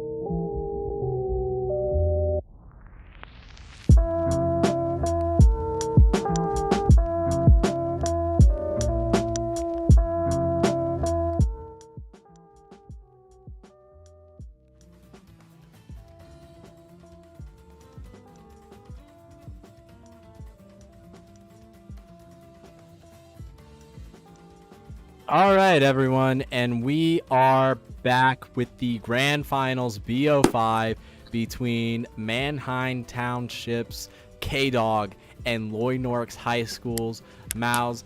Now, these two teams are represented by these players from various states. Mouse coming out of Michigan and K-Dog coming out of Pennsylvania. We saw a lot of these two yesterday. With me on the cast are Marshadow, Red Blade 21, and Jacksib, three of Carmel High School's best Super Smash Brother players. Participated in the tournament yesterday and had to go up against some of the likes of these players. What do you think about our finals that we have on our hands here? I think it'll be a really exciting battle. We've seen what both of these players are capable of, and I think it will be really intense. I think it'll be really exciting. It'll definitely be a really fun match to watch. Yeah, I second that. This will be interesting. I mean, I know that I actually got the chance to play K-Dog in friendlies a couple days ago, and that was interesting. That was awesome. Yeah, I'd have to agree with that. I do think, especially because Mouse is playing a lot more of an aggressive character, this is going to be a really exciting match because it's going to be a lot more fast-paced than other matchups that we could have here. Yeah, definitely. We talked a little bit about this on Saturday, but I had said that this matchup could go either way, and either character could easily beat the other character, because since Pichu is so light, he can easily die at like 50 or earlier even. And with Pichu, Pichu can get really high percent on Piranha Plant, since Piranha Plant's a heavy and can get kind of comboed easily. As you see right there, that little combo right there. I think, SD already. That's really going to help out Mouse. I do think Mouse is doing a really good job at keeping his distance from Plant. One thing that he did near the beginning was he canceled out Plant's neutral B by shooting one of his Thunder Jolts. So I think he definitely knows this matchup really well. So we'll have to see if he continues to, space him out and make sure he doesn't get too aggressive, because I think that is one thing he did have a little bit of trouble with last time. Oh my god! Oh, what killed him there? That was some. I think it was Patui. Oh, okay. That seems That was some really weird offstage shenanigans right there. Yeah, but just like that, I think if he gets a little too aggressive, something like that might happen where he can die really early, especially to Piranha Plant, who has a lot of kill power. Yeah. I mean, Piranha Plant could probably kill Pichu at like 50 from just an up smash, which is insane. So it's very easy for K-Dog to bring this back in favor for him. Yeah, I'd agree with that. I mean, K-Dog, he's still pretty even, but that down smash, that's not gonna kill. I think if that went the other direction, he'd definitely be dead. It definitely would have. And again, that was a really great tech from K-Dog. Life-saving tech right there. Yeah, we've seen Mouse, he's really going off stage for a lot of these kills, but yeah, he's getting super aggressive off stage, which is, I mean, I think to an extent, I think you have to against Plant. Yeah. Because you don't want him to just sit on the back of the stage, just try to set up the 2E stuff on the edge, or just up B, get right back on. You want to put some pressure on him. yeah, you definitely do need to keep the pressure on, especially Plant is a character who likes to hang back and use his projectiles. And Mouse has been doing a great job of that this entire tourney. I know in the last match we saw against Burn Toast, he was really pressuring Burn Toast's shield, and against like a character that usually is up in your face, that was really good. Yeah, I agree. Again, he's going off stage for that, but Plant's up B is like one of the best up Bs in the game, really. Yeah. It's kind of difficult to gimp something like Piranha Plant's up B just because it's easy to just get hit by his the sides of his up B. Oh my wow. god. You killed him again. That saved him. That saved him. It was a... I mean, maybe if K-Dog can get a shield break on Pichu, maybe things can turn back around, but it's going to be really difficult for K-Dog to recover from this huge deficit here. Yeah, I think he's got to be Another really life-saving tech. Oh, that's it. That's So yeah, Mouse did really good that round. Obviously, K-Dog's SD at the beginning didn't really help him much. So is Mouse coming out of the loser bracket? Yeah. Yeah. Okay, so we could see a bracket reset here, maybe. Yeah, I do If think Mouse that keeps match... this up. I think that match could have been a lot closer, really, if K-Dog did an SD. SD near the beginning, so... Yeah. I do think he definitely could take a game, we'll just have to see. yeah. No, I definitely think this matchup is very even. Yeah, I'd agree. I think, you know, if Pichu gets in your face, it's hard to really do anything against him, but, Yeah. I mean... But if he can, Plant also like, kills. trade with Patui, then that can really do some damage towards Mouse. Well, I mean, you could also play the waiting game and getting Pichu to just damage himself up to the point of kill potential, of kill range. Like, I've done that. I've had that be a viable strategy. So, like, with all the Thunder Jolts, if you can get him to get himself to that kill potential, to that kill percentage right there, you could possibly do something about it. Yeah, I agree. Yeah, if Mouse uses, like, too much electric attacks, since he takes recoil, it can be easier for K-Dog to punish that and get a really strong attack early on. Yeah. Yeah. Maybe he just needs to force Mouse to whip some attacks. Mouse is Oh, he's switching going to Palutena. He's going to Palu. I think Palu actually has a way better matchup against Plant in this situation. Probably. Especially because you can deflect his projectiles and space him out really well. So I think this is actually a really good switch for Lilac. Mouse. Lilac. Interesting. Okay. Yeah, I'm not sure why Mouse took him to Lilac unless this was Plant's counter pick, but I think this stage is probably not too great for Plant because these edges can probably mess up a lot of his projectiles. Although, So I don't know. Maybe. I mean, I'm kind of curious to see what his thoughts were on Palu. Because... Well, I think you can reflect a lot of Plant's projectiles. Yeah, like that. that. There. yeah, and then Nair's just... But obnoxious. I don't know. It seems like K-Dog's kind of walling Mouse out with Patui. Yeah, I think he's doing a better job this match at being a little bit more patient and keeping him off. But that was a really good deflect from Mouse right off the edge, because if that had hit, he definitely would have been dead. The Shoy will be proud. And I thought he would surprised have he didn't go up for an there. up throw. Yeah, I think that would have killed, especially on stage like Lilat. Yeah. I don't know. Maybe he knows the percentages. That almost killed. Not gonna kill. Mouse is doing, I think definitely the things Mouse saw in this matchup was the deflect potential that Palutena has, because we've seen him use that several times. Yeah. There, that's gonna kill. I mean, Mouse can still easily, like, one hit kill Plant. Yeah, especially, I mean, Palutena's got a really strong F smash because of the win box, and so we'll have to see. I think he definitely could get an early kill here, or Plant could get an early kill here, so we'll just have to wait, because he's already got 60% on Palutena. Yeah, this He's is doing a really good job of being safe and not letting him get this kill right here. Man, But I think this is Palutena good. really needs to. Yeah. Okay. Yeah, I was just gonna say Palutena really needs to take the Get stock quickly something. because he's just gaining percent by the second from all these attacks. Yeah, he's already at 100%, which is a really good position for K-Dog. So we'll have to see if Mouse can capitalize on it. He went for the spike. I'm surprised he actually made that back. He went right under it. Yeah. He's playing really risky near the edge is something I've noticed. He's going for all the counters at the very bottom of the stage. I mean, but it's working for him. It definitely is. Yeah, I'm not entirely sure that the Palutena switch was very good for Mouse. No. I think he definitely should have stayed with Pichu. Yeah, it might just be, you know, he's been in the zone with Pichu. Yeah. So I think maybe he just needs to carry that momentum over. It might just be he hasn't been playing Palutena, so he might just need to get another warm-up with her. We'll just have to see. Maybe Mouse felt like that Pichu might have been too risky, since But K-Dog at the can same kill time, very early. if he loses this round and then he goes to another warm-up match to try to get another warm-up with Pally. Ooh, and that doesn't I'm kill. surprised that didn't kill. Yeah, There it goes. the read. Because if he loses, which he just lost this one, but if he loses the next one, he's on match point already.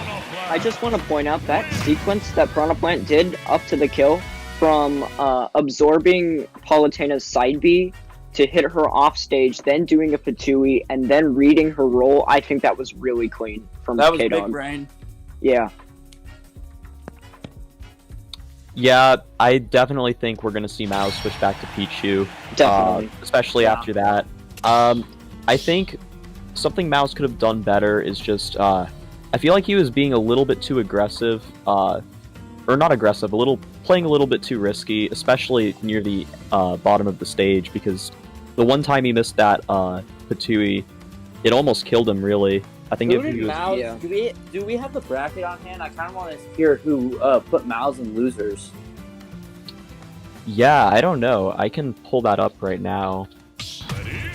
All right, we go Yeah. back to the Pichu. I definitely think that's a good decision for Mouse, especially after what just happened. I wonder what stage they're going back to. And Mitchell, you were asking who put him in losers, and he lost to S-Ness, it looks like, Okay. which is another Plant player. I know he plays Interesting. Ness and I Plant. thought he played Ness. He plays both of them. Okay. Huh. I had Wow. to fight him round one. He's Lots a of really Plant good players this tournament. Plant player. Yeah, Plant is a character we've been seeing a lot more Like in the recently. state of Indiana recently, like prominently. Which I love. I love Plant. Okay, all right. That's enough out of you. And Mao's getting an oh. early spike. And he's still Yeah. at 20. He's not even. He's probably Yeah, about things are only definitely halfway turning to around for 50% Mouse here. though. The switch back to Pichu was definitely Yeah. the thing he needed to go with. And I think as much as we talk about Mao's aggressive play style being really risky, I think it definitely does pay off Yeah. if he does do it right. And he definitely has a lot of practice with Pichu. I think he's very good about knowing when he's going too far. Ooh. Yeah, I just Mao's think gonna that take another Piranha early Plant might stock. be. Oh, and I another think that attack. Piranha Plant might be kind of slow for Pichu. Pichu is obviously a really quick character, and Piranha Plant has some slow attacks, with Patui needing to be charged up a little bit to get the optimal angle he wants, or with charging side B. Even some of his aerials are quite slow. Yeah, I don't really like the idea of Pichu running through the poison because, again, Piranha Plant has so much kill potential that he could probably kill Pichu at about like 50. And that puts a decent amount of Mr. damage. Reed. Oh. yeah, K-Dog, again, he does a really good job of keeping alive. And an SD from Mao's, that could be all K-Dog needs to pull this back, honestly. It's now even again.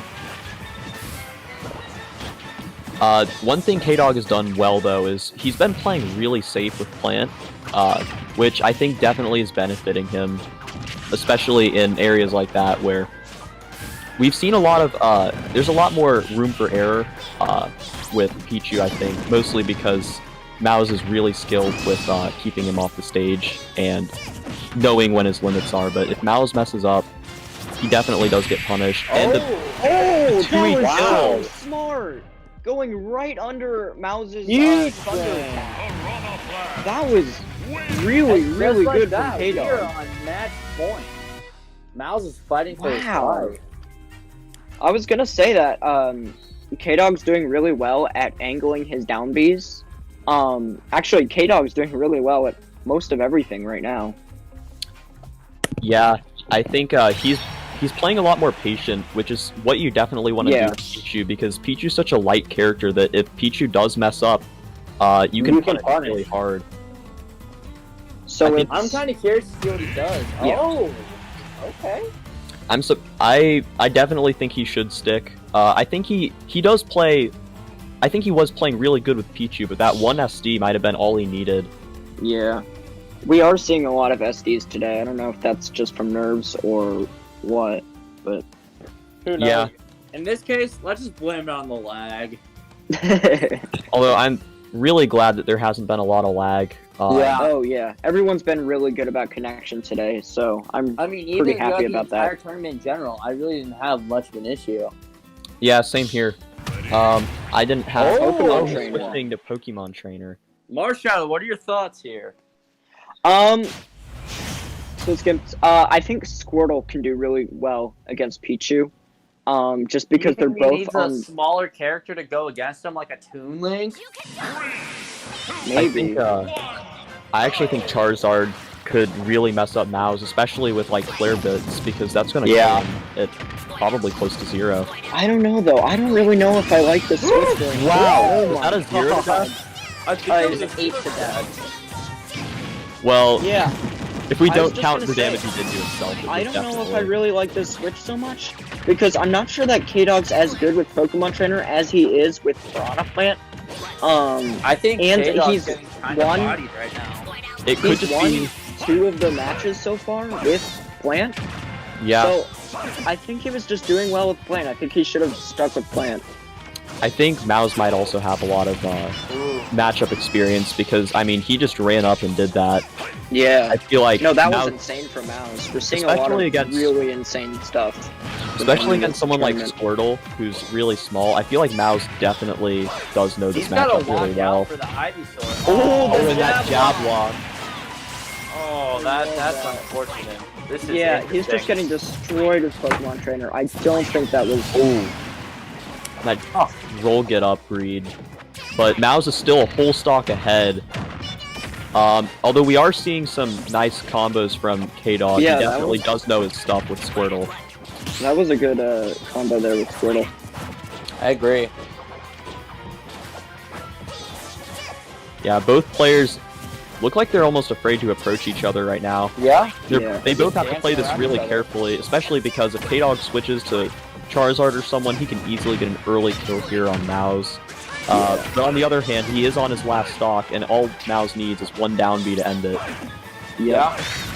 Ooh. Pichu's getting at close to death percent right now. Anything Oh yeah, from Ivysaur a could strong hit from totally Ivysaur, like an up B Like or an an up up B or- smash, can yeah. definitely kill. Yeah, I do think this still could go either way, but the down B is going to take it. We're going to He game stayed way 5. too long at legs Game there. 5, maybe a potential bracket reset. How about this? I would love to see a bracket reset here. Yeah, That I would be crazy. also would My really gosh. like that. Mouse is still on match point though. He's fighting for his life. Yeah, they've been really back and forth this entire set. We Yeah, see I That's don't just think what the I PT was the predicted move. on Saturday. What? That's just what I predicted on Saturday, that it would be very back and forth. Yeah, yeah. I totally. Yeah, I mean, I played as PT, and that was interesting.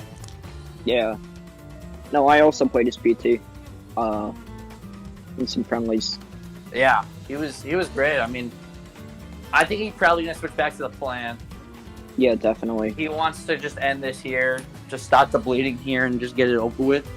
hmm Yeah, I think it looks like they're switching stages right now. Yeah. I don't know. So Mouse pulled out a Pichu and a Palu, and then K-Dogs had to plan the PT. Yeah, I definitely think K-Dog is switching back to Plant. I don't know why I he think so. wouldn't. Yeah. I don't know what he's been stage. doing really well with Plant. It's Mouse's. No, it's K-Dog's counter pick, right? So we'll have to see. He might try and go back on Yeah. on Lilac Lilac? again. Yeah, and I think Lilac can be very double-edged for Piranha Plant, but Pichu doesn't That's have just the such a jank reflect. stage. All right, Game 5 Grand Finals potential bracket reset here. We're going to Yoshi's Yoshi. Story. This might benefit Plant. I think the so. With the slants Yeah. being kind of weird, it might be kind of difficult for Mouse to get back to ledge in some scenarios, also and think- there's a lot of room for K-Dog to edge guard. I think we also have to consider Piranha Plant's up air is really strong, or not up air, his up throw, which, Yeah. especially on a stage like this where the top blast zone is really short, I feel like he could get an early kill here. I think we'll just have to see. Oh. I feel like on any other stage, that F smash definitely would have hit K-Dog. K-Dog's definitely holding the advantage here. Yeah. However, Mao's definitely isn't doing a bad job of keeping it even, taking his stock from 70%. That was down really B is well so played. devastating. I mean, Yeah. you know the combo's coming. You know that. You know the combo, but If it's so powerful. Oh, Oh, but just one of those is enough to take it. I think Mouse it's gets gonna like be, one grab at like 80, Mouse is dead.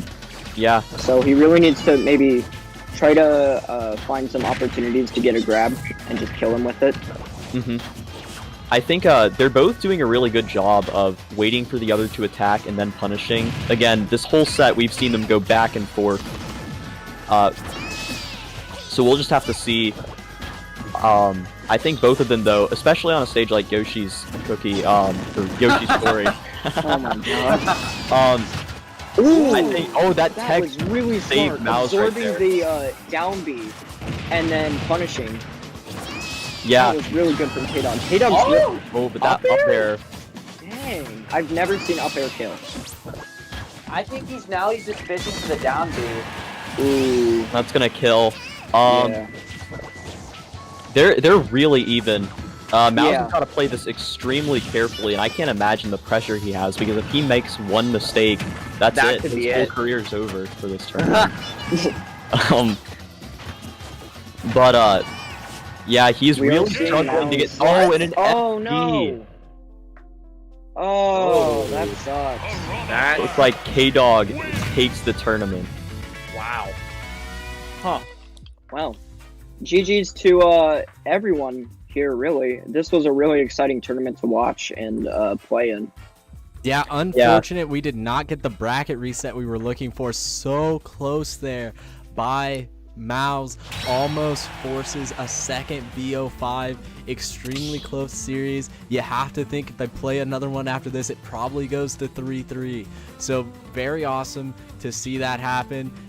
We have our first Greyhound Battlegrounds Super Smash Bros. Ultimate Champion, though, all the way from Mannheim Township in Pennsylvania. It is K-Dog taking the victory here on this Grand Finals Monday. Jackson, Marshadow, Red Blade 21, your thoughts on the finals, the tournament, and K-Dog, your champion? I mean, I honestly thought that this was a really well run and a really great idea. Personally, for me, I enjoyed playing it because it's probably going to be my last tournament playing with these guys at CHS Esports. So I mean, and commentating, I love casting. It was hype with these guys, so I'm gonna miss them all, and it'll be interesting to see what they do next Greyhound Battlegrounds. Yeah. Yeah, I'm definitely excited for the next one. I think this was a really exciting set, seeing these very interesting characters that we haven't really seen a whole lot of. Which I think is always good.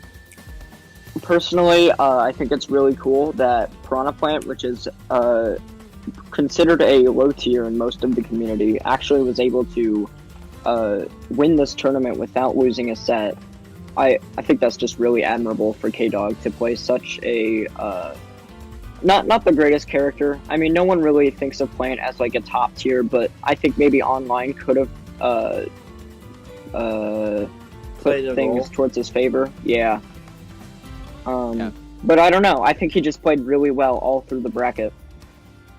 Yeah, and obviously an incredible weekend by K-Dog, really impressing everyone, not dropping a single series in this first ever online Greyhound Battlegrounds. Excited to have him represent Pennsylvania here. Coming up Monthly? big, coming Monthly? up clutch. I don't know if we'll be monthly, but as soon as we decide when the next Greyhound Battleground is, everyone on the Discord can find out. If you follow us on Twitter at Carmel_esports, you can find out there. We're on Instagram with the same tag. We have our own website, CarmelEsports.com, where you'll be able to find the recap of this tournament and announcements of any further tournaments. Meanwhile, K-Dog, make sure you stay in that Discord. I'm going to have to find out your info because we have a plaque and we've got a check coming your way for this championship. Congratulations to you. And this concludes the Indiana High School Esports Network partnered part of the finals. We appreciate Indiana High School Esports Network and everything they've done for Indiana High School Esports, and the Indiana Army National Guard for playing a role in that. You can check out all of the Carmel players next week in the special Schools Out week-long tournament. There we'll be trying to once again prove ourselves not only Wait, hold against up. Indiana, Is but that still opponents. open to register? Because I haven't. That is still open to register. I'm glad you brought that up. It's still open to register. You can go to indiegamingleague.com and find the registration there. We will be registered for that. You can catch that on Wednesday. Actually, we'll be hosting the League of Legends Tournament Day on the Carmel Esports channel as well as the Indiana High School Esports Network channel. So tune in for all of that. It's not over yet. However, we have to move on to the Greyhound exclusive exhibition grand finals for Valorant. And man, that one is going to be a crazy matchup between Sachem High School out of New York, another East Coast school representing, and Carmel Esports Gold. I can't wait to bring you that one right after a short break. Jackson, Marshadow, Redblade 21, thank you for being here on the cast, and best of luck in next week's tournament. Thank you. Thanks. Thank you. All right, everyone.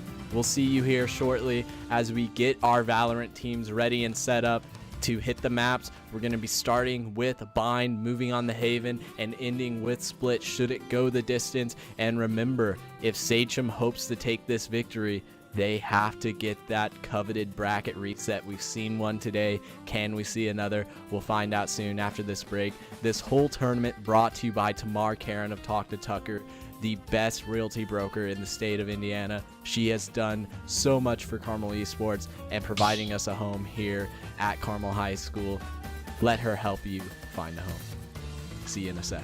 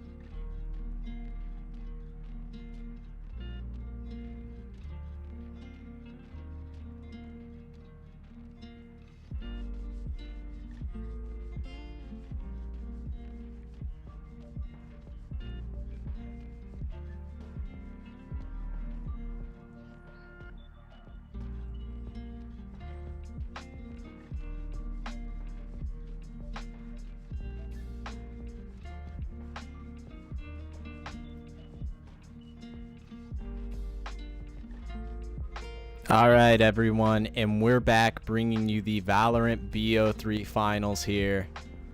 And with me on the cast once again is Dylan Boyer. Dylan, how are you doing? We just got a little break for you, and even me, let the cast done by Smash Brothers player from that League of Legends best of 6 basically that we just casted. What are you expecting from this Valorant grand finals between the Sachem Flaming Arrows and Carmel Esports Gold? I am incredibly excited to be here. I feel like this is going to be an action-packed grand finals against some of the best teams that I've ever seen in Valorant. I am incredibly excited, especially after seeing last night's showdown between Sachem and CSET. Sachem walked away with a hard-earned victory. I feel like this is gonna be just as amazing. I'm getting incredibly excited for this. I know as a member of CHS, I know that our Valorant team is pretty good, but I don't know if how this will turn out. So I'm just really excited, happy to be here. It's an honor. That's all. Well, happy you could join me on the cast. So far, we're getting into the pistol round, and we see Dio holding B long here, coming out of arches as Sachem attempts to make a pretty hard push here, with Sage holding the spike, attempting to go through hookah.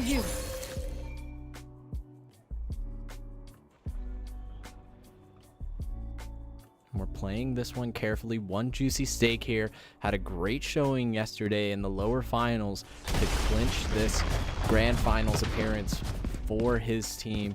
Can we see something similar here? Breach going in. Carbon, such a star player, along with Hijinks on that Omen. Dio has to be careful here, as does Chrome on this Phoenix. One Juicy Steak throwing out the slow orb. And it seems still like we're holding starting A. slow rotation. Yeah, J-Trops is going to be rotating over immediately. One kill for Chrome, but he's taken down a return kill from Carbon.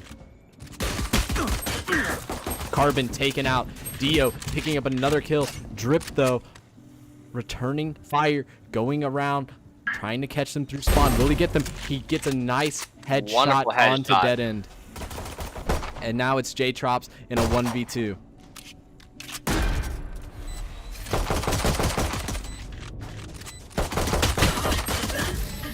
And J-Trops cannot pick that one up, and it's going to be Hijinks and Drips working together to get an easy plant on the first side of attack for Sachem. What good play from Hijinks, never disappoints. Arguably one of the star players of Sachem, landing headshots one after the other. Honor to see all these guys play. I noticed that there is a Cypher on a Sachem's team, I believe, and I feel like that is going to give him an upper hand on defense, especially with his ability to solo hold points like B on this map. I feel like based on the composition, I feel like both teams, I feel like the blue team is going to be able to do a great job on defense, especially with the Viper ult. Very powerful ability. And we're seeing Dio deter this push with a cluster grenade.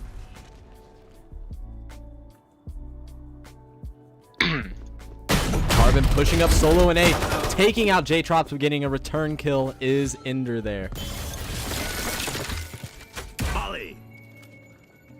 One Juicy Cookie going in, but has CHS Gold fallen for the fake A plant? Chrome coming up behind though, attempting to pincer in on the Brimstone. They hear the teleporter. Are they going to fall for Hijinks' play? Hijinks often faking that. Chrome rotating back though. They've seen this before. Were they paying attention? Dio though, rotating now. Rotating back. Barely do not see each other. Hijinks going over the top, sees Chrome. Chrome taking out Drip.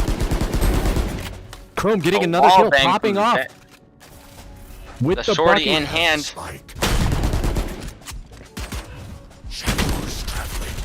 And one Juicy Steak comes in, but Ender returns fire. Sage v Sage combat.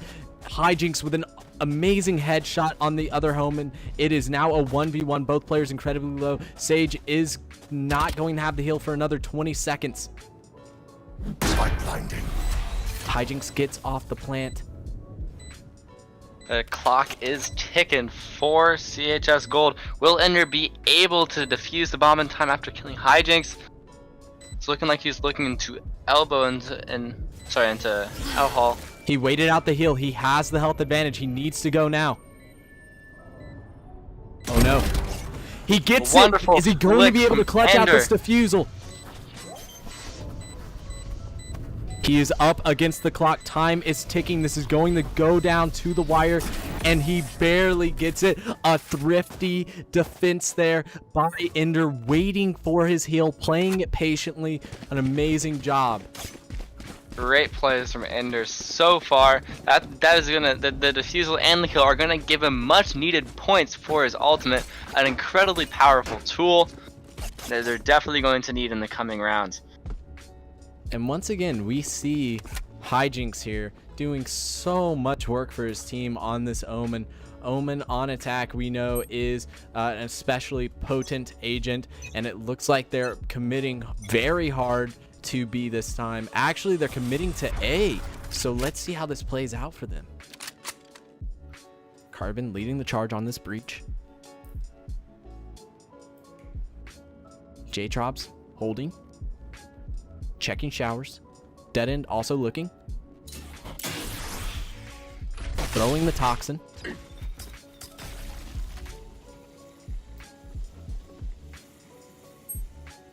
Seeing Breach prepare the flash. Poison orb emitting. And they now have the information. They know where they are. Going up. Toxins, poison orb emitting. And now they're rushing on the A through showers. Can CHS respond? And they do. Dead End picks up a handful of kills, and Dead End with a quad 4K kill.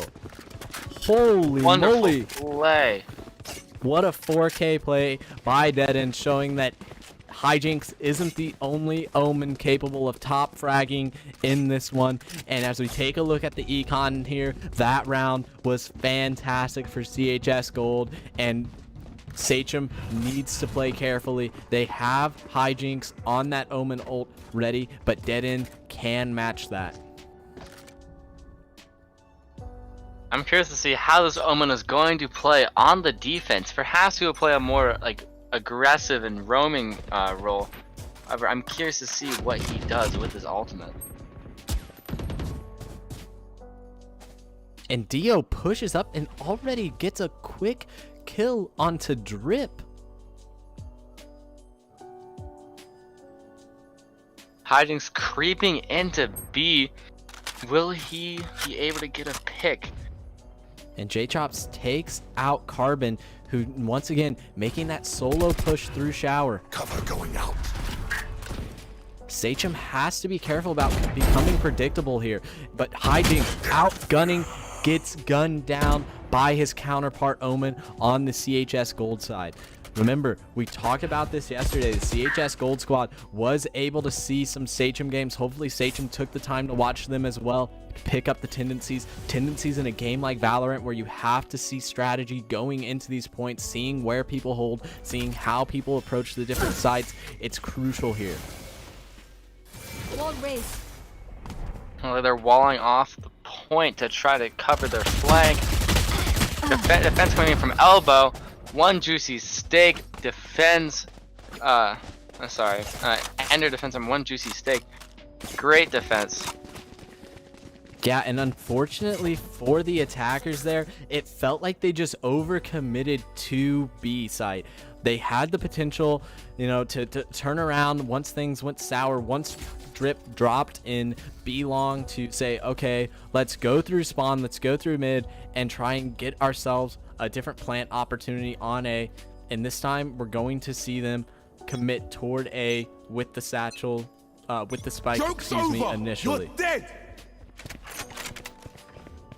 But Chrome, pushing forward, has the Phoenix ult, looking to make a play happen. And can't get the shot off. Unfortunate for him there. We see Breach going through showers once again. He's been doing this every time. J-Trops keeping an eye out for him. Ender getting a kill there. Looking for Carbon. They're starting to predict that. But we have the other Sage here. One Juicy Steak moving up, and J-Trops guns him down. Unfortunate, but they know where the spike is. And actually, it was Dead End getting the kill there. Ender picks up another. They need to guard this spike now. I have the spike now. Dead End picks up another kill. He is absolutely popping off during this finals. He's been seeing the excellent Omen play of Hijinks, and he says, you know what? I can do that too.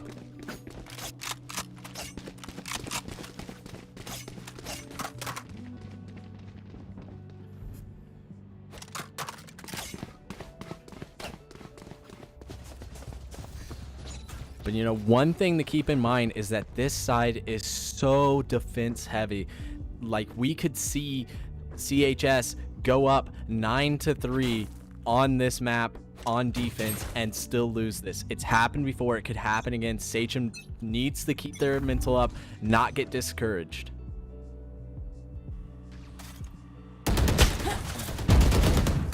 Quick kill coming in from B long. And this is exactly what Hijinks needed.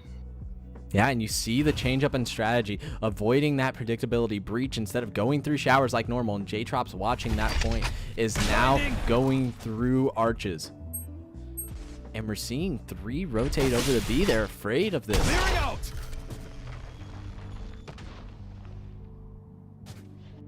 J-Trops, the lone defender on A, is now rotating over the B as well. But it feels like One Juicy Steak and Sachem are actually starting to rotate over. A little bit of indecision on their part. J-Trops instead moving up to Heaven to try and maintain better vision of the area, since he's solo holding right now. The moment they move through that wall, J-Trops knows he has to fire off. And Sachem now regrouping, collecting around the spike, looking to move forward as 5. They have a numbers advantage. They've got an ult advantage. Let's see what they can do here.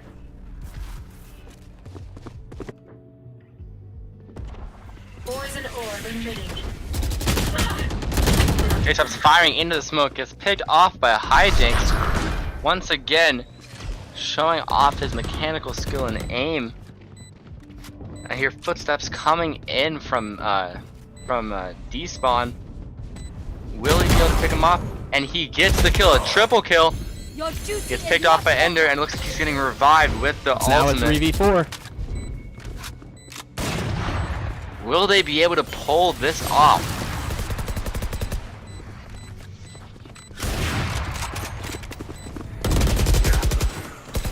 Off your feet. The breach ult being crucial, stalling for as long as they can, and the attackers take a round after losing the last 3 or 4. That is exactly what they needed on such a defense heavy map. Their eco is now rolling again, and they can potentially get a couple rounds while they still can on the offense. And a really important thing there too as well, if you take a look at the ultimates, is that CHS Gold expended 2 ultimates there trying to prevent that spike plant, and yet they weren't able to retake with those 2 ults. That's massive. Only Dio is left with his ult up. Wonderful play. Additionally, someone on the gold team had an op that round, and they died with it, so that is going to be a major blow to their income. One Juicy Steak looking for a potential pick here, as he patiently awaits and tries to bait them into going B. Hijinks with a clean kill. Looks like they've baited the Omen to start rotating into B. Looking like they're all going B. Even the people that were waiting for them to switch from A to B are now actually leaving and going B themselves. They're Gold is playing rather cautiously, as they think that they're already set up on plant. Bombs have planted, and now there's looking to be a skirmish in L Hall. Carbon with the triple kill. Can he get another? A 4K. Wonderful play from Carbon. Excellent. And there we see work. it once again. Carbon and Hijinks at the top of the board for Sachem.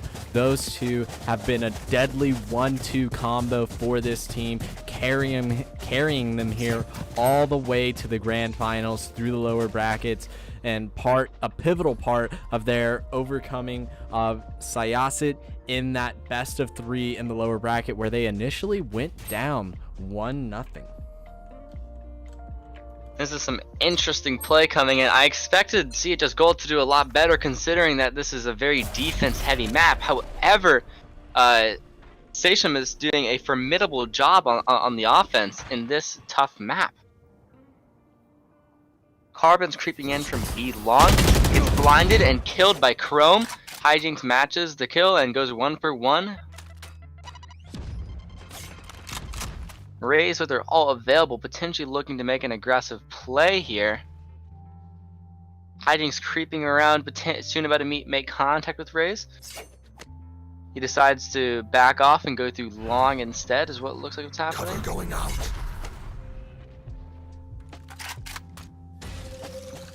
You will not kill my allies! And there's the Sage ult, meaning that it is now a 5v4.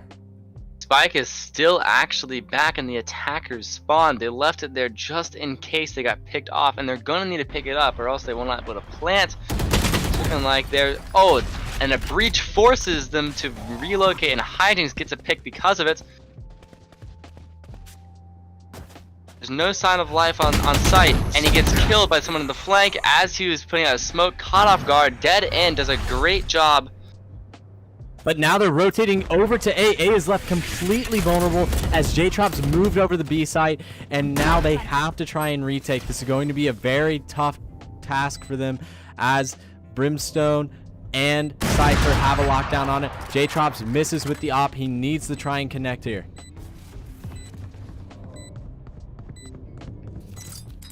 That being such a powerful weapon, he could potentially lose it here.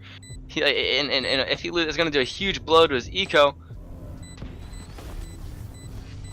The clock's ticking. This looks like they're running out of time to defuse the bomb. Sage playing awfully defensive. J-Trops gets the kill onto the Sage. Carbon gets the kill on Ender. And it's looking like they're running out of time to plant the bomb. Breach ult goes out to try to stop them from running away. And the Brimstone ult comes out.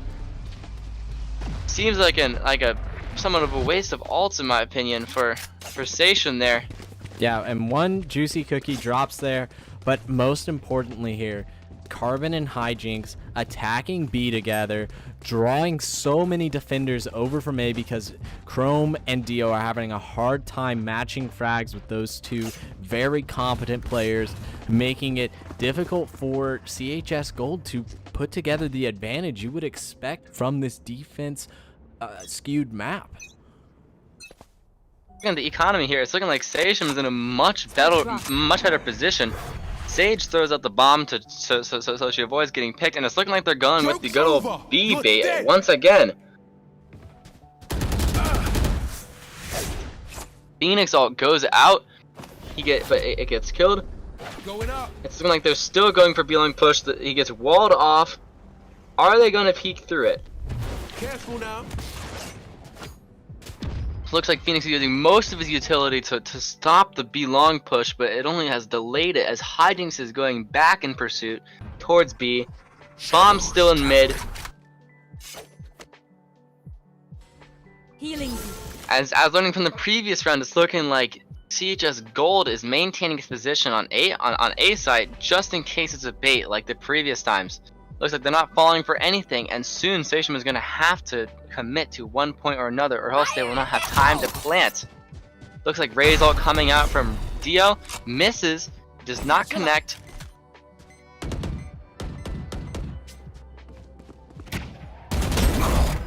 The clock is ticking. It's looking like they're going back to B after the crucial pick from Hijinks.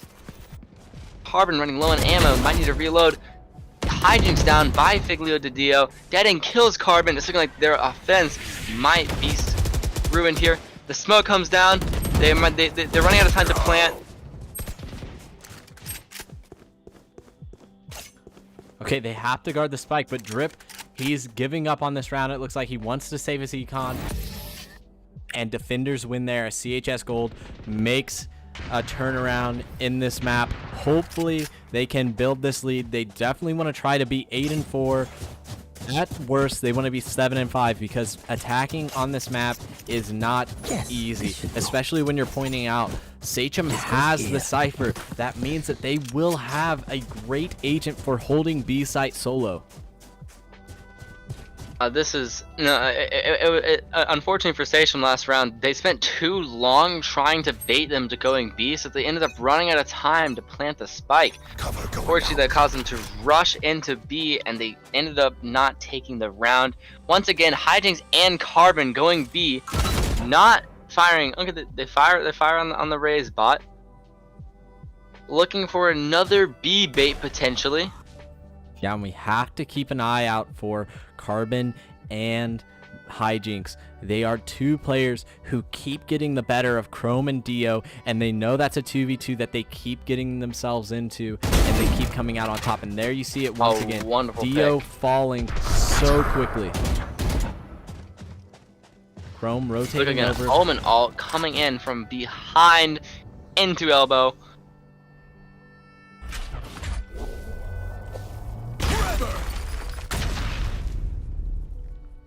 And they now know where the breach is. They're looking here carefully. Will they go through the teleporter or will they go through spawn? They need to react to the G. And there we go. Dead end with great headshots onto Carbon. Now it's still advantage Sachem. They have the people here. They have the util. Can they push up with Hijinks leading the charge? Unfortunate for Station, they're running out of time to plant. They're gonna have to make a move soon. Brimstone Smoke's going down. Solid defense. It's a 4 versus 2 for the offenders. Defenders. Running out of time. Will they be able to plant in time? And it's looking like they will not be able to, as the Omen gets another exit frag. And that's exactly what Hijinks wanted out of there. The best possible outcome to hurt Dead End's econ just a little bit. Both Omens here putting on a show. Great KDAs. Carbon doing extremely well once again for Sachem, coming in second there on the board at 11-8, right behind his buddy Hijinks. And here in a reversal of fortunes, we see Ender actually second on the board for CHS Gold, and this is not how they want to play this out. Chrome and Dio need to do a better job of holding B, because right now it's looking like Sachem's going to push up A hard. Jinx going towards mid, potentially looking for a B bait once again. Never mind, going back towards A. Cypher always holding that same angle on showers with his camera. So far he's in every single round. And in the Twitch chat we have the Lamb Sauce talking about Carbon and Hijinks. When they get taken out, it's round over, but that is easier said than done, as we see Hijinks pick up a kill right there onto Dead End, and it's going to be a tall task as J-Trops now trying to hold this point with Ender, has the ops, he doesn't want to lose A, he's getting some healing, and it's still in advantage of Sachem. Drip getting a kill there. Out of showers, Carbon running the show, taking out Chrome as well, and that's a flawless on the attackers. That is brilliant, beautiful play coming in from Carbon once again. This is exactly what Carmel High School Gold does not need.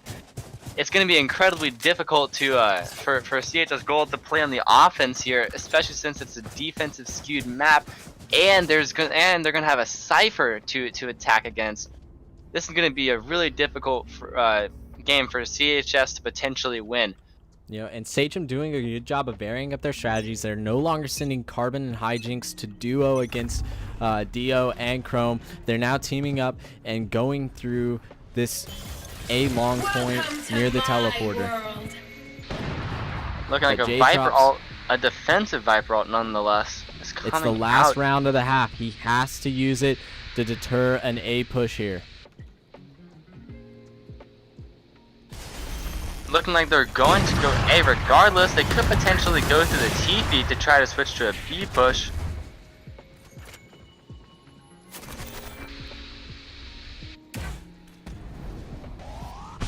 Such a strong zoning ultimate coming in from Viper. They're still all coming in through. Oh, Ender gets picked off. Omen ult still available. Firing through the poison gas.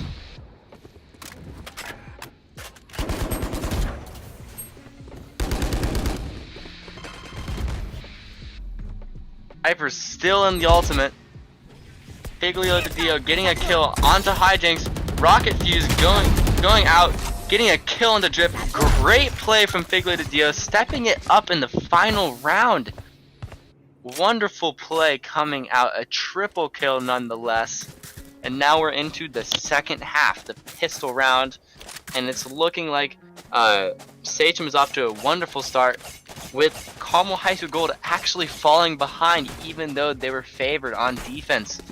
Yeah, I would say this is definitely in favor of the Sachem squad right now. Even though they're at a 2-point deficit, I think they're in a much more favorable position. Carmel High School going to have to be creative. We've seen them do some late spike pickups. They drop it in between the points, make quick pivots. They have creative thinking. They're not predictable, so hopefully they can use that to their advantage. But man, Carbon and Hijinks putting on a display right here. And once again, people in the Twitch chat, they're recognizing the greatness on display by those two. But man, is it more difficult to take them out than it seems? And to kick it off, Carbon gets a kill, headshot with the Ghost. Looks like they're going in through showers here. A Sage Wall to try to deter them going through A short. Breach Flash going through the wall. It's looking like they're potentially backing off and rotating B. However, they do have a Cypher and an Omen, both defending B. It's going to be a tough defense to crack, even going through B. It's looking like a camera's watching them. They have sight on two. They missed the camera. They didn't see it. That's devastating. They're coming. Oh, Hijinks misses the one tap. That's exactly what Sachem does not need. J-Trops gets a headshot onto Drip. Wonderful flick coming in from Dead End. Impressive aim. That is incredible. Do they have time to plant? Yeah, you do. One Juicy Cookie is caught completely out of position. He has to go through spawn. Dead End, recognizing this, is going to watch spawn, hopefully peeking out here very soon to keep an eye out. He sees him. He takes a hit. He's gonna fall back. He and J-Trap can play this slowly. Toxins going up. Looking like the Toxin going up to stall out the defense. Running out of Toxin. It's looking like, oh wow, that is. It's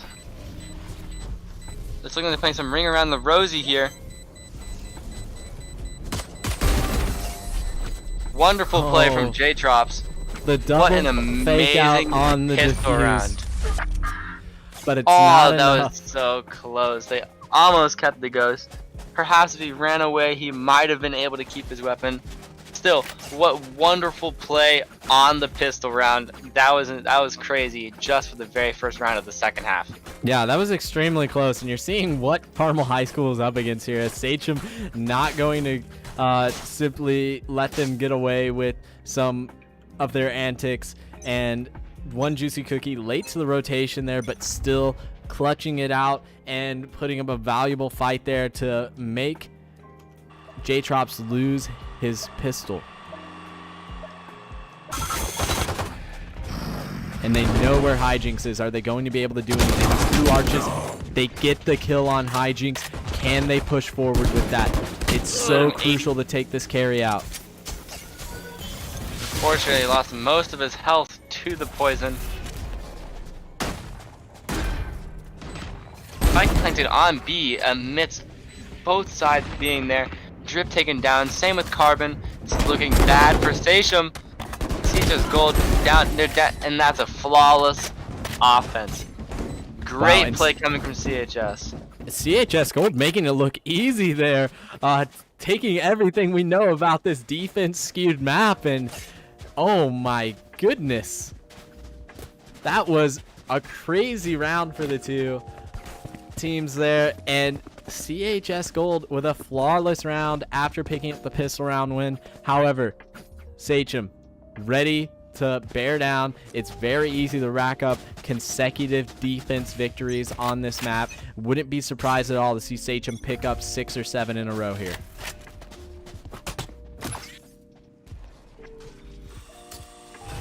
Shadows traveling. Okay, they've caught on to the camera placement.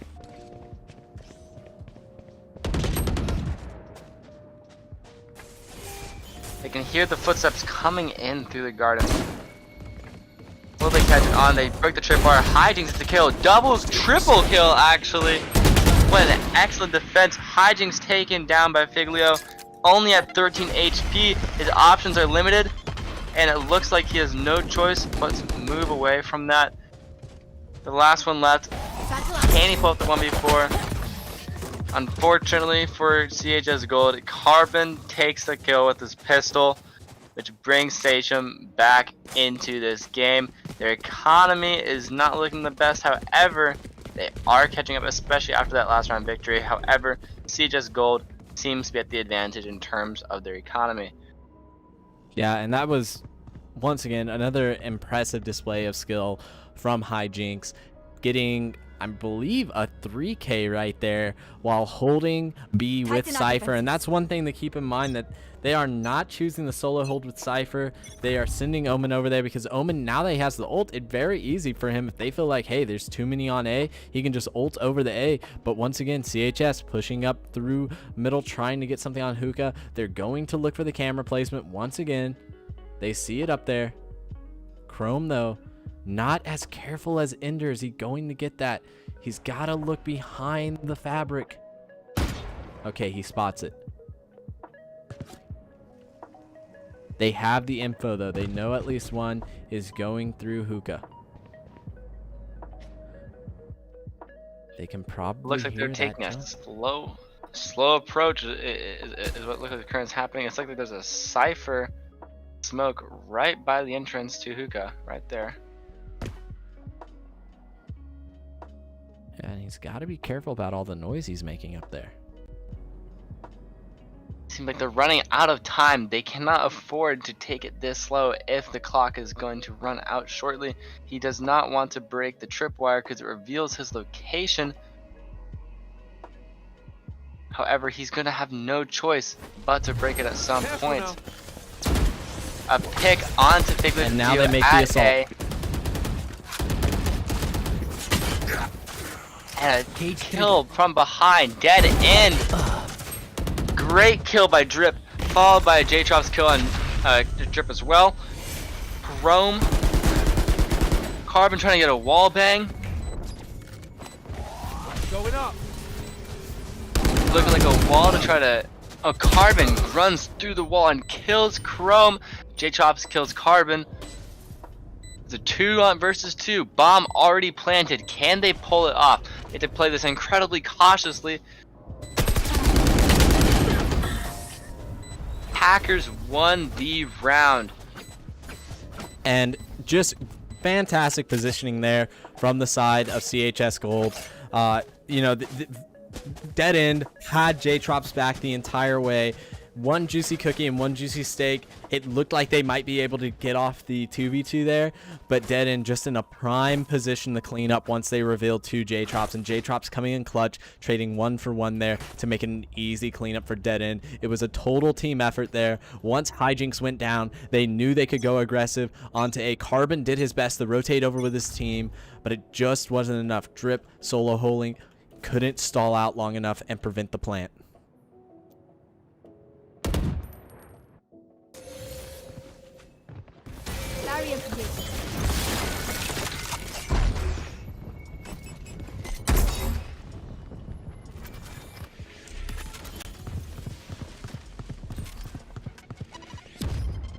And they're set on trying to get a plant on A. However, it's looking like they have a roam coming in from Hijinks, trying to kill their backline.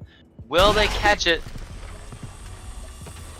And we have to switch over the hijinks vision here. He takes out Chrome. And he gets taken down by Dio on the return kill. 1-4-1. Carbon and hijinks are both down. J-Trops trying to get some kills. Big little Dio goes to the teleporter. Looks like they're switching to go to B at the last moment as Cypher is the only man there. Trying his best to hold the point with just a shotgun. It's a one-shot. Raze, who has ult up. And the ultimate forces him to reveal his position and gets killed by Ender. What a great Brimstone ult. J-Trops, one tabs, one juicy cookie. Great headshot. Spike's been planted. Can they win this 1v2? Sage being up is crucial, providing the heals. Going up. One juicy cookie, slowly, deliberately approaching. Ender. Being stalled by the toxin wall. After that's down, he will not have nearly as much cover. It's looking like, oh, wonderful wall bang. He doesn't know where Ender is, and he gets killed from behind. And once again, CHS with fantastic positioning, able to know that if they put themselves in that sort of spot, they can trade 1-for-1 in a 2-for-2 or 2v2 or a 2v1 scenario, allowing them to clean up and defend the spike. And Sachem, we've talked about it. They're in a position where they can string together a series of round wins. They need to do that starting right now. Hijinks has his ult ready. Carvin has his ult ready. Those are the two people we're looking at in particular as they start pre-firing on Luca, trying to get some wall bangs. And there's Carbon and Hijinks right on cue. Carbon coming through the teleporter.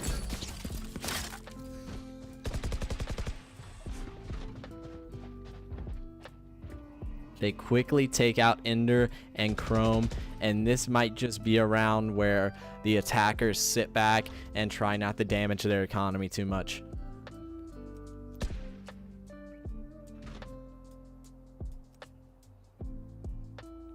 Looking for some cheeky kills as people come through the teleporter. Dio checking arches.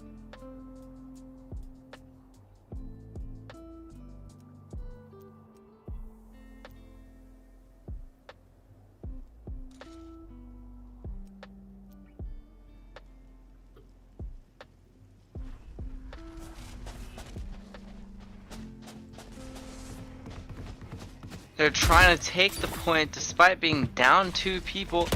Will Hijinks go to get a kill here? It's looking like, oh, a great headshot coming from Hijinks. And now only have 1 person left against the 4 people of Station. Hijinks ends the round with a triple kill onto J-Trops. Great defense, but is enough to shift momentum back into Station's favor. And we're seeing the economy of CHS Gold in kind of a rough spot. They're looking to go for a low econ round as they try to get just 2 more round wins. Seeing a lot of sheriffs, an SMG on the part of Dio. This looks like they're just trying to do some damage to the econ of the defenders and build up ult charge on Dio as they make a final push for 2 more round wins. For CHS Gold, they have 4 ults ready. That is going to be incredibly useful in the coming rounds and could probably guarantee a couple round victories, which is all they need to win the first game. Carbon gets an opening kill, gets killed by J-Trops. J-Trops down, dead and down, Ender down, 1 juicy steak. Defenders beat them, but it's to be expected since it was an eco round for CHS Gold. That being said, they barely did a dent into the economy of Sachem, considering that they only had 1 person who died. Great play by Sachem right there. And this win for Sachem is becoming ever more likely as it is only 8-11 on this map. Yeah, and we're seeing here, Hijinks doesn't have his ult ready anymore, so we do have the ult advantage on the side of CHS Gold. 2 more wins. They need to be creative. They need to be deliberate here. Let's see what they can pull off as they push through middle toward A. Additionally, the econ of Sachem seems to be a lot stronger than CHS Gold. I would say they're in a pretty favorable position here and can actually win the game given their eco despite being behind 3 rounds. One GG State getting ready to attempt to get a pick onto Chrome for knifing down the... Oh, gets killed by Carbon from heaven. Great pick from Carbon. Kill my allies. Ender forced to bring out the ult onto Chrome because he got that early pick. Great play by Carbon. And we're seeing Dead End try to get an angle here. Does Dead it? End Gets Juicy Cookie. He's going through heaven. He's trying to get Carbon. Carbon unaware of what's behind him, forced to walk through the Carbon gets a kill onto Dead End despite having Carbon with the triple kill, playing out of his mind. Wonderful play from Carbon. 1GG State takes down Victor to Dio. Got spike. Looks like they're planting, coming in from heaven.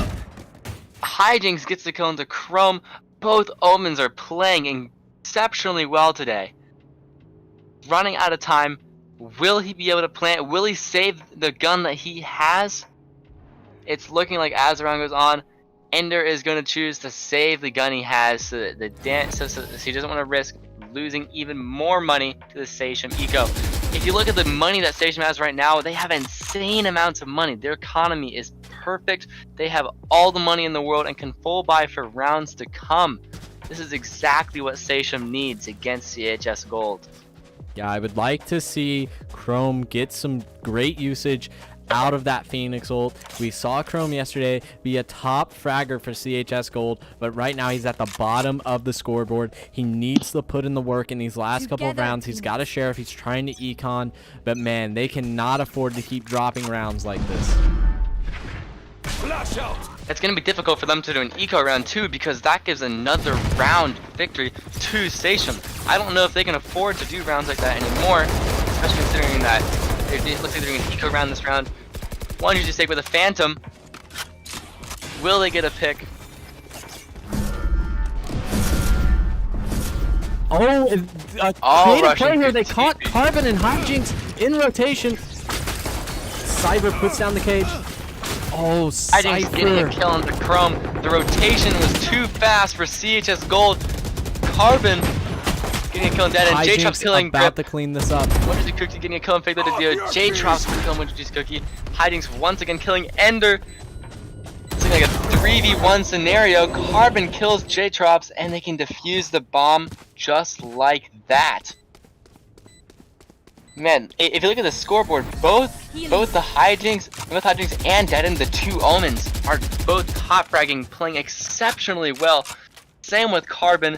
This is a wonderful performance coming in from Sachem, and now it's looking like things are now in Sachem's favor. This could actually be an overtime game. Yeah, and this is what we're used to seeing from Sachem. If you look at the in-game screen, we're going to see Carbon and Hijinks at the top of the KDA board, followed by probably the entirety of CHS Gold, and then the last 3 members of Sachem bringing up the rear. That's just how the scoreboard always works for Sachem, but it's always in their favor. Chrome firing through the Omen smoke, trying to get a pick.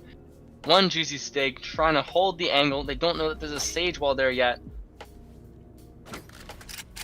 And they should be reading this. Sage has done this every single time. They've had the knife through it repeatedly. And they're hiding behind the box. Looking like they're still wanting to go for an A push.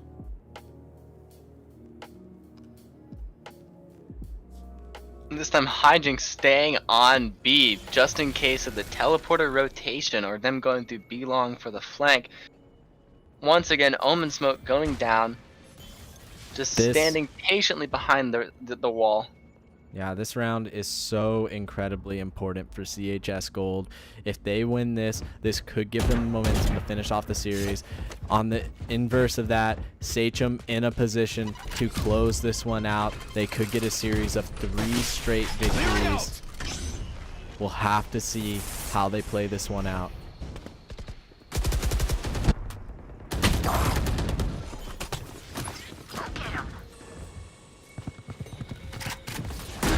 Looks like one Juicy Steak trying its best to rotate to be in time. Carbon taken out. It's up to Drip and Hijinks to rotate over. It's Chrome catching them with the run it back. They know where they're coming from. Fire in the hole! Big Little Dio eyeing on Heaven. Wall coming out from Chrome.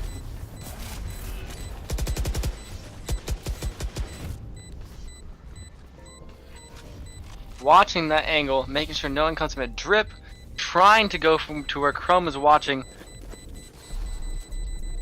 And now It's looking CHS like the Gold attackers- retreating.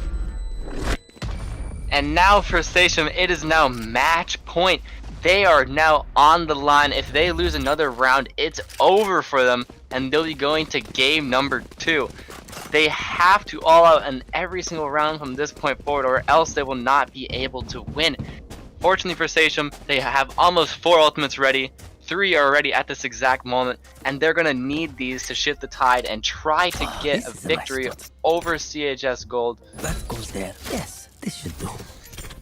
Oh, this is a that goes Yeah, there. and we see great setup here. Cypher and Hijinks, Drip and Omen, those 2 players doing such a fantastic job setting up together. Carbon getting a quick kill on the It's Chrome.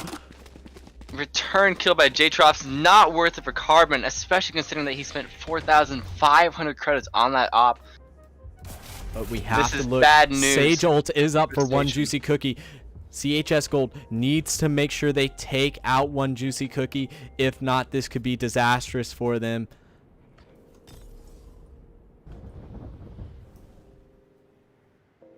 J-Trops sneaking his way through showers as Omen and the Sage are looking to... Oh, it looks like J-Trops is baiting as Omen and Sage are trying to rotate elsewhere is what it looks like. Yeah, Perhaps they're this trying could to be do a a fake bait. to be. And reminded, okay, Omen goes to A, Cypher goes to A, and Race is just looking through hookah, trying to potentially bait them to going back to B. Sage with the bomb is going back to B as well. It's looking like they're choosing on going to B, but they're running out of time. They don't have the time to do all these mind games anymore. Clock is ticking, 27 seconds left. Will they be able to play in time? There are 2 people on B, 2 people on A. Deaden is still convincing that they're A. They don't know where they're going. Omen's going back A. Cypher's left a solo hold B. Will they be able to plant in time? Their Brimstone ulted A. J-Trop's killed despite just ulting. Ult goes down. They're running out of time. Will they be able to plant in time? And the defenders won the round. That is exactly what Station needed. The clock wasn't what was their enemy there. It wasn't Sation. They And just simply crucial thing to ran note out there. of time. J-Trops using the Viper ult, not getting anything out of it. Drip holding strong there on the Cypher. Incredibly disappointing round for CHS Gold. They are now down still in ults. One Juicy Steak didn't have to use the Sage ult. Drip still has that Cypher ult available. This is going to be very difficult for CHS to pick up this 1 round victory that they need as they once again move toward A. And Sage, you can expect. Especially the Viper ult. The Viper ult is such a game-winning ultimate. It can pretty much guarantee a round's win once the bomb is implanted, and to see it go to waste just like that is devastating for CHS Gold.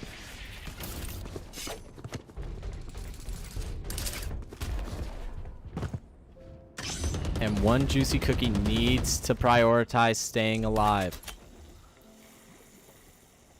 And they're looking for a pick through the smoke and showers. Carbon on the op. In heaven, walls up, obscuring his vision. It's gonna be difficult for him to get picks here. Omen ult coming in from behind. It looks like he is behind him at A. The second Omen ult coming in. This is really bad for CHS Gold, and it's looking like we're going to be going into overtime here. I know exactly. Oh, they take out Chrome Carbon. kills. Will they be able to defend the bomb? The clock's ticking. They're gonna run out of time for defusal. Poison's off. They're trying to stop the defusal of the bomb. It's looking like they're gonna be able to defuse it. Big Little Dio blind spraying into the smoke to try to stop the defusal. And the defenders have won the round, and it's looking like they're going into overtime. Triple kill from Figlio, but it doesn't matter because the money is going to be reset in this one last round for the first game. What a game, folks. What a game. This is exactly what you wanted if you came here to watch Valorant today. And to be honest, we could be nowhere close to done after this one. Sachem coming from the lower bracket, if they win here, they still have to string together 3 more victories because there is a bracket reset. You are not out in this double elimination tournament until you lose twice. Sachem can climb this uphill battle of having to win 2 sets of best of 3s. We'll have to see how both teams' mental fares after playing for many hours. This is going to be either a long game or it's going to be decided in the first series, and either way, I'm excited to see it. Yeah, on days like this, endurance cannot be understated, and we've seen this before. Ender, no novice to this sort of grind. In the recent Elkhart Gamehead Fest, he competed all day in League of Legends and Overwatch and brought home 2 championships from that one. So he has experience going through this sort of situation. It's not going to be unheard of for him to stick this through for the long haul.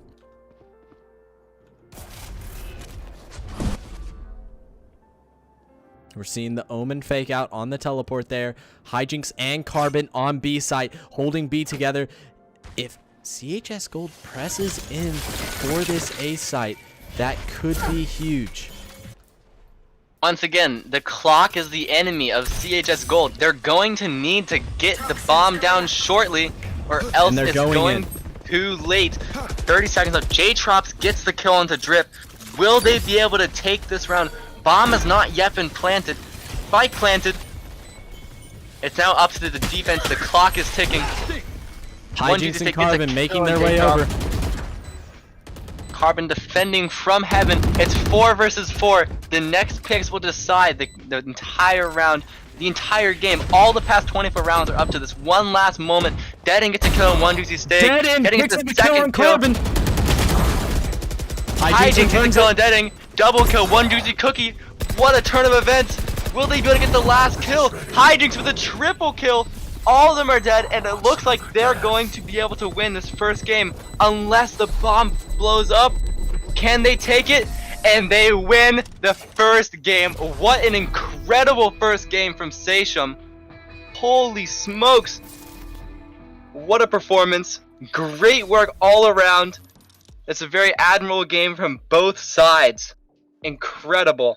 And Hijinks there at the end puts the team on his back. And we see one Juicy Steak doing a great job providing some much needed utility on that Sage. Did his job of not dying in the later rounds with that ult charge. Fantastic job by both teams. We're going to take a quick break, let the teams collect their thoughts, get their mental straight, because this series is just getting started as Sachem goes up 1-2-0. You're watching the Greyhound Battlegrounds, brought to you by Talk to Tucker and Tamar Karen. Thank you, and see you in just a minute.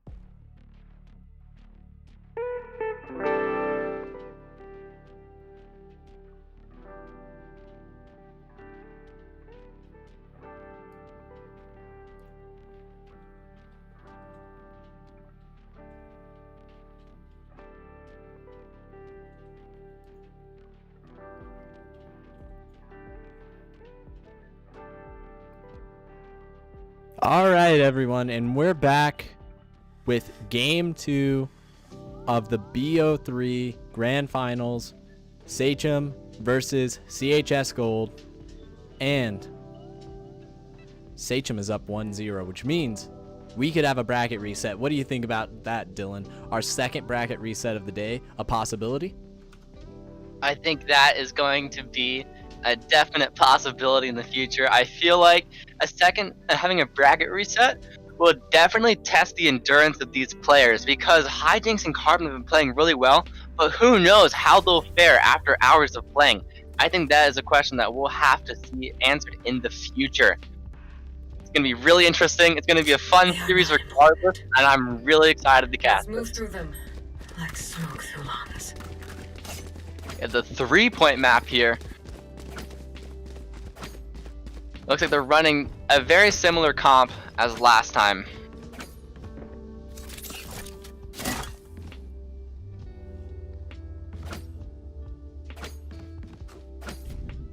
We're going to have to see how this one plays out for Carmel Esports Gold, as they are the defenders on this first round of Haven.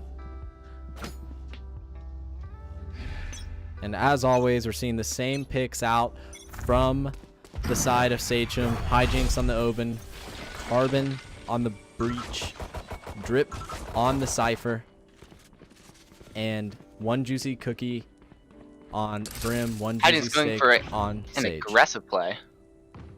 Yeah, Hijinks. Soon I make contact with someone in heaven. Like a smoke coming out, makes contact, almost gets a few shots, so throws out the grenade. Hijinks and Carbon both stuck in poison and ice. Toxin screen down. And it looks like we may be seeing a rotation toward B.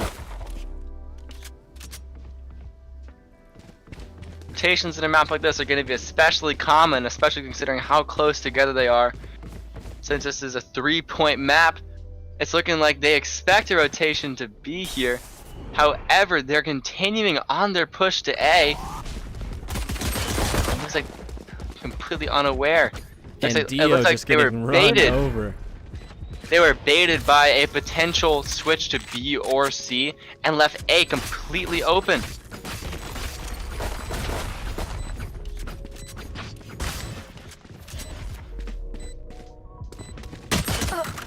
Dead End trying to get out, gets 2 kills coming in from Hijinks. Great play coming around.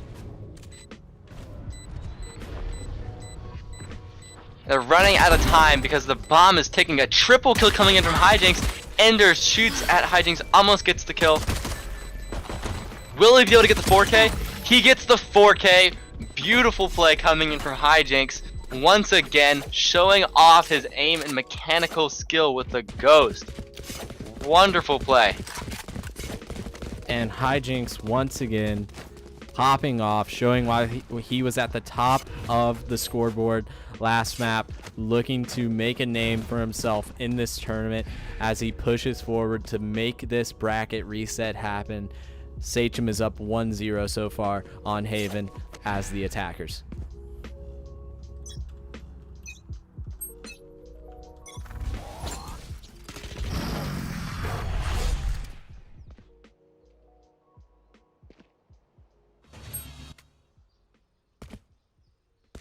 Got the spike.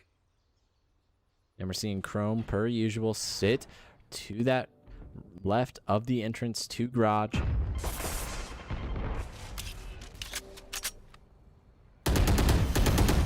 Shooting through the poison wall. And they have the information they need here to defend this point. There's like one Juicy Steak and the Brimstone are looking to flank through Underpass. Carbon gets a kill. Second kill by Carbon. Wonderful play.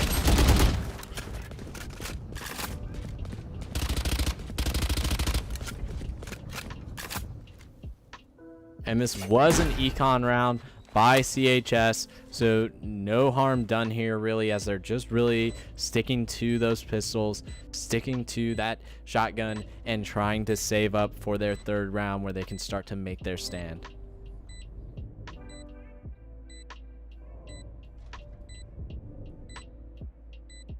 Running out of time. It's looking like they're just trying to save the equipment that they have left. It's Chrome waiting with the shorty for any person who potentially could come by. Cypher on the hunt, looking for Chrome, going towards his base, but in actuality, he's going back towards the bomb. Maybe trying to pick up some sort of better gun and making a book for it. I'm not so sure. Truthfully, I think since he died to the bomb anyways, he should have went for a sneak defuse. That would have been really incredible to see from Chrome there. We're gonna see what hijinks Sachem has for us. See what I did there, Dylan? And now we're gonna move on to watching them once again maybe attack A, but we could be looking at a push for B, or potentially establishing some sort of movement through garage where we know Chrome is going to be posted up, maybe trying to look to wallbang here, or at least get someone peeking through the doorways. Looks he's making an aggressive teleport to try to get a kill on the people peeking on mid window. And you can see the confidence from hijinks here. He is pushing forward, not afraid at all of trying to get into a gunfight here. Hijinks has to be careful not to be overconfident here, because that could easily be his downfall as well as his strength.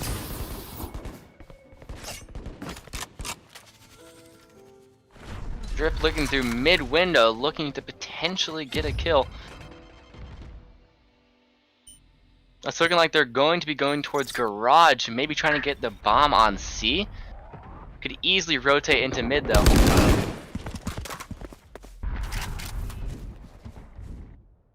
C is mostly open. Omen is looking through long and is unaware of what's currently of the rotation onto C.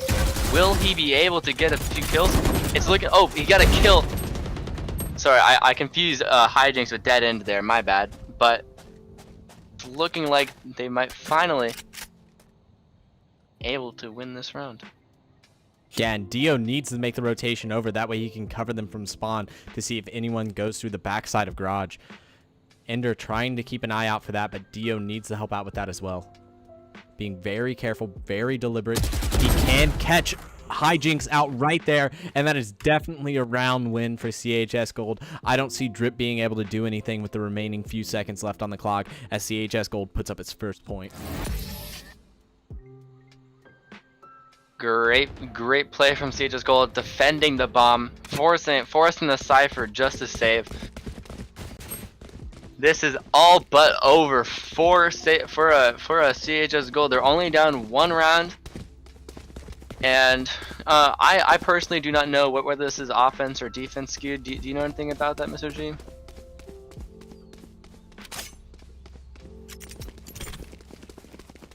I would say we have to look at the fact that there are so many opportunities for the attackers on this map that it is much more evenly balanced than maybe some of your other options here.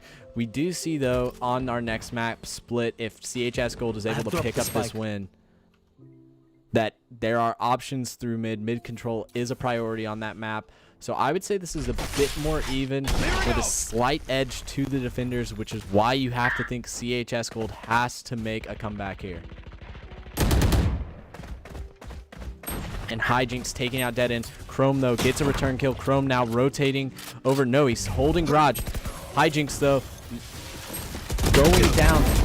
Carbon gets the kill, gets taken out by It's Chrome, and oh my goodness, triple kill coming in. Yeah, Chrome. Someone said in the chat, game is over when Chrome turns on his monitor. Is this the beginning of something?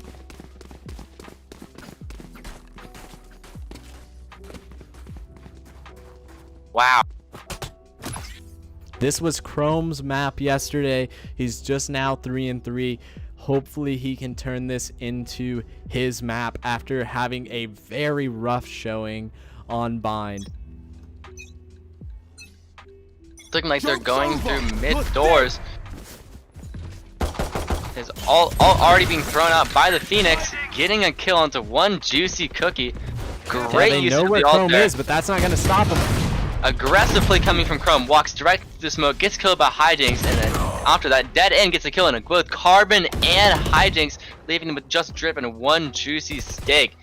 Will they be able to pull through? J-Trop's getting a double kill on both one juicy steak and Drip. Wonderful play from J-Trops.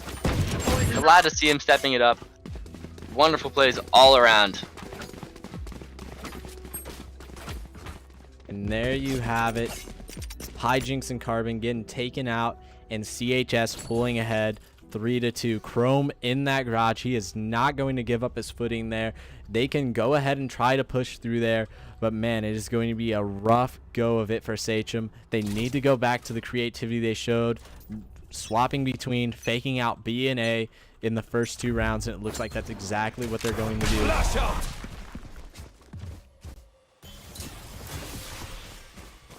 Looking like they're going through mid to B this time. Cypher watching the flank through his camera, trying to make sure that the Raze does not look for a roam onto B. Still watching through A long. Shooting through the smoke, Ender. As J-Trops watches on the right side.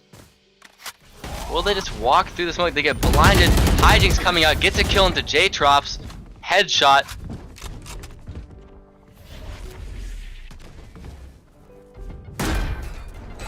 And teleporting on top of the point, gets shot down by one juicy steak after getting a kill on the Drip. Shadows traveling. Raze ult coming out. Will it get used? Oh, Ender gets a kill on one juicy steak, but Hijinks kills Ender. Raze ult. Carbon ends up getting a kill onto Figlia to Dio. This is not looking good.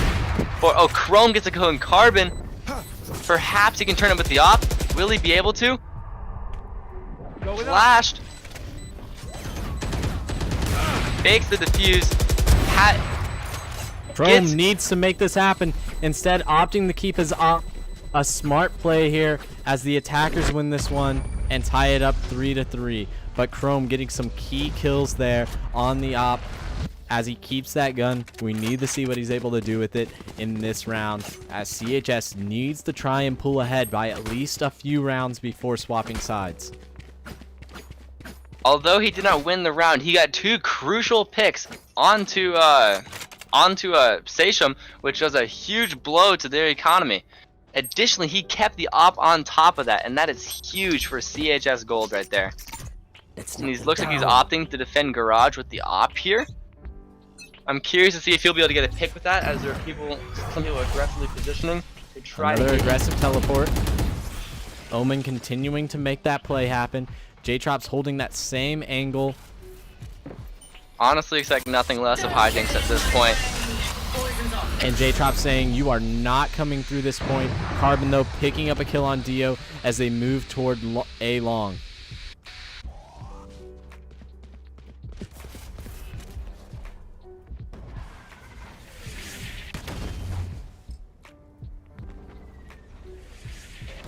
Wall raised.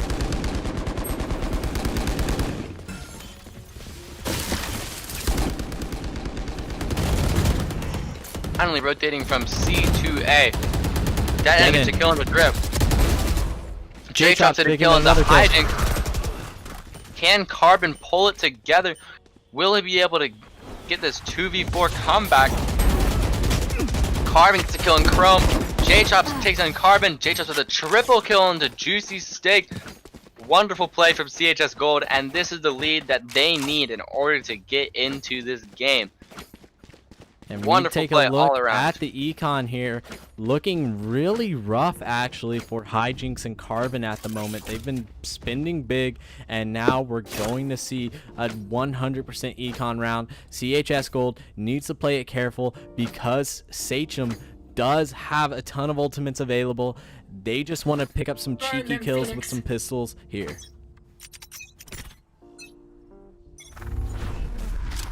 Looks like Ender's opting to watch A long, getting a slow onto mid from A.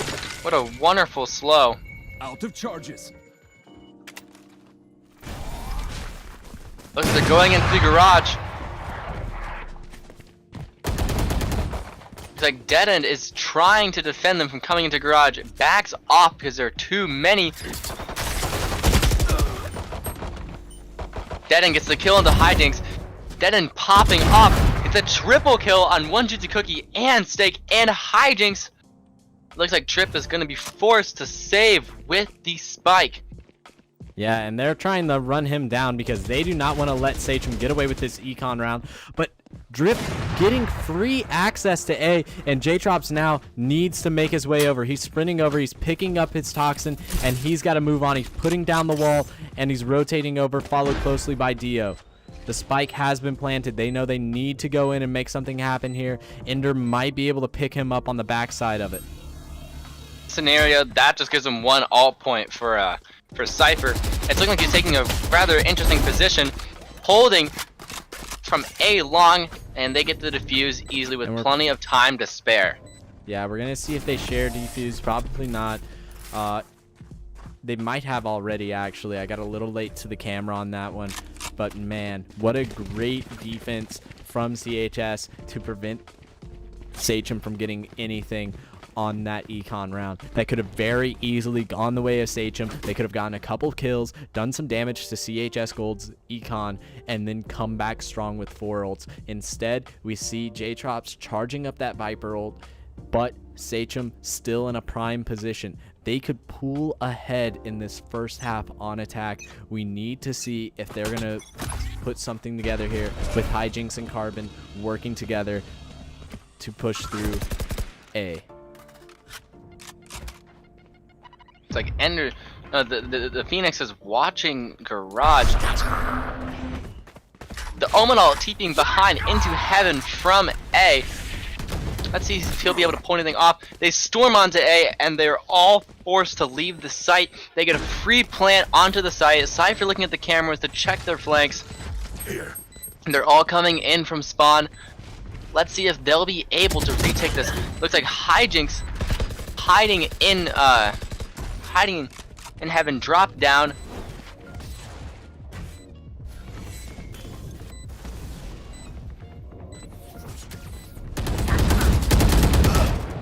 Carbon winning the gunfight there versus Chrome, but losing that one to Dead End. The revive of J-Trops. Ender gets a kill on Drip. Ender's down. Hijinks down. Hijinks is the kill on J-Trops. Wonderful plays all around. And just a beautiful attack there by the side of Sachem. Getting some great crucial kills onto CHS Gold. Using only one ultimate in the process. And man, you would have liked to have seen CHS Gold be a little bit more ready for that attack on A. They're swapping up their positioning here. They're putting J-Trops next to the entrance from A long. And actually, they did have to use 2 ults for that one. However, Drip now has his ready. Carbon a little off with the op.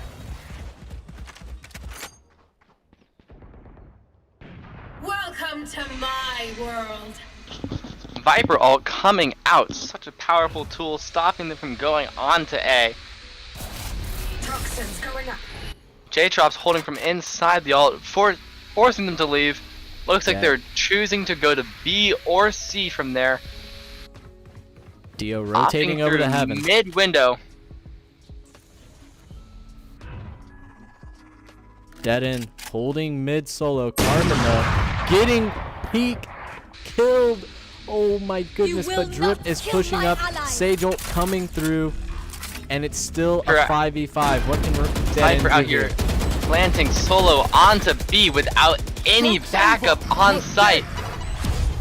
Wonderful play. They're not even on site, and they somehow got that bomb planted.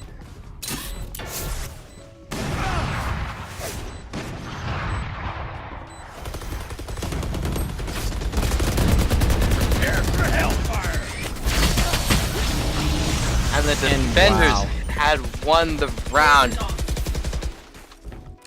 The attackers were in no position to try and hold that spike plant, and instead they give up the round while also using one Juicy Cookie's Brimstone ult. I'm not sure that was worth. Since they got the especially since they got the defuse off, that was incredible. Hijinks still, as usual, performing incredibly well.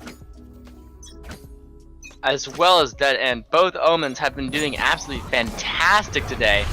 Once again, Hijinks is an aggressive TP. We expect nothing less of him at this point.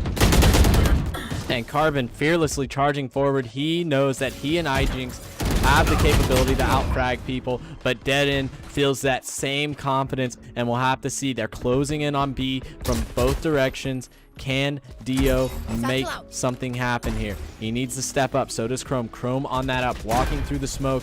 He's caught unaware. He gets taken down by Hijinks. Down. Dead End kills Hijinks. 1 for 1 on the site. It's looking like they are going to have to regain control of the site.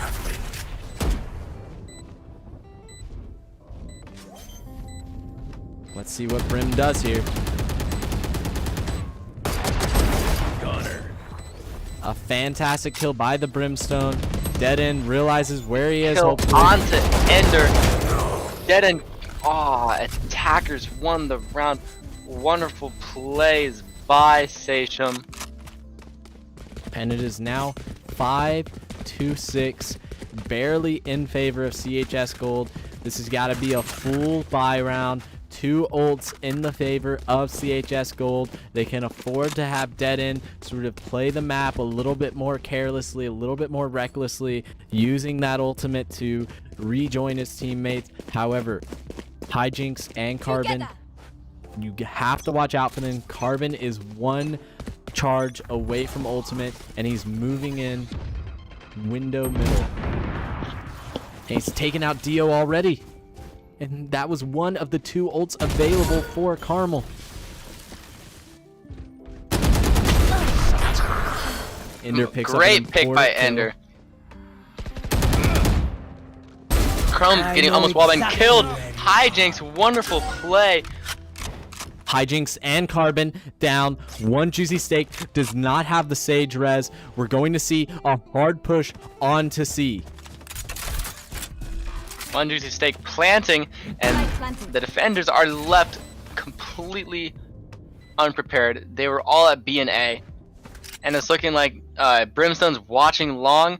Cypher's also watching long, looking at the camera to see where could they possibly be rotating from. J-Trop's on this op. He's definitely a playmaker. We have to see what he does here.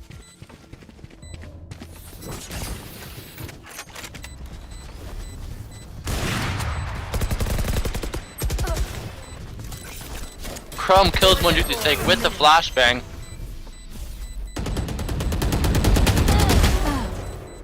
Seeing Ender trade 1 for 1. Defenders win. J-Trops gets the clutch defusal, and now he's going for the kill. He wants the life of Brimstone. Not going to pick it up. They go up 7-5 on the half. This is extremely close. We could see another overtime on our hands. That was incredibly close from J-Trops. That showed a lot of bravery, considering that he was getting fired at while defusing the bomb in the smoke, and he kept defusing it and pulled through and got the defusal. That was incredible from J-Trops. Yeah, that's one of those situations where you have to play the map, you have to play the objective. This is not team deathmatch. This is not a battle royale. They are trying to be very strategical and take these sites down. A great push for C by Sachem there, but unable to seal the deal in the 3v3.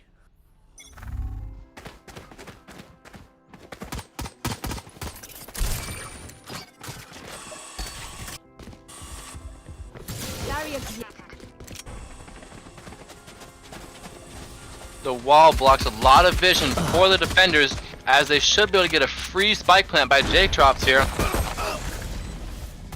1 juicy steak gets a kill and then gets killed right afterward by Dead End. Smoke's down.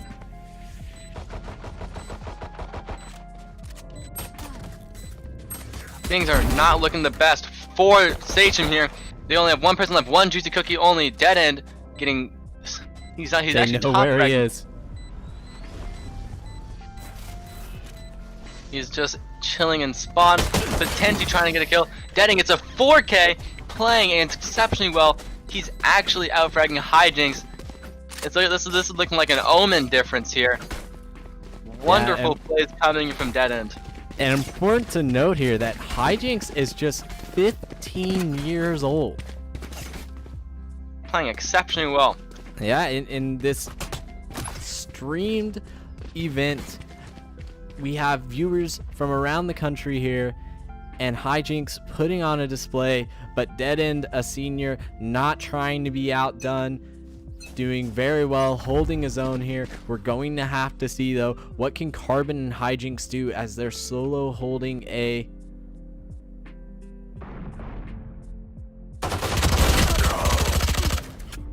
And they're both taken out. Chrome and Ender win that fight.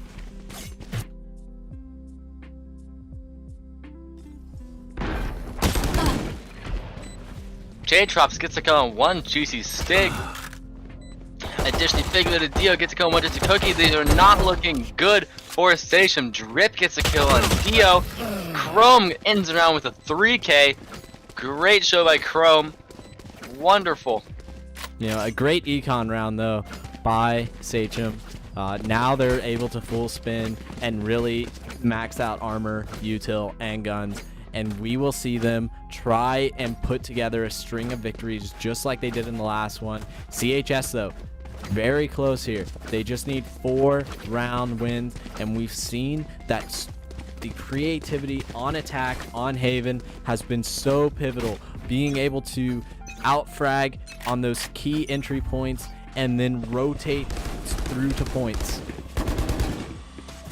Looks like there are no kills in mid, despite it being a rather contested area. The wall stops the advance of CHS Gold.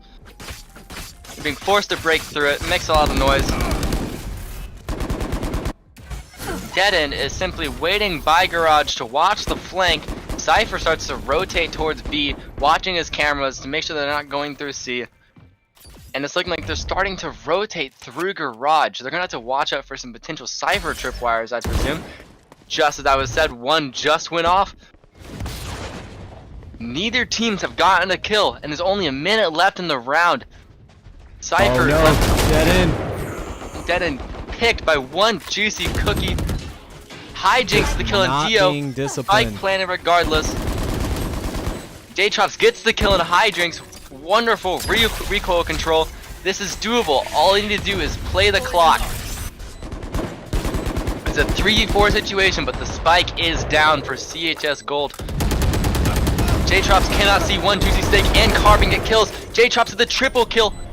Totally fragging up, buying time for CHS Gold. Time is not on their side. Will they be able to get to defuse in time? I think so. It's going to be close, but they definitely got it.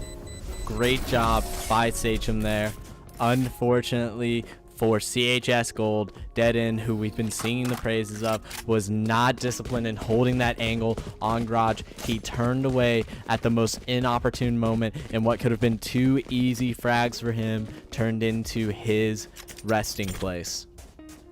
J-Trops, not to mention, got a triple kill in the last round. Great performance by him, but unfortunately was not enough to win the round against Sachem. Whew, and Cypher still solo holding C. The power of Cypher just being able to peek the angle of long without the risk of actually looking down at yourself. Very powerful tool that CHS has been using to their the Station has been using to their advantage. We're going to see Hijinks and Carbon using the buddy system here. Carbon moving up to heaven, and Hijinks going toward B to help with one juicy steak. However, one juicy cookie rotating over to C. And like they they're have the sort information. of splitting through garage and C long. Running through. Tripwire goes off. J-Trops gets the kill on one juicy steak. Same with Dead End on Drip. Carbon looking around for a potential flank into garage. Will he be able to get the kills? Dead End gets the kill on one juicy cookie. Now it's up to Carbon and Hijinks. They've done it before. Will they be able to get the clutch? Can they defuse? Yeah, 5v2. We've seen them win these before. Carbon's going to be going through. Gets the kill into Ender. Gets killed by Dio. it's just up to Hijinks, and he chooses to save his gun. Smart choice considering he's at exactly 1 HP. That is impressive that he manages to survive that incident.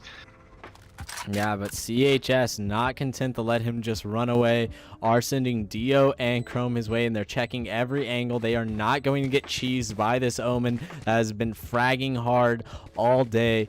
And let's see if they can spot the Omen here. This is a little game of hide and seek that takes place at the end of each round once it's for sure over. And now, finding him at the last minute, Dio loses that gunfight. Wonderful pick by Hijinks. It only further hurts the economy of CHS Gold. Both teams looking rather poor in this moment. They are both going to need to either spend the money wisely or not die, because if they die with these weapons in hand, they're not going to have enough money in the following round to be able to hit their full potential. I must hold together. Yeah, this is a pivotal site hold for the side of Sachem. And likewise for CHS, they really need to make something happen. Carbon with the op Wonderful boosted stage by wall the wall. performance. A triple peek onto mid. Great angle. Breach ult coming in onto A. Carbon gets the kill onto Ender. Flash out. Will it be enough to secure the site? The Hijinks, the kill on dead end. Carbon with the triple kill onto Chrome, and J-Trops gets the kill on Hijinks. He's the last man standing. Will he be able to pull it off? He gets another kill, firing into heaven. The Cypher's flanking him as well. Triple kill. That man is on fire. Oh, is he gonna get the 1v5 ace? Can he pull it off? J-Trops with a 1v5 pop-off. He could simply ult here if he wanted to, but instead he's going to throw the poison through there, make Brim walk over it. He could have actually gotten the kill there, but instead he's going to rotate over and try and plant this on B site potentially. No, he's sprinting all the way across the map for a C site plant. This is an incredible play by J-Trops. If he can pull this off, this is probably going to be one of the most impressive feats in the tournament just yet. And they have the info, they know he's there. And he's ulting. There is no way that he is pulling this one off. Oh my goodness. Brimstone, one juicy cookie with the Marshall. J-Trops, this is his round to lose. He has to be smart here. He has to be careful. He gets the 1v5 ace! Wonderful! Quiet all day. Long have we waited. J-Trops activated. This man has awoken, and he is now 19-9 after a 1v5 round. And oh my goodness, that is a tilter. We have to see how Sachem responds to this one. Hijinks and Carbon, we know they can win these. Let's see how this works out for them, as CHS Gold is just 2 round wins away from taking Haven and forcing us onto a third map. Even if the mental of CHS Gold was not the best after losing the first game, they have got to be hype after that play. They're probably fueled with adrenaline, and I can't wait to see how they're going to handle the coming rounds. That is really the type of play that can raise the entire confidence of one team and wreck the confidence of another. Drip once again solo holding here. We'll have to see what happens. Going through Grotch Chrome, that is his domain. Getting the Drip plant pick up a off kill here. J-Trops. He has to trade 1-for-1 as Hijinks and Carbon going through long. Are they going to be able to pick up the kill here? They kill J-Trops. Dead in though. Picks up the kill. And my goodness, Match the point. momentum swing to match point. The econ for Sachem is in a position where they can make one final stand. They have 4 ultimates at their disposal, including the Carbon ult, which is going to be huge here. Breach AoE effect can completely deter an entire site. For Sachem, they have 4 ultimates ready. If they lose the game with any of these ultimates left, I personally will be disappointed. They have so many resources at their disposal. It's going to be a tough mountain to climb, but if they use their resources correctly, they could win this game, despite having not the best economy.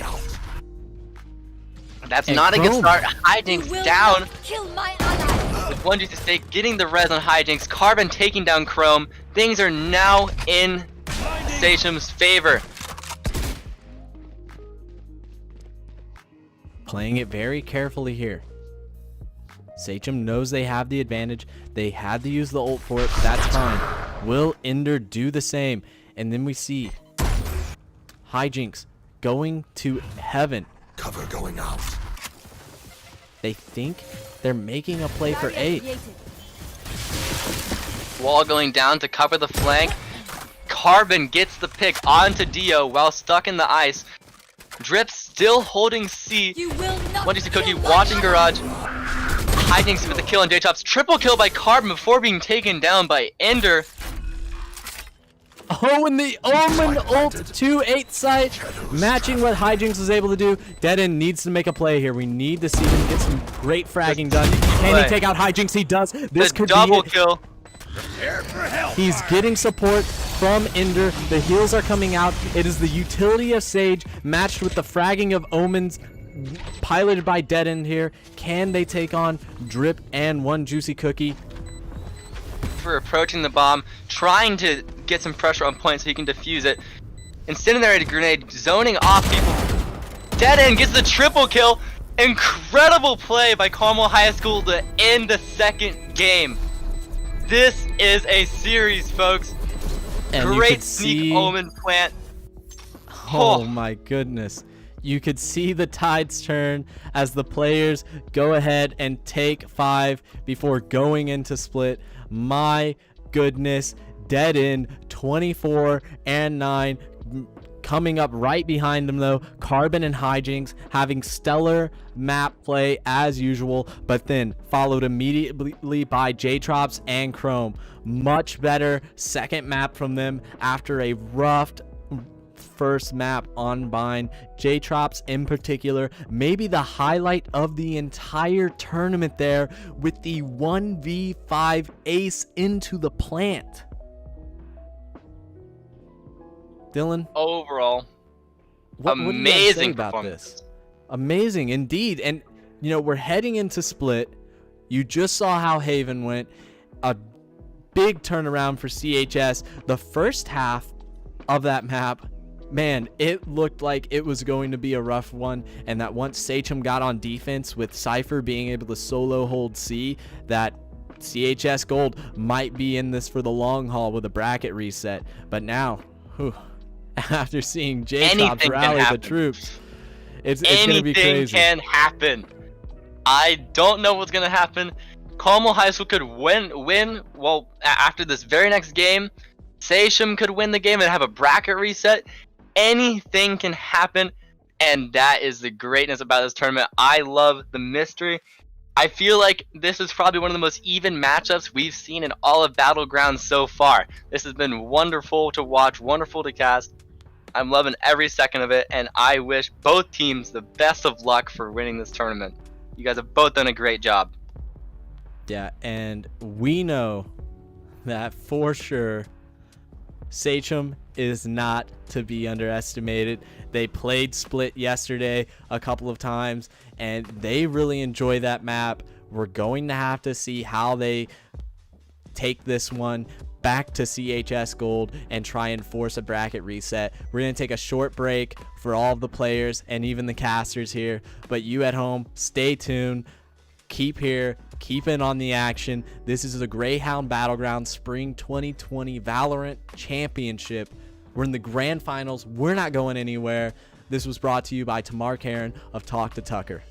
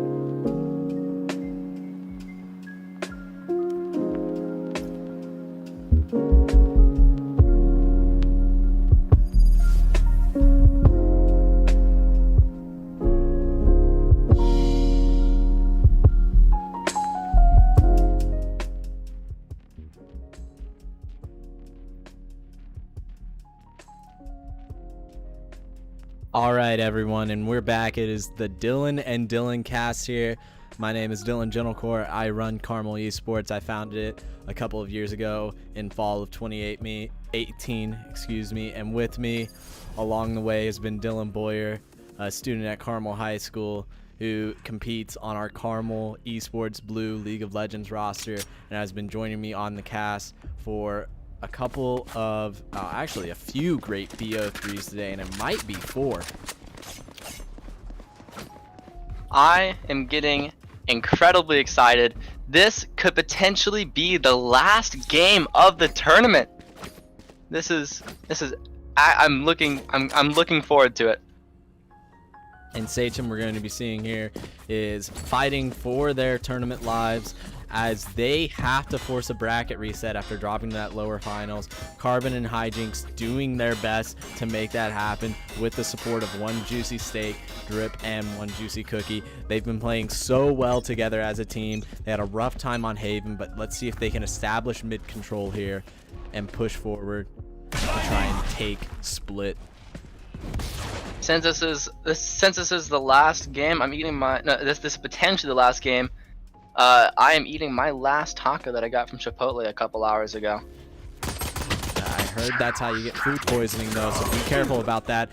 As man, poison in the water double there kill for Sachem as Chrome gets a double kill on the 2 carries. And J-Trop solo holding that point, going to fall to One Juicy Steak. Is now a 2v3 in favor of Sachem. Will they be able to get the plant off? And they will. Let's see how this works out for them. Chrome though popping off. That's a 4K for Chrome, with the last one being secured by Dio. Holy smokes, what a great round. And we're seeing Chrome is getting nice and warmed up.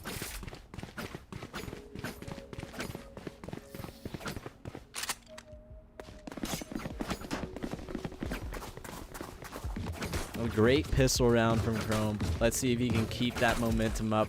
We saw J-Trops get a 5K after solo planting, utilizing his ultimate to take out One Juicy Cookie, and that could have potentially snowballed the momentum and really rallied the morale of CHS Gold. But Sachem, they are not going to be that easily shaken as Hijinks prepares to push toward mid, accompanied by Carbon on the other side. They are covering both angles here as they try to establish mid control.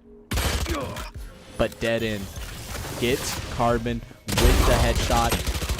2 now for the side of CHS. Chrome doing very well, and mid control has been something that CHS has been good about all weekend with a flawless defense.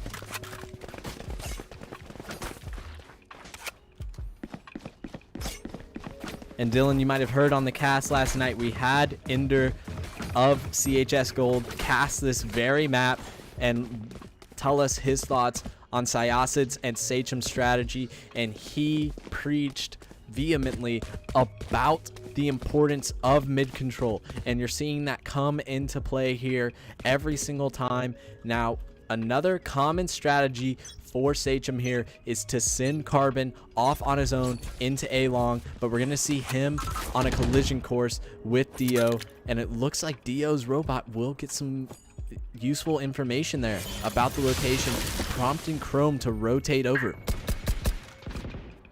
Looking like they're trying to get some mid control here. Carbon and the Sage. Oh, Carbon almost got 2 kills there. Got a kill in Chrome. And J-Trop's taken out by One Juicy Cookie. Ender getting a kill in Hijinks. Carbon low on health. Biglio just trying his best to hold A and is now trying to rotate to B. Getting gets the kill on One Juicy Cookie through the smoke. Gets a kill on Drip. Double kill. Carbon getting the kill on Ender. It's a 2 versus 2 scenario. Anything can happen. It's looking like they're trying to rotate back to A. And Dead End is rotating through CT, so we'll have to see how this plays out. It looks like Dio might be moving through ramps. Okay, he is going to approach, and try and catch them here. It is a 2v2. Carbon is up with the support of one Juicy Steak. This is going to be a tall task, but Carbon is down. Triple One Juicy kill. Steak. Can they clutch it out? Triple kill Holy coming from smokes. Dead End. He just needs to play Ring Around the Rosy. Dead End with a 4K. Once again, great play from Dead End. The Omens coming in clutch. Hijinks is actually 0-3 this round. That is a surprise to see. He's usually at the top of the leaderboards, but this time around it's looking like Dead End is playing out of his mind. 6-1. Well, it's Chrome is also 6-1. So far, this is a great start for CHS. This is exactly what they need. You know, and you just have to hope that Hijinks can clutch this one out. He's been so timely again and again throughout the weekend, and it seems like if he can just get back on his game, get back in his groove, Sachem can pull this one back after a first 3 great defensive rounds by Carmel High School. Chrome trying to hold mid with an operator through the smoke, forced to back off because they could easily be walking towards him. Hijinks trying to get pressure on mid, looking to potentially go through the vents. One Juicy Cookie picked off by Ender. Carbon takes off Figlo to Dio at A. Chrome once again with the op, trying to get some pressure on mid. Gets a kill in Carbon. Great performance by Chrome. Hijinks going down to mid. Hijinks. Hijinks takes down Chrome. Gets the operator with only a ghost in hand. And that's an absolute steal here, as Dead End is going to look to hold this one. And he kills Hijinks, who was holding on to that. A so double powerful. kill. You do not want to miss with Dead End on A C 3K while caught off guard. That is surprising work. 9-1. Dead End is playing exceptionally well this game. Excuse me, on A site, Dead End has obtained 7 kills, and that is so crazy when you think about just how powerful Carbon and Hijinks have been as a duo. You need to see them working together, and I think that's what we're going to see now, as Breach, instead of solo pushing through A, which was a strategy that worked against Syosset, it's not going to work here, and maybe we'll see them play this one out together more as a 5. Joke's over! You're dead! And they've caught Phoenix unawares. He uses the ultimate here, and he's not going to get anything out of it other than saying, hey guys, they're not in mid, and the team suspecting that they may be making a full push mid are now rotating over to A. Phrase gets the pick on Carbon. Dead End getting a kill on a Hijinks as well. Figlia to Dio doing work down A. Triple kill by the end of the round. Great work. Wonderful play. Picking up some much needed kills there. A little bit of BM, but all in good sport. A little bit of banter probably coming through way between the teams here. And man, you have to appreciate Dead End, Chrome, and Dio showing up huge after J-Trops' inspirational 1v5 in the previous map. He is their CSGO captain. You have to think that Dio and Chrome have had pretty rough days, and it's nice to see them show up here in a huge way on this last map of the first BO3. And Dio once again now out-fragging Carbon after Carbon and Hijinks repeatedly got the better of him and Chrome on Bind. What was once a 2-man army, both men have fallen, and it's now up to the remaining 2 members. Oh, and one Juicy Cookie gets a double kill on Ender and Dead End, picking up the Vandal of a fallen enemy. About to make contact here. Now they have to make a decision. Where are they going to go with this? J-Trops. They probably expect them to go to A, which is why the Raze is starting to make her way through A. But soon they're... Oh, he hears the ult orb, gets fired upon the Cypher. What a greedy orb to go for. Yeah, and J-Trops pays the price there with his life. I know exactly. An unfortunate result of him just not being ready for them to move through garage. They should have expected it. However, we see Dio here. Can he make the 1v2 outplay? We've seen Dead End do it. Can Dio follow in his footsteps as Brimstone, one juicy cookie, starts to make his way toward heaven? If J-Trops can get a 1v5 ace, then Figlio could certainly get a 2-man 1v2. This is definitely not ruled out. It's looking like they're playing for time, trying to stall as much time as they possibly can. Oh, and Cypher gets the triple kill, ending it off on Dio. This is the first round that Sachem has won this game, and it is a round that they desperately needed. And you see Drip and one Juicy Cookie saying, hey, this isn't just a two-man show. We're here too. We can clutch these rounds out, and that's going to be huge if they can continue to do that and even level the playing field here.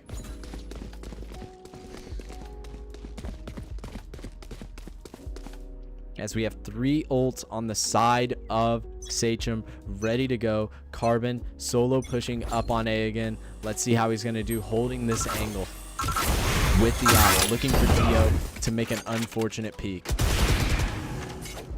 The raise shot heads off through river, through sewers. Hijinks gets a kill into Chrome. Looks like Hijinks is starting to get back into this game, find his mojo again, trying to peek his way through through mid here.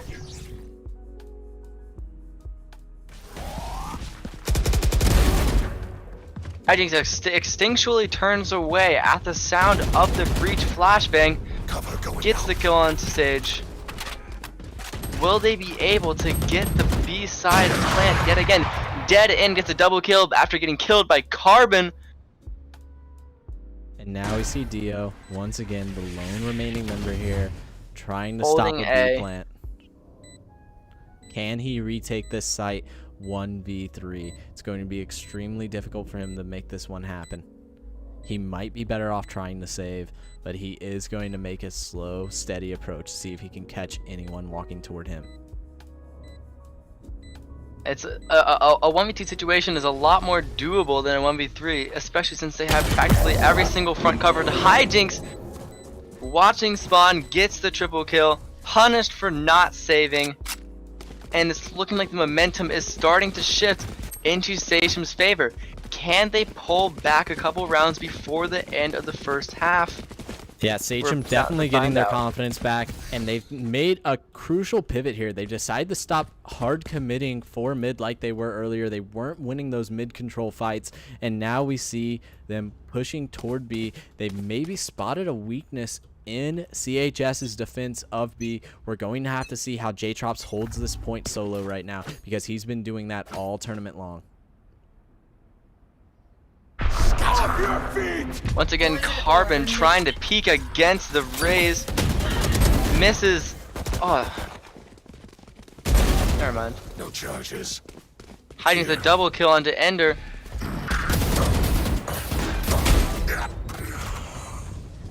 Hijinks taken down by Dead End. Chrome with the one tap into Carbon. It's now a 2v3. It's possible to win this one.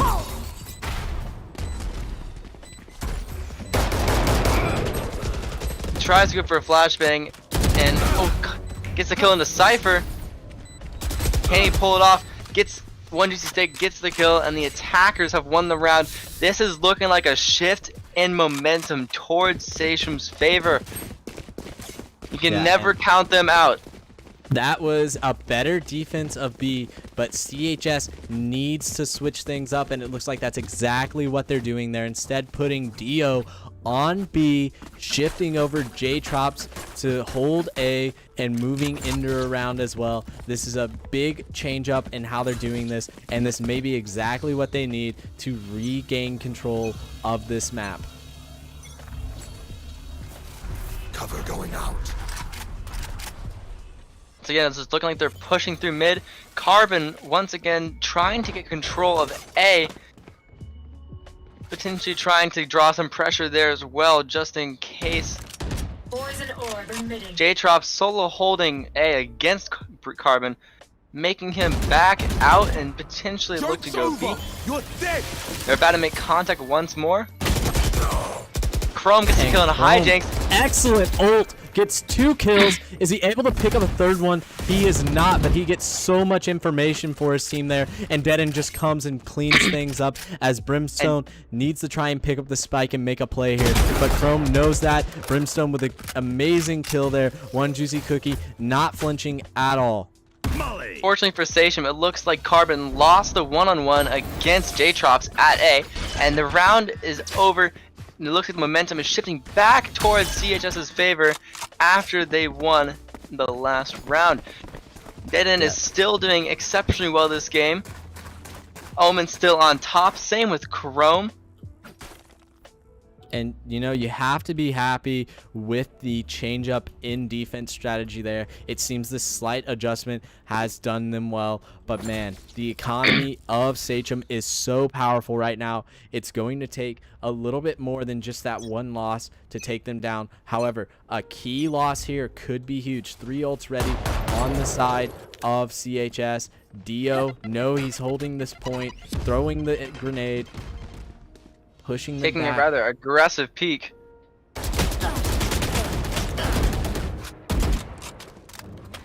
Almost losing his life, down to minimal HP, 7 health, forced out by the breach, killed by Drip with a shotgun. Smoke's going down, Deaden gets the kill in 1 juicy steak. It's now a 1-for-1 4v4 scenario here. Kill my allies. But And we the have the revives Sage ult take, coming though. through. And now J-Top Hijinks making and his Carbon way. holding hands to push through mid, but they know that they're going that way. Ender's wall is being taken down. They can hear it. This could be the start of Station looking to go towards A instead. Never mind, it's looking like they're going up the stairs. About to be met with the Sage. Ender gets taken down by Hijinks. It looked like Figlio Ender had the rotating angle. towards He just B. wasn't quick enough on the trigger there. Hijinks playing that one extremely well, killing Phoenix. Now we have to see, as it's 3v3, what can Carmel High School do here? They have lost of priority on the point, so they're gonna have to retake it in this situation. Cypher trying to get a camera into heaven to get some information. Drip with the shotgun kills Jet End after dropping down. Hijinks gets a triple kill into Figlio. A 4K by Hijinks. Never ever count that man out, because what was once the bottom fragger of Sachem is now back on top with Carbon. And all it is taken is a few rounds for Hijinks to get his groove back. And man, Hijinks playing this one so well. What could have been a disastrous round for Sachem's Econ, in fact, turns the opposite way. And now Carmel High School in a bit of a bind here. You see very low credit numbers on the side of them. Dio the only one at 4 digits. What will they be able to do here? If they win this round, it could be huge for them. If they lose this round, though, they are in a rough position for the last round, and this could end up being a 6-6 on the first half. CHS Gold's economy is not looking good right now, so if this is a round that they cannot afford to lose, they will not have enough money to be at their full potential next round, and that's not what they need. J-Trops ulting A, predicting the A rush. It looks like they're trying to get through anyways. J-Trops kills Hijinks. They're coming in. One juicy cookie spots J-Trops and gets a kill on him, despite being in Viper's ult. One juicy stakes revives Hijinks, coming back. Omen ults, getting a kill onto Hijinks before being taken down by one juicy steak. Chrome looking for the wallbang to take down one juicy cookie. He gets it. And now it's a 3v2 situation for CHS Gold. Drip taking down Figlio. It's a 2v2. Cypher coming out. This is not good for CHS. They know exactly where they are. Ender gets the kill. Can he pull it off? It's a Sage v Sage here. He's using the wall so well. He gets one juicy steak. Can he defuse it in time? This is going to be a I nail don't biter. think so. There's no way. He gets the clutch defusal. What a play by Ender, using the stage wall to boost him up. Wonderful play. Gets a surprise kill on Sage by going over her wall. That was not something she had expected. And that gives a whole new definition to wall hopping there. Incredible play by Ender. Definitely one of his highlights of the weekend. We've seen Hijinks, though, pull off a recent 4K. We've got a 4K from Dead End on this map. Will we see something crazy happen here, as a lot of ults were expended as we shift towards the last round of this half? And Carbon takes out J-Trops already. Carbon and J-Trops always go for A from what I've seen. Except this time, it looks like Carbon lost the one-on-one. Chrome trying to match Carbon's split onto A. As he peeks up the ramp, will he get the pick? He gets the pick onto Carbon. Great aim by Chrome. Drip getting the kill on Figlio.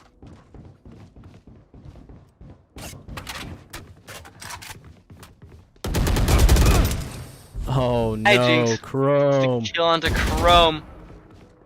Not where you want to be right there, buddy. Hijinks takes out Dead End despite being at a disadvantage. And in Ender, a surprise fashion, yeah, Ender the last man standing, unable to really do anything here. He might make an attempt for it, but man, he would really have to clutch this one out. We've seen CHS do it before. Let's see if they can do it again. But wow, what a move by Sachem to get that mid control and push through so powerfully. Okay, Ender, let's see what he can do here. They know he's coming from heaven. He has to win this gunfight with Hijinks, trying to get the wall bang.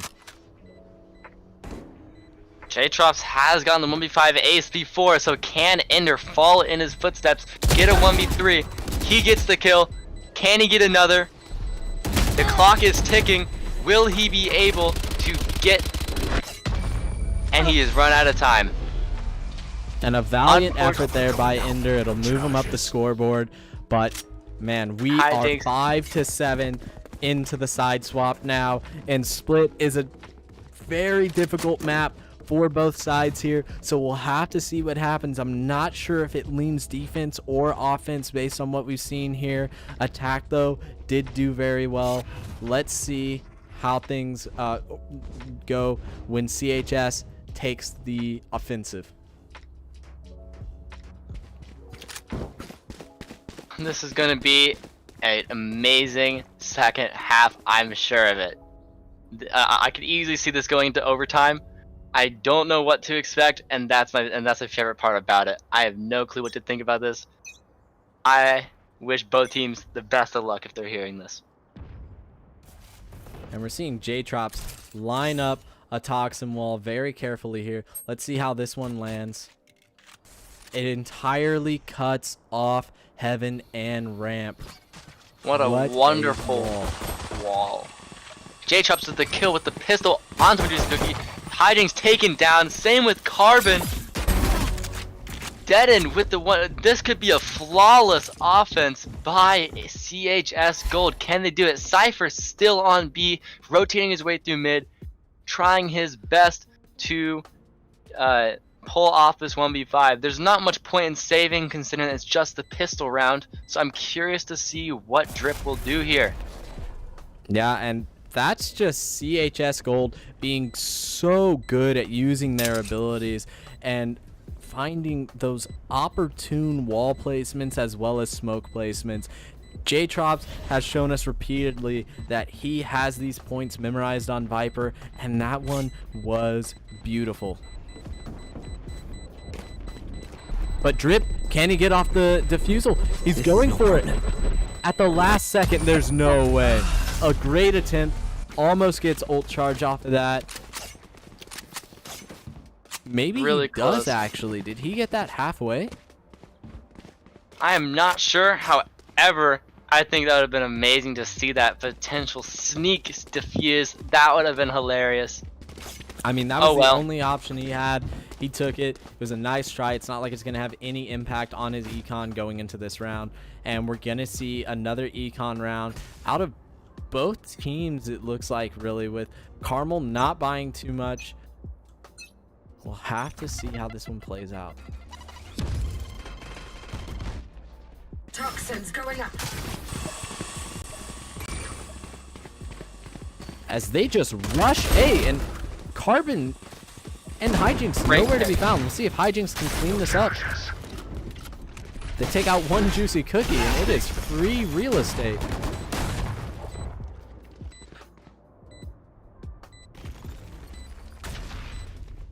Hijinks coming in looking through for this CT. 4v5, 3v5 now. Gets the headshot onto J-Trops for the 2-tap. Carbon trying to get that blind onto CHS.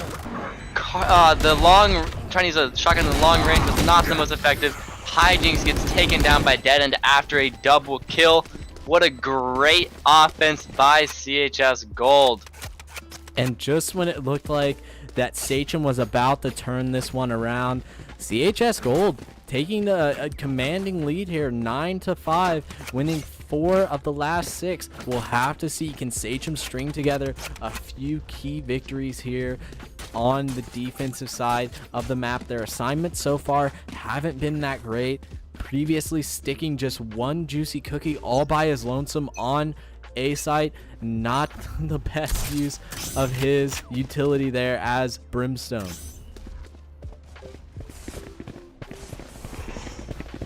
And now making a new approach to B. They know that's probably Cypher solo. They're just going for it, not too worried about what this means for them. They're limited by the ammo here. Taken out by Chrome. Carbon with the Marshall trying to get a pick through spawn. Dead End taking down one juicy steak. Carbon getting a pick on J-Chops in the head. Hijinks taking down Ender as well. The defenders looking from heaven to try to defend and defuse this bomb here.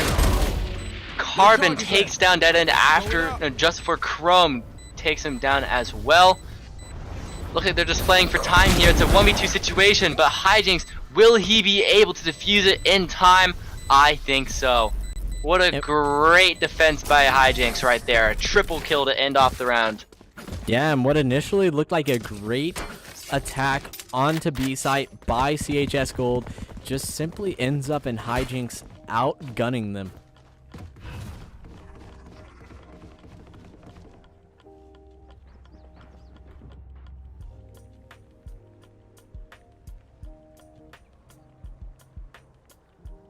And now we'll have to see what is the path to victory here for CHS Gold, as Chrome elects to go through sewers and maybe push up mid by himself, while Ender and Dio take a look at A site to see who exactly is watching it. They're going to be met by Carbon with the Marshall. Yeah, with the Marshall. Looks like Dead End is trying to make some sort of offense through mid, but on top of the stage wall, Hijinks with a double kill, taking down both defenders in mid on top of a wall. Can Carbon get the kill? J-Drops take down Carbon from afar, even though Carbon has a rifle. Hijinks taken down. Both teams have gotten 2 kills on each other. It's a 3v3. Can they plant the bomb? Bike planted, and now the defenders are on the clock. And the defenders have Sage ult, so this could potentially turn into what is effectively a 4v3 scenario. Cypher needs to play carefully around here. They have to go after the Sage.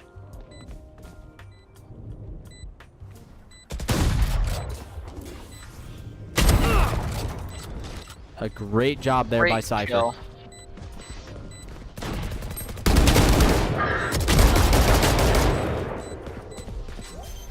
A triple by Figlio. Looks like they're gonna get another defuse here. Great defense by Sachem. This game is far from over.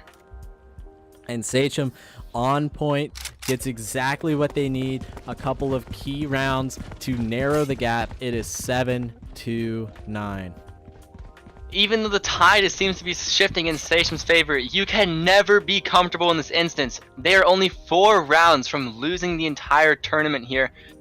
if they do not win this game, then they're gonna have a long road ahead with a bracket reset in front of them. They cannot feel comfortable here. As we Gold. go through the map here, we're gonna see a hard push for A.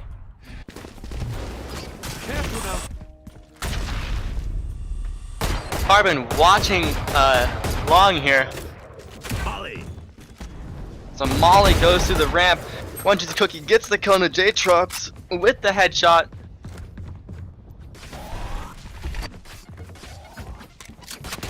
Trying to bust through the wall here. Open up the sky.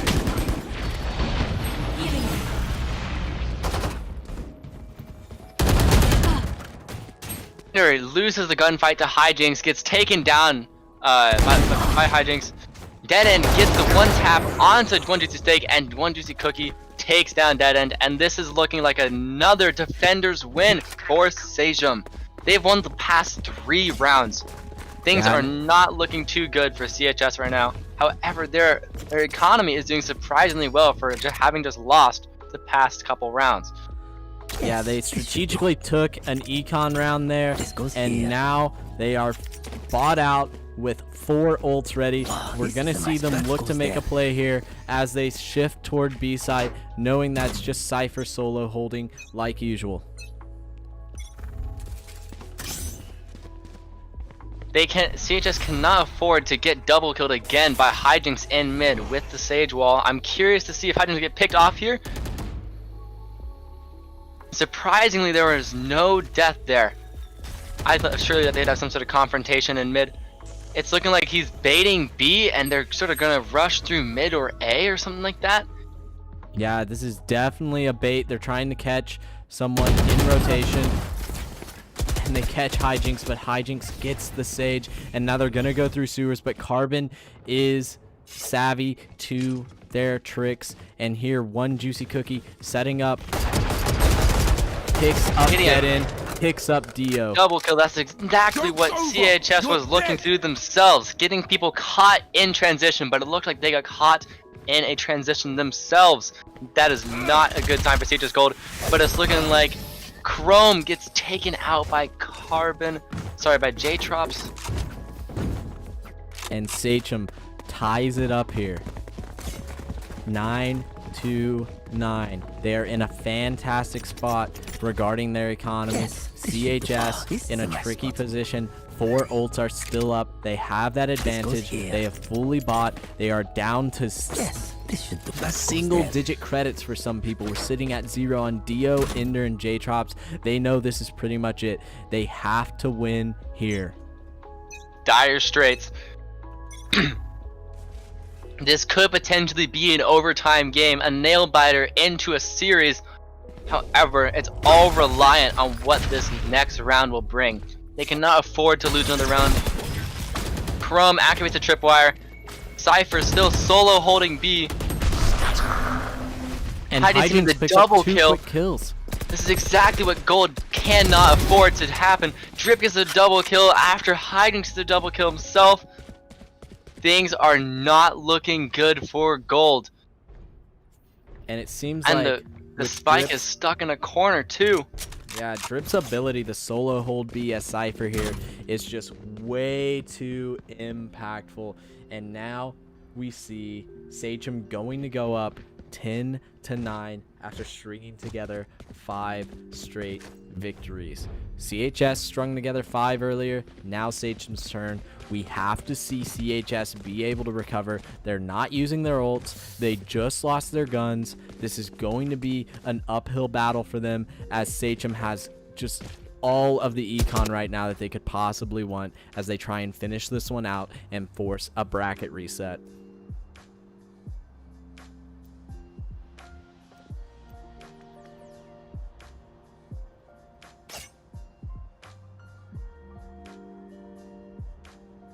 Simply waiting out the clock, having no other choice but to wait.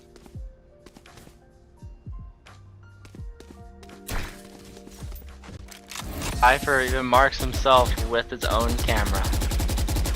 And that is a victory for the defenders. It's now 10-9 in Sacham's favor. Anything is possible for here, boys. Anything can happen. If Sacham can win 5 in a row, so can CHS. The sky's the limit, and I cannot wait to see what happens next. CHS going to need to be very creative here, as their econ is absolutely shattered.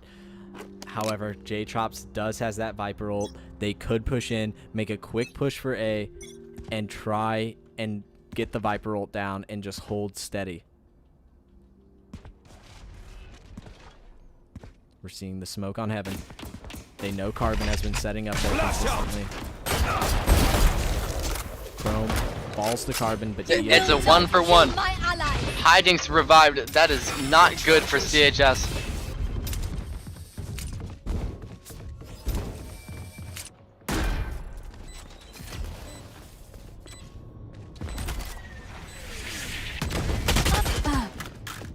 And they're taken down.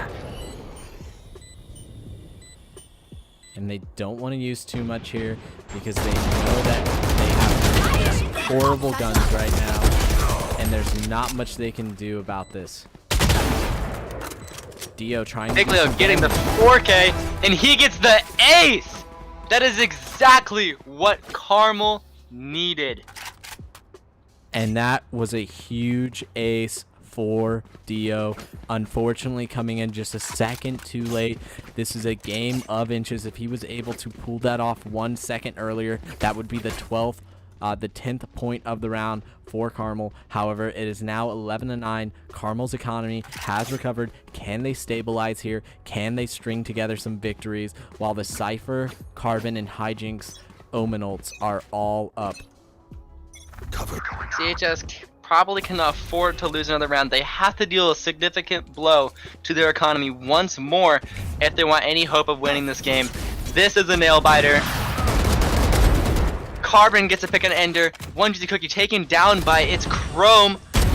Deaden takes down One Juicy Steak. Carbon takes down Deaden with the op.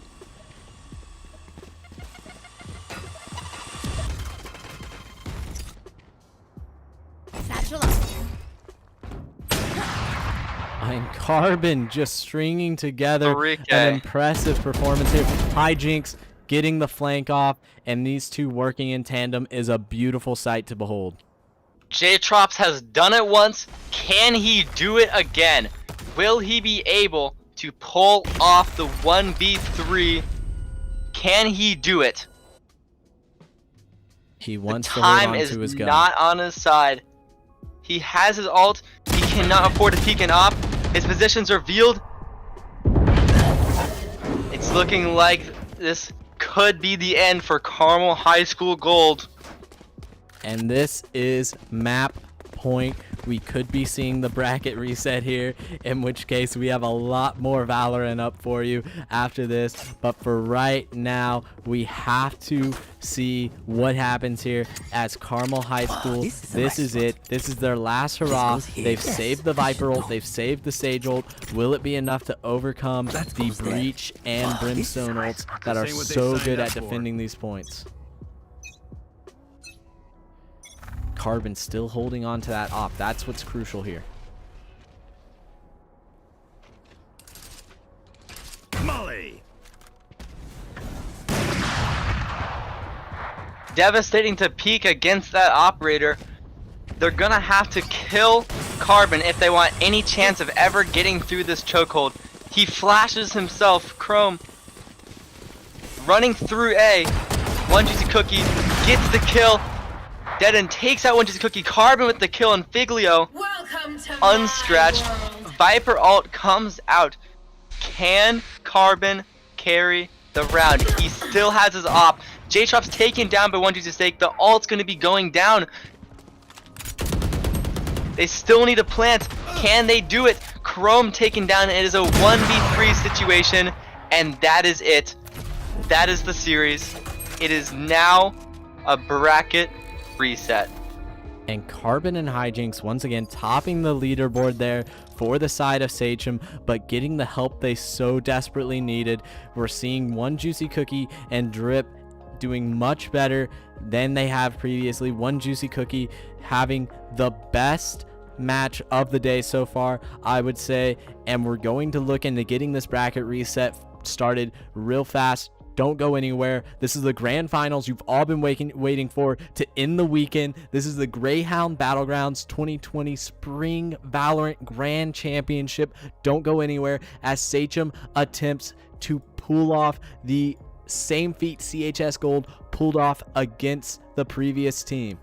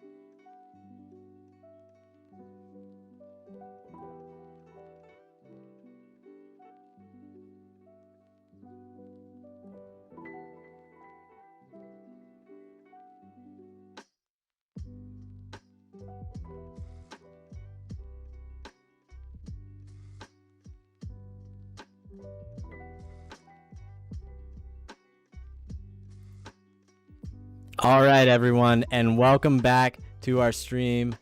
At the end here, we have no more games for you. I am sorry, but it seems like due to some unavoidable scheduling conflicts, CHS Gold is going to have to bow out of the second BO3 here after Sachem, in such a tenacious showing on Split, is able to pull together their championship, their victory here at the Greyhound Battlegrounds.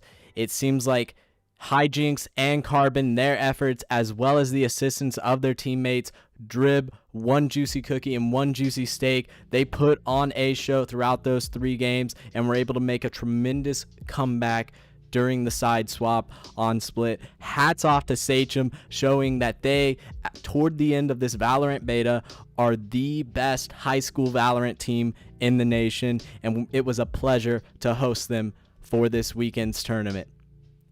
Now, the Greyhound Battlegrounds, even though we have reached our end here, this is not the end of the series overall. There will be more Greyhounds Battlegrounds in the future, and we're happy we could provide this tournament not only to the students and the schools of Indiana and the Midwest, but students and schools all around the country.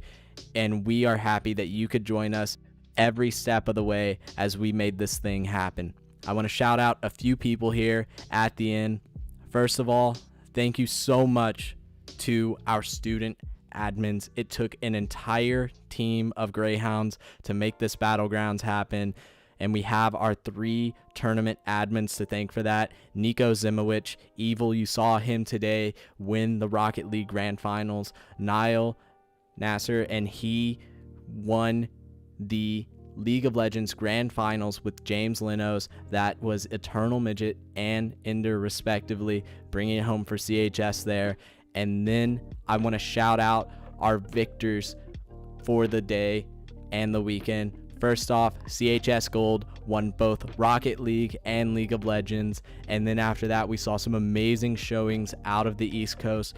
K-Dog from Mannheim Township ran the winner's bracket, ran the grand finals, took to 5 games, and barely beat. He narrowed out the victory against Miles from Loy Norrix High School in Michigan. Congrats to K-Dog and Mannheim Township. You'll be receiving your prizes here shortly.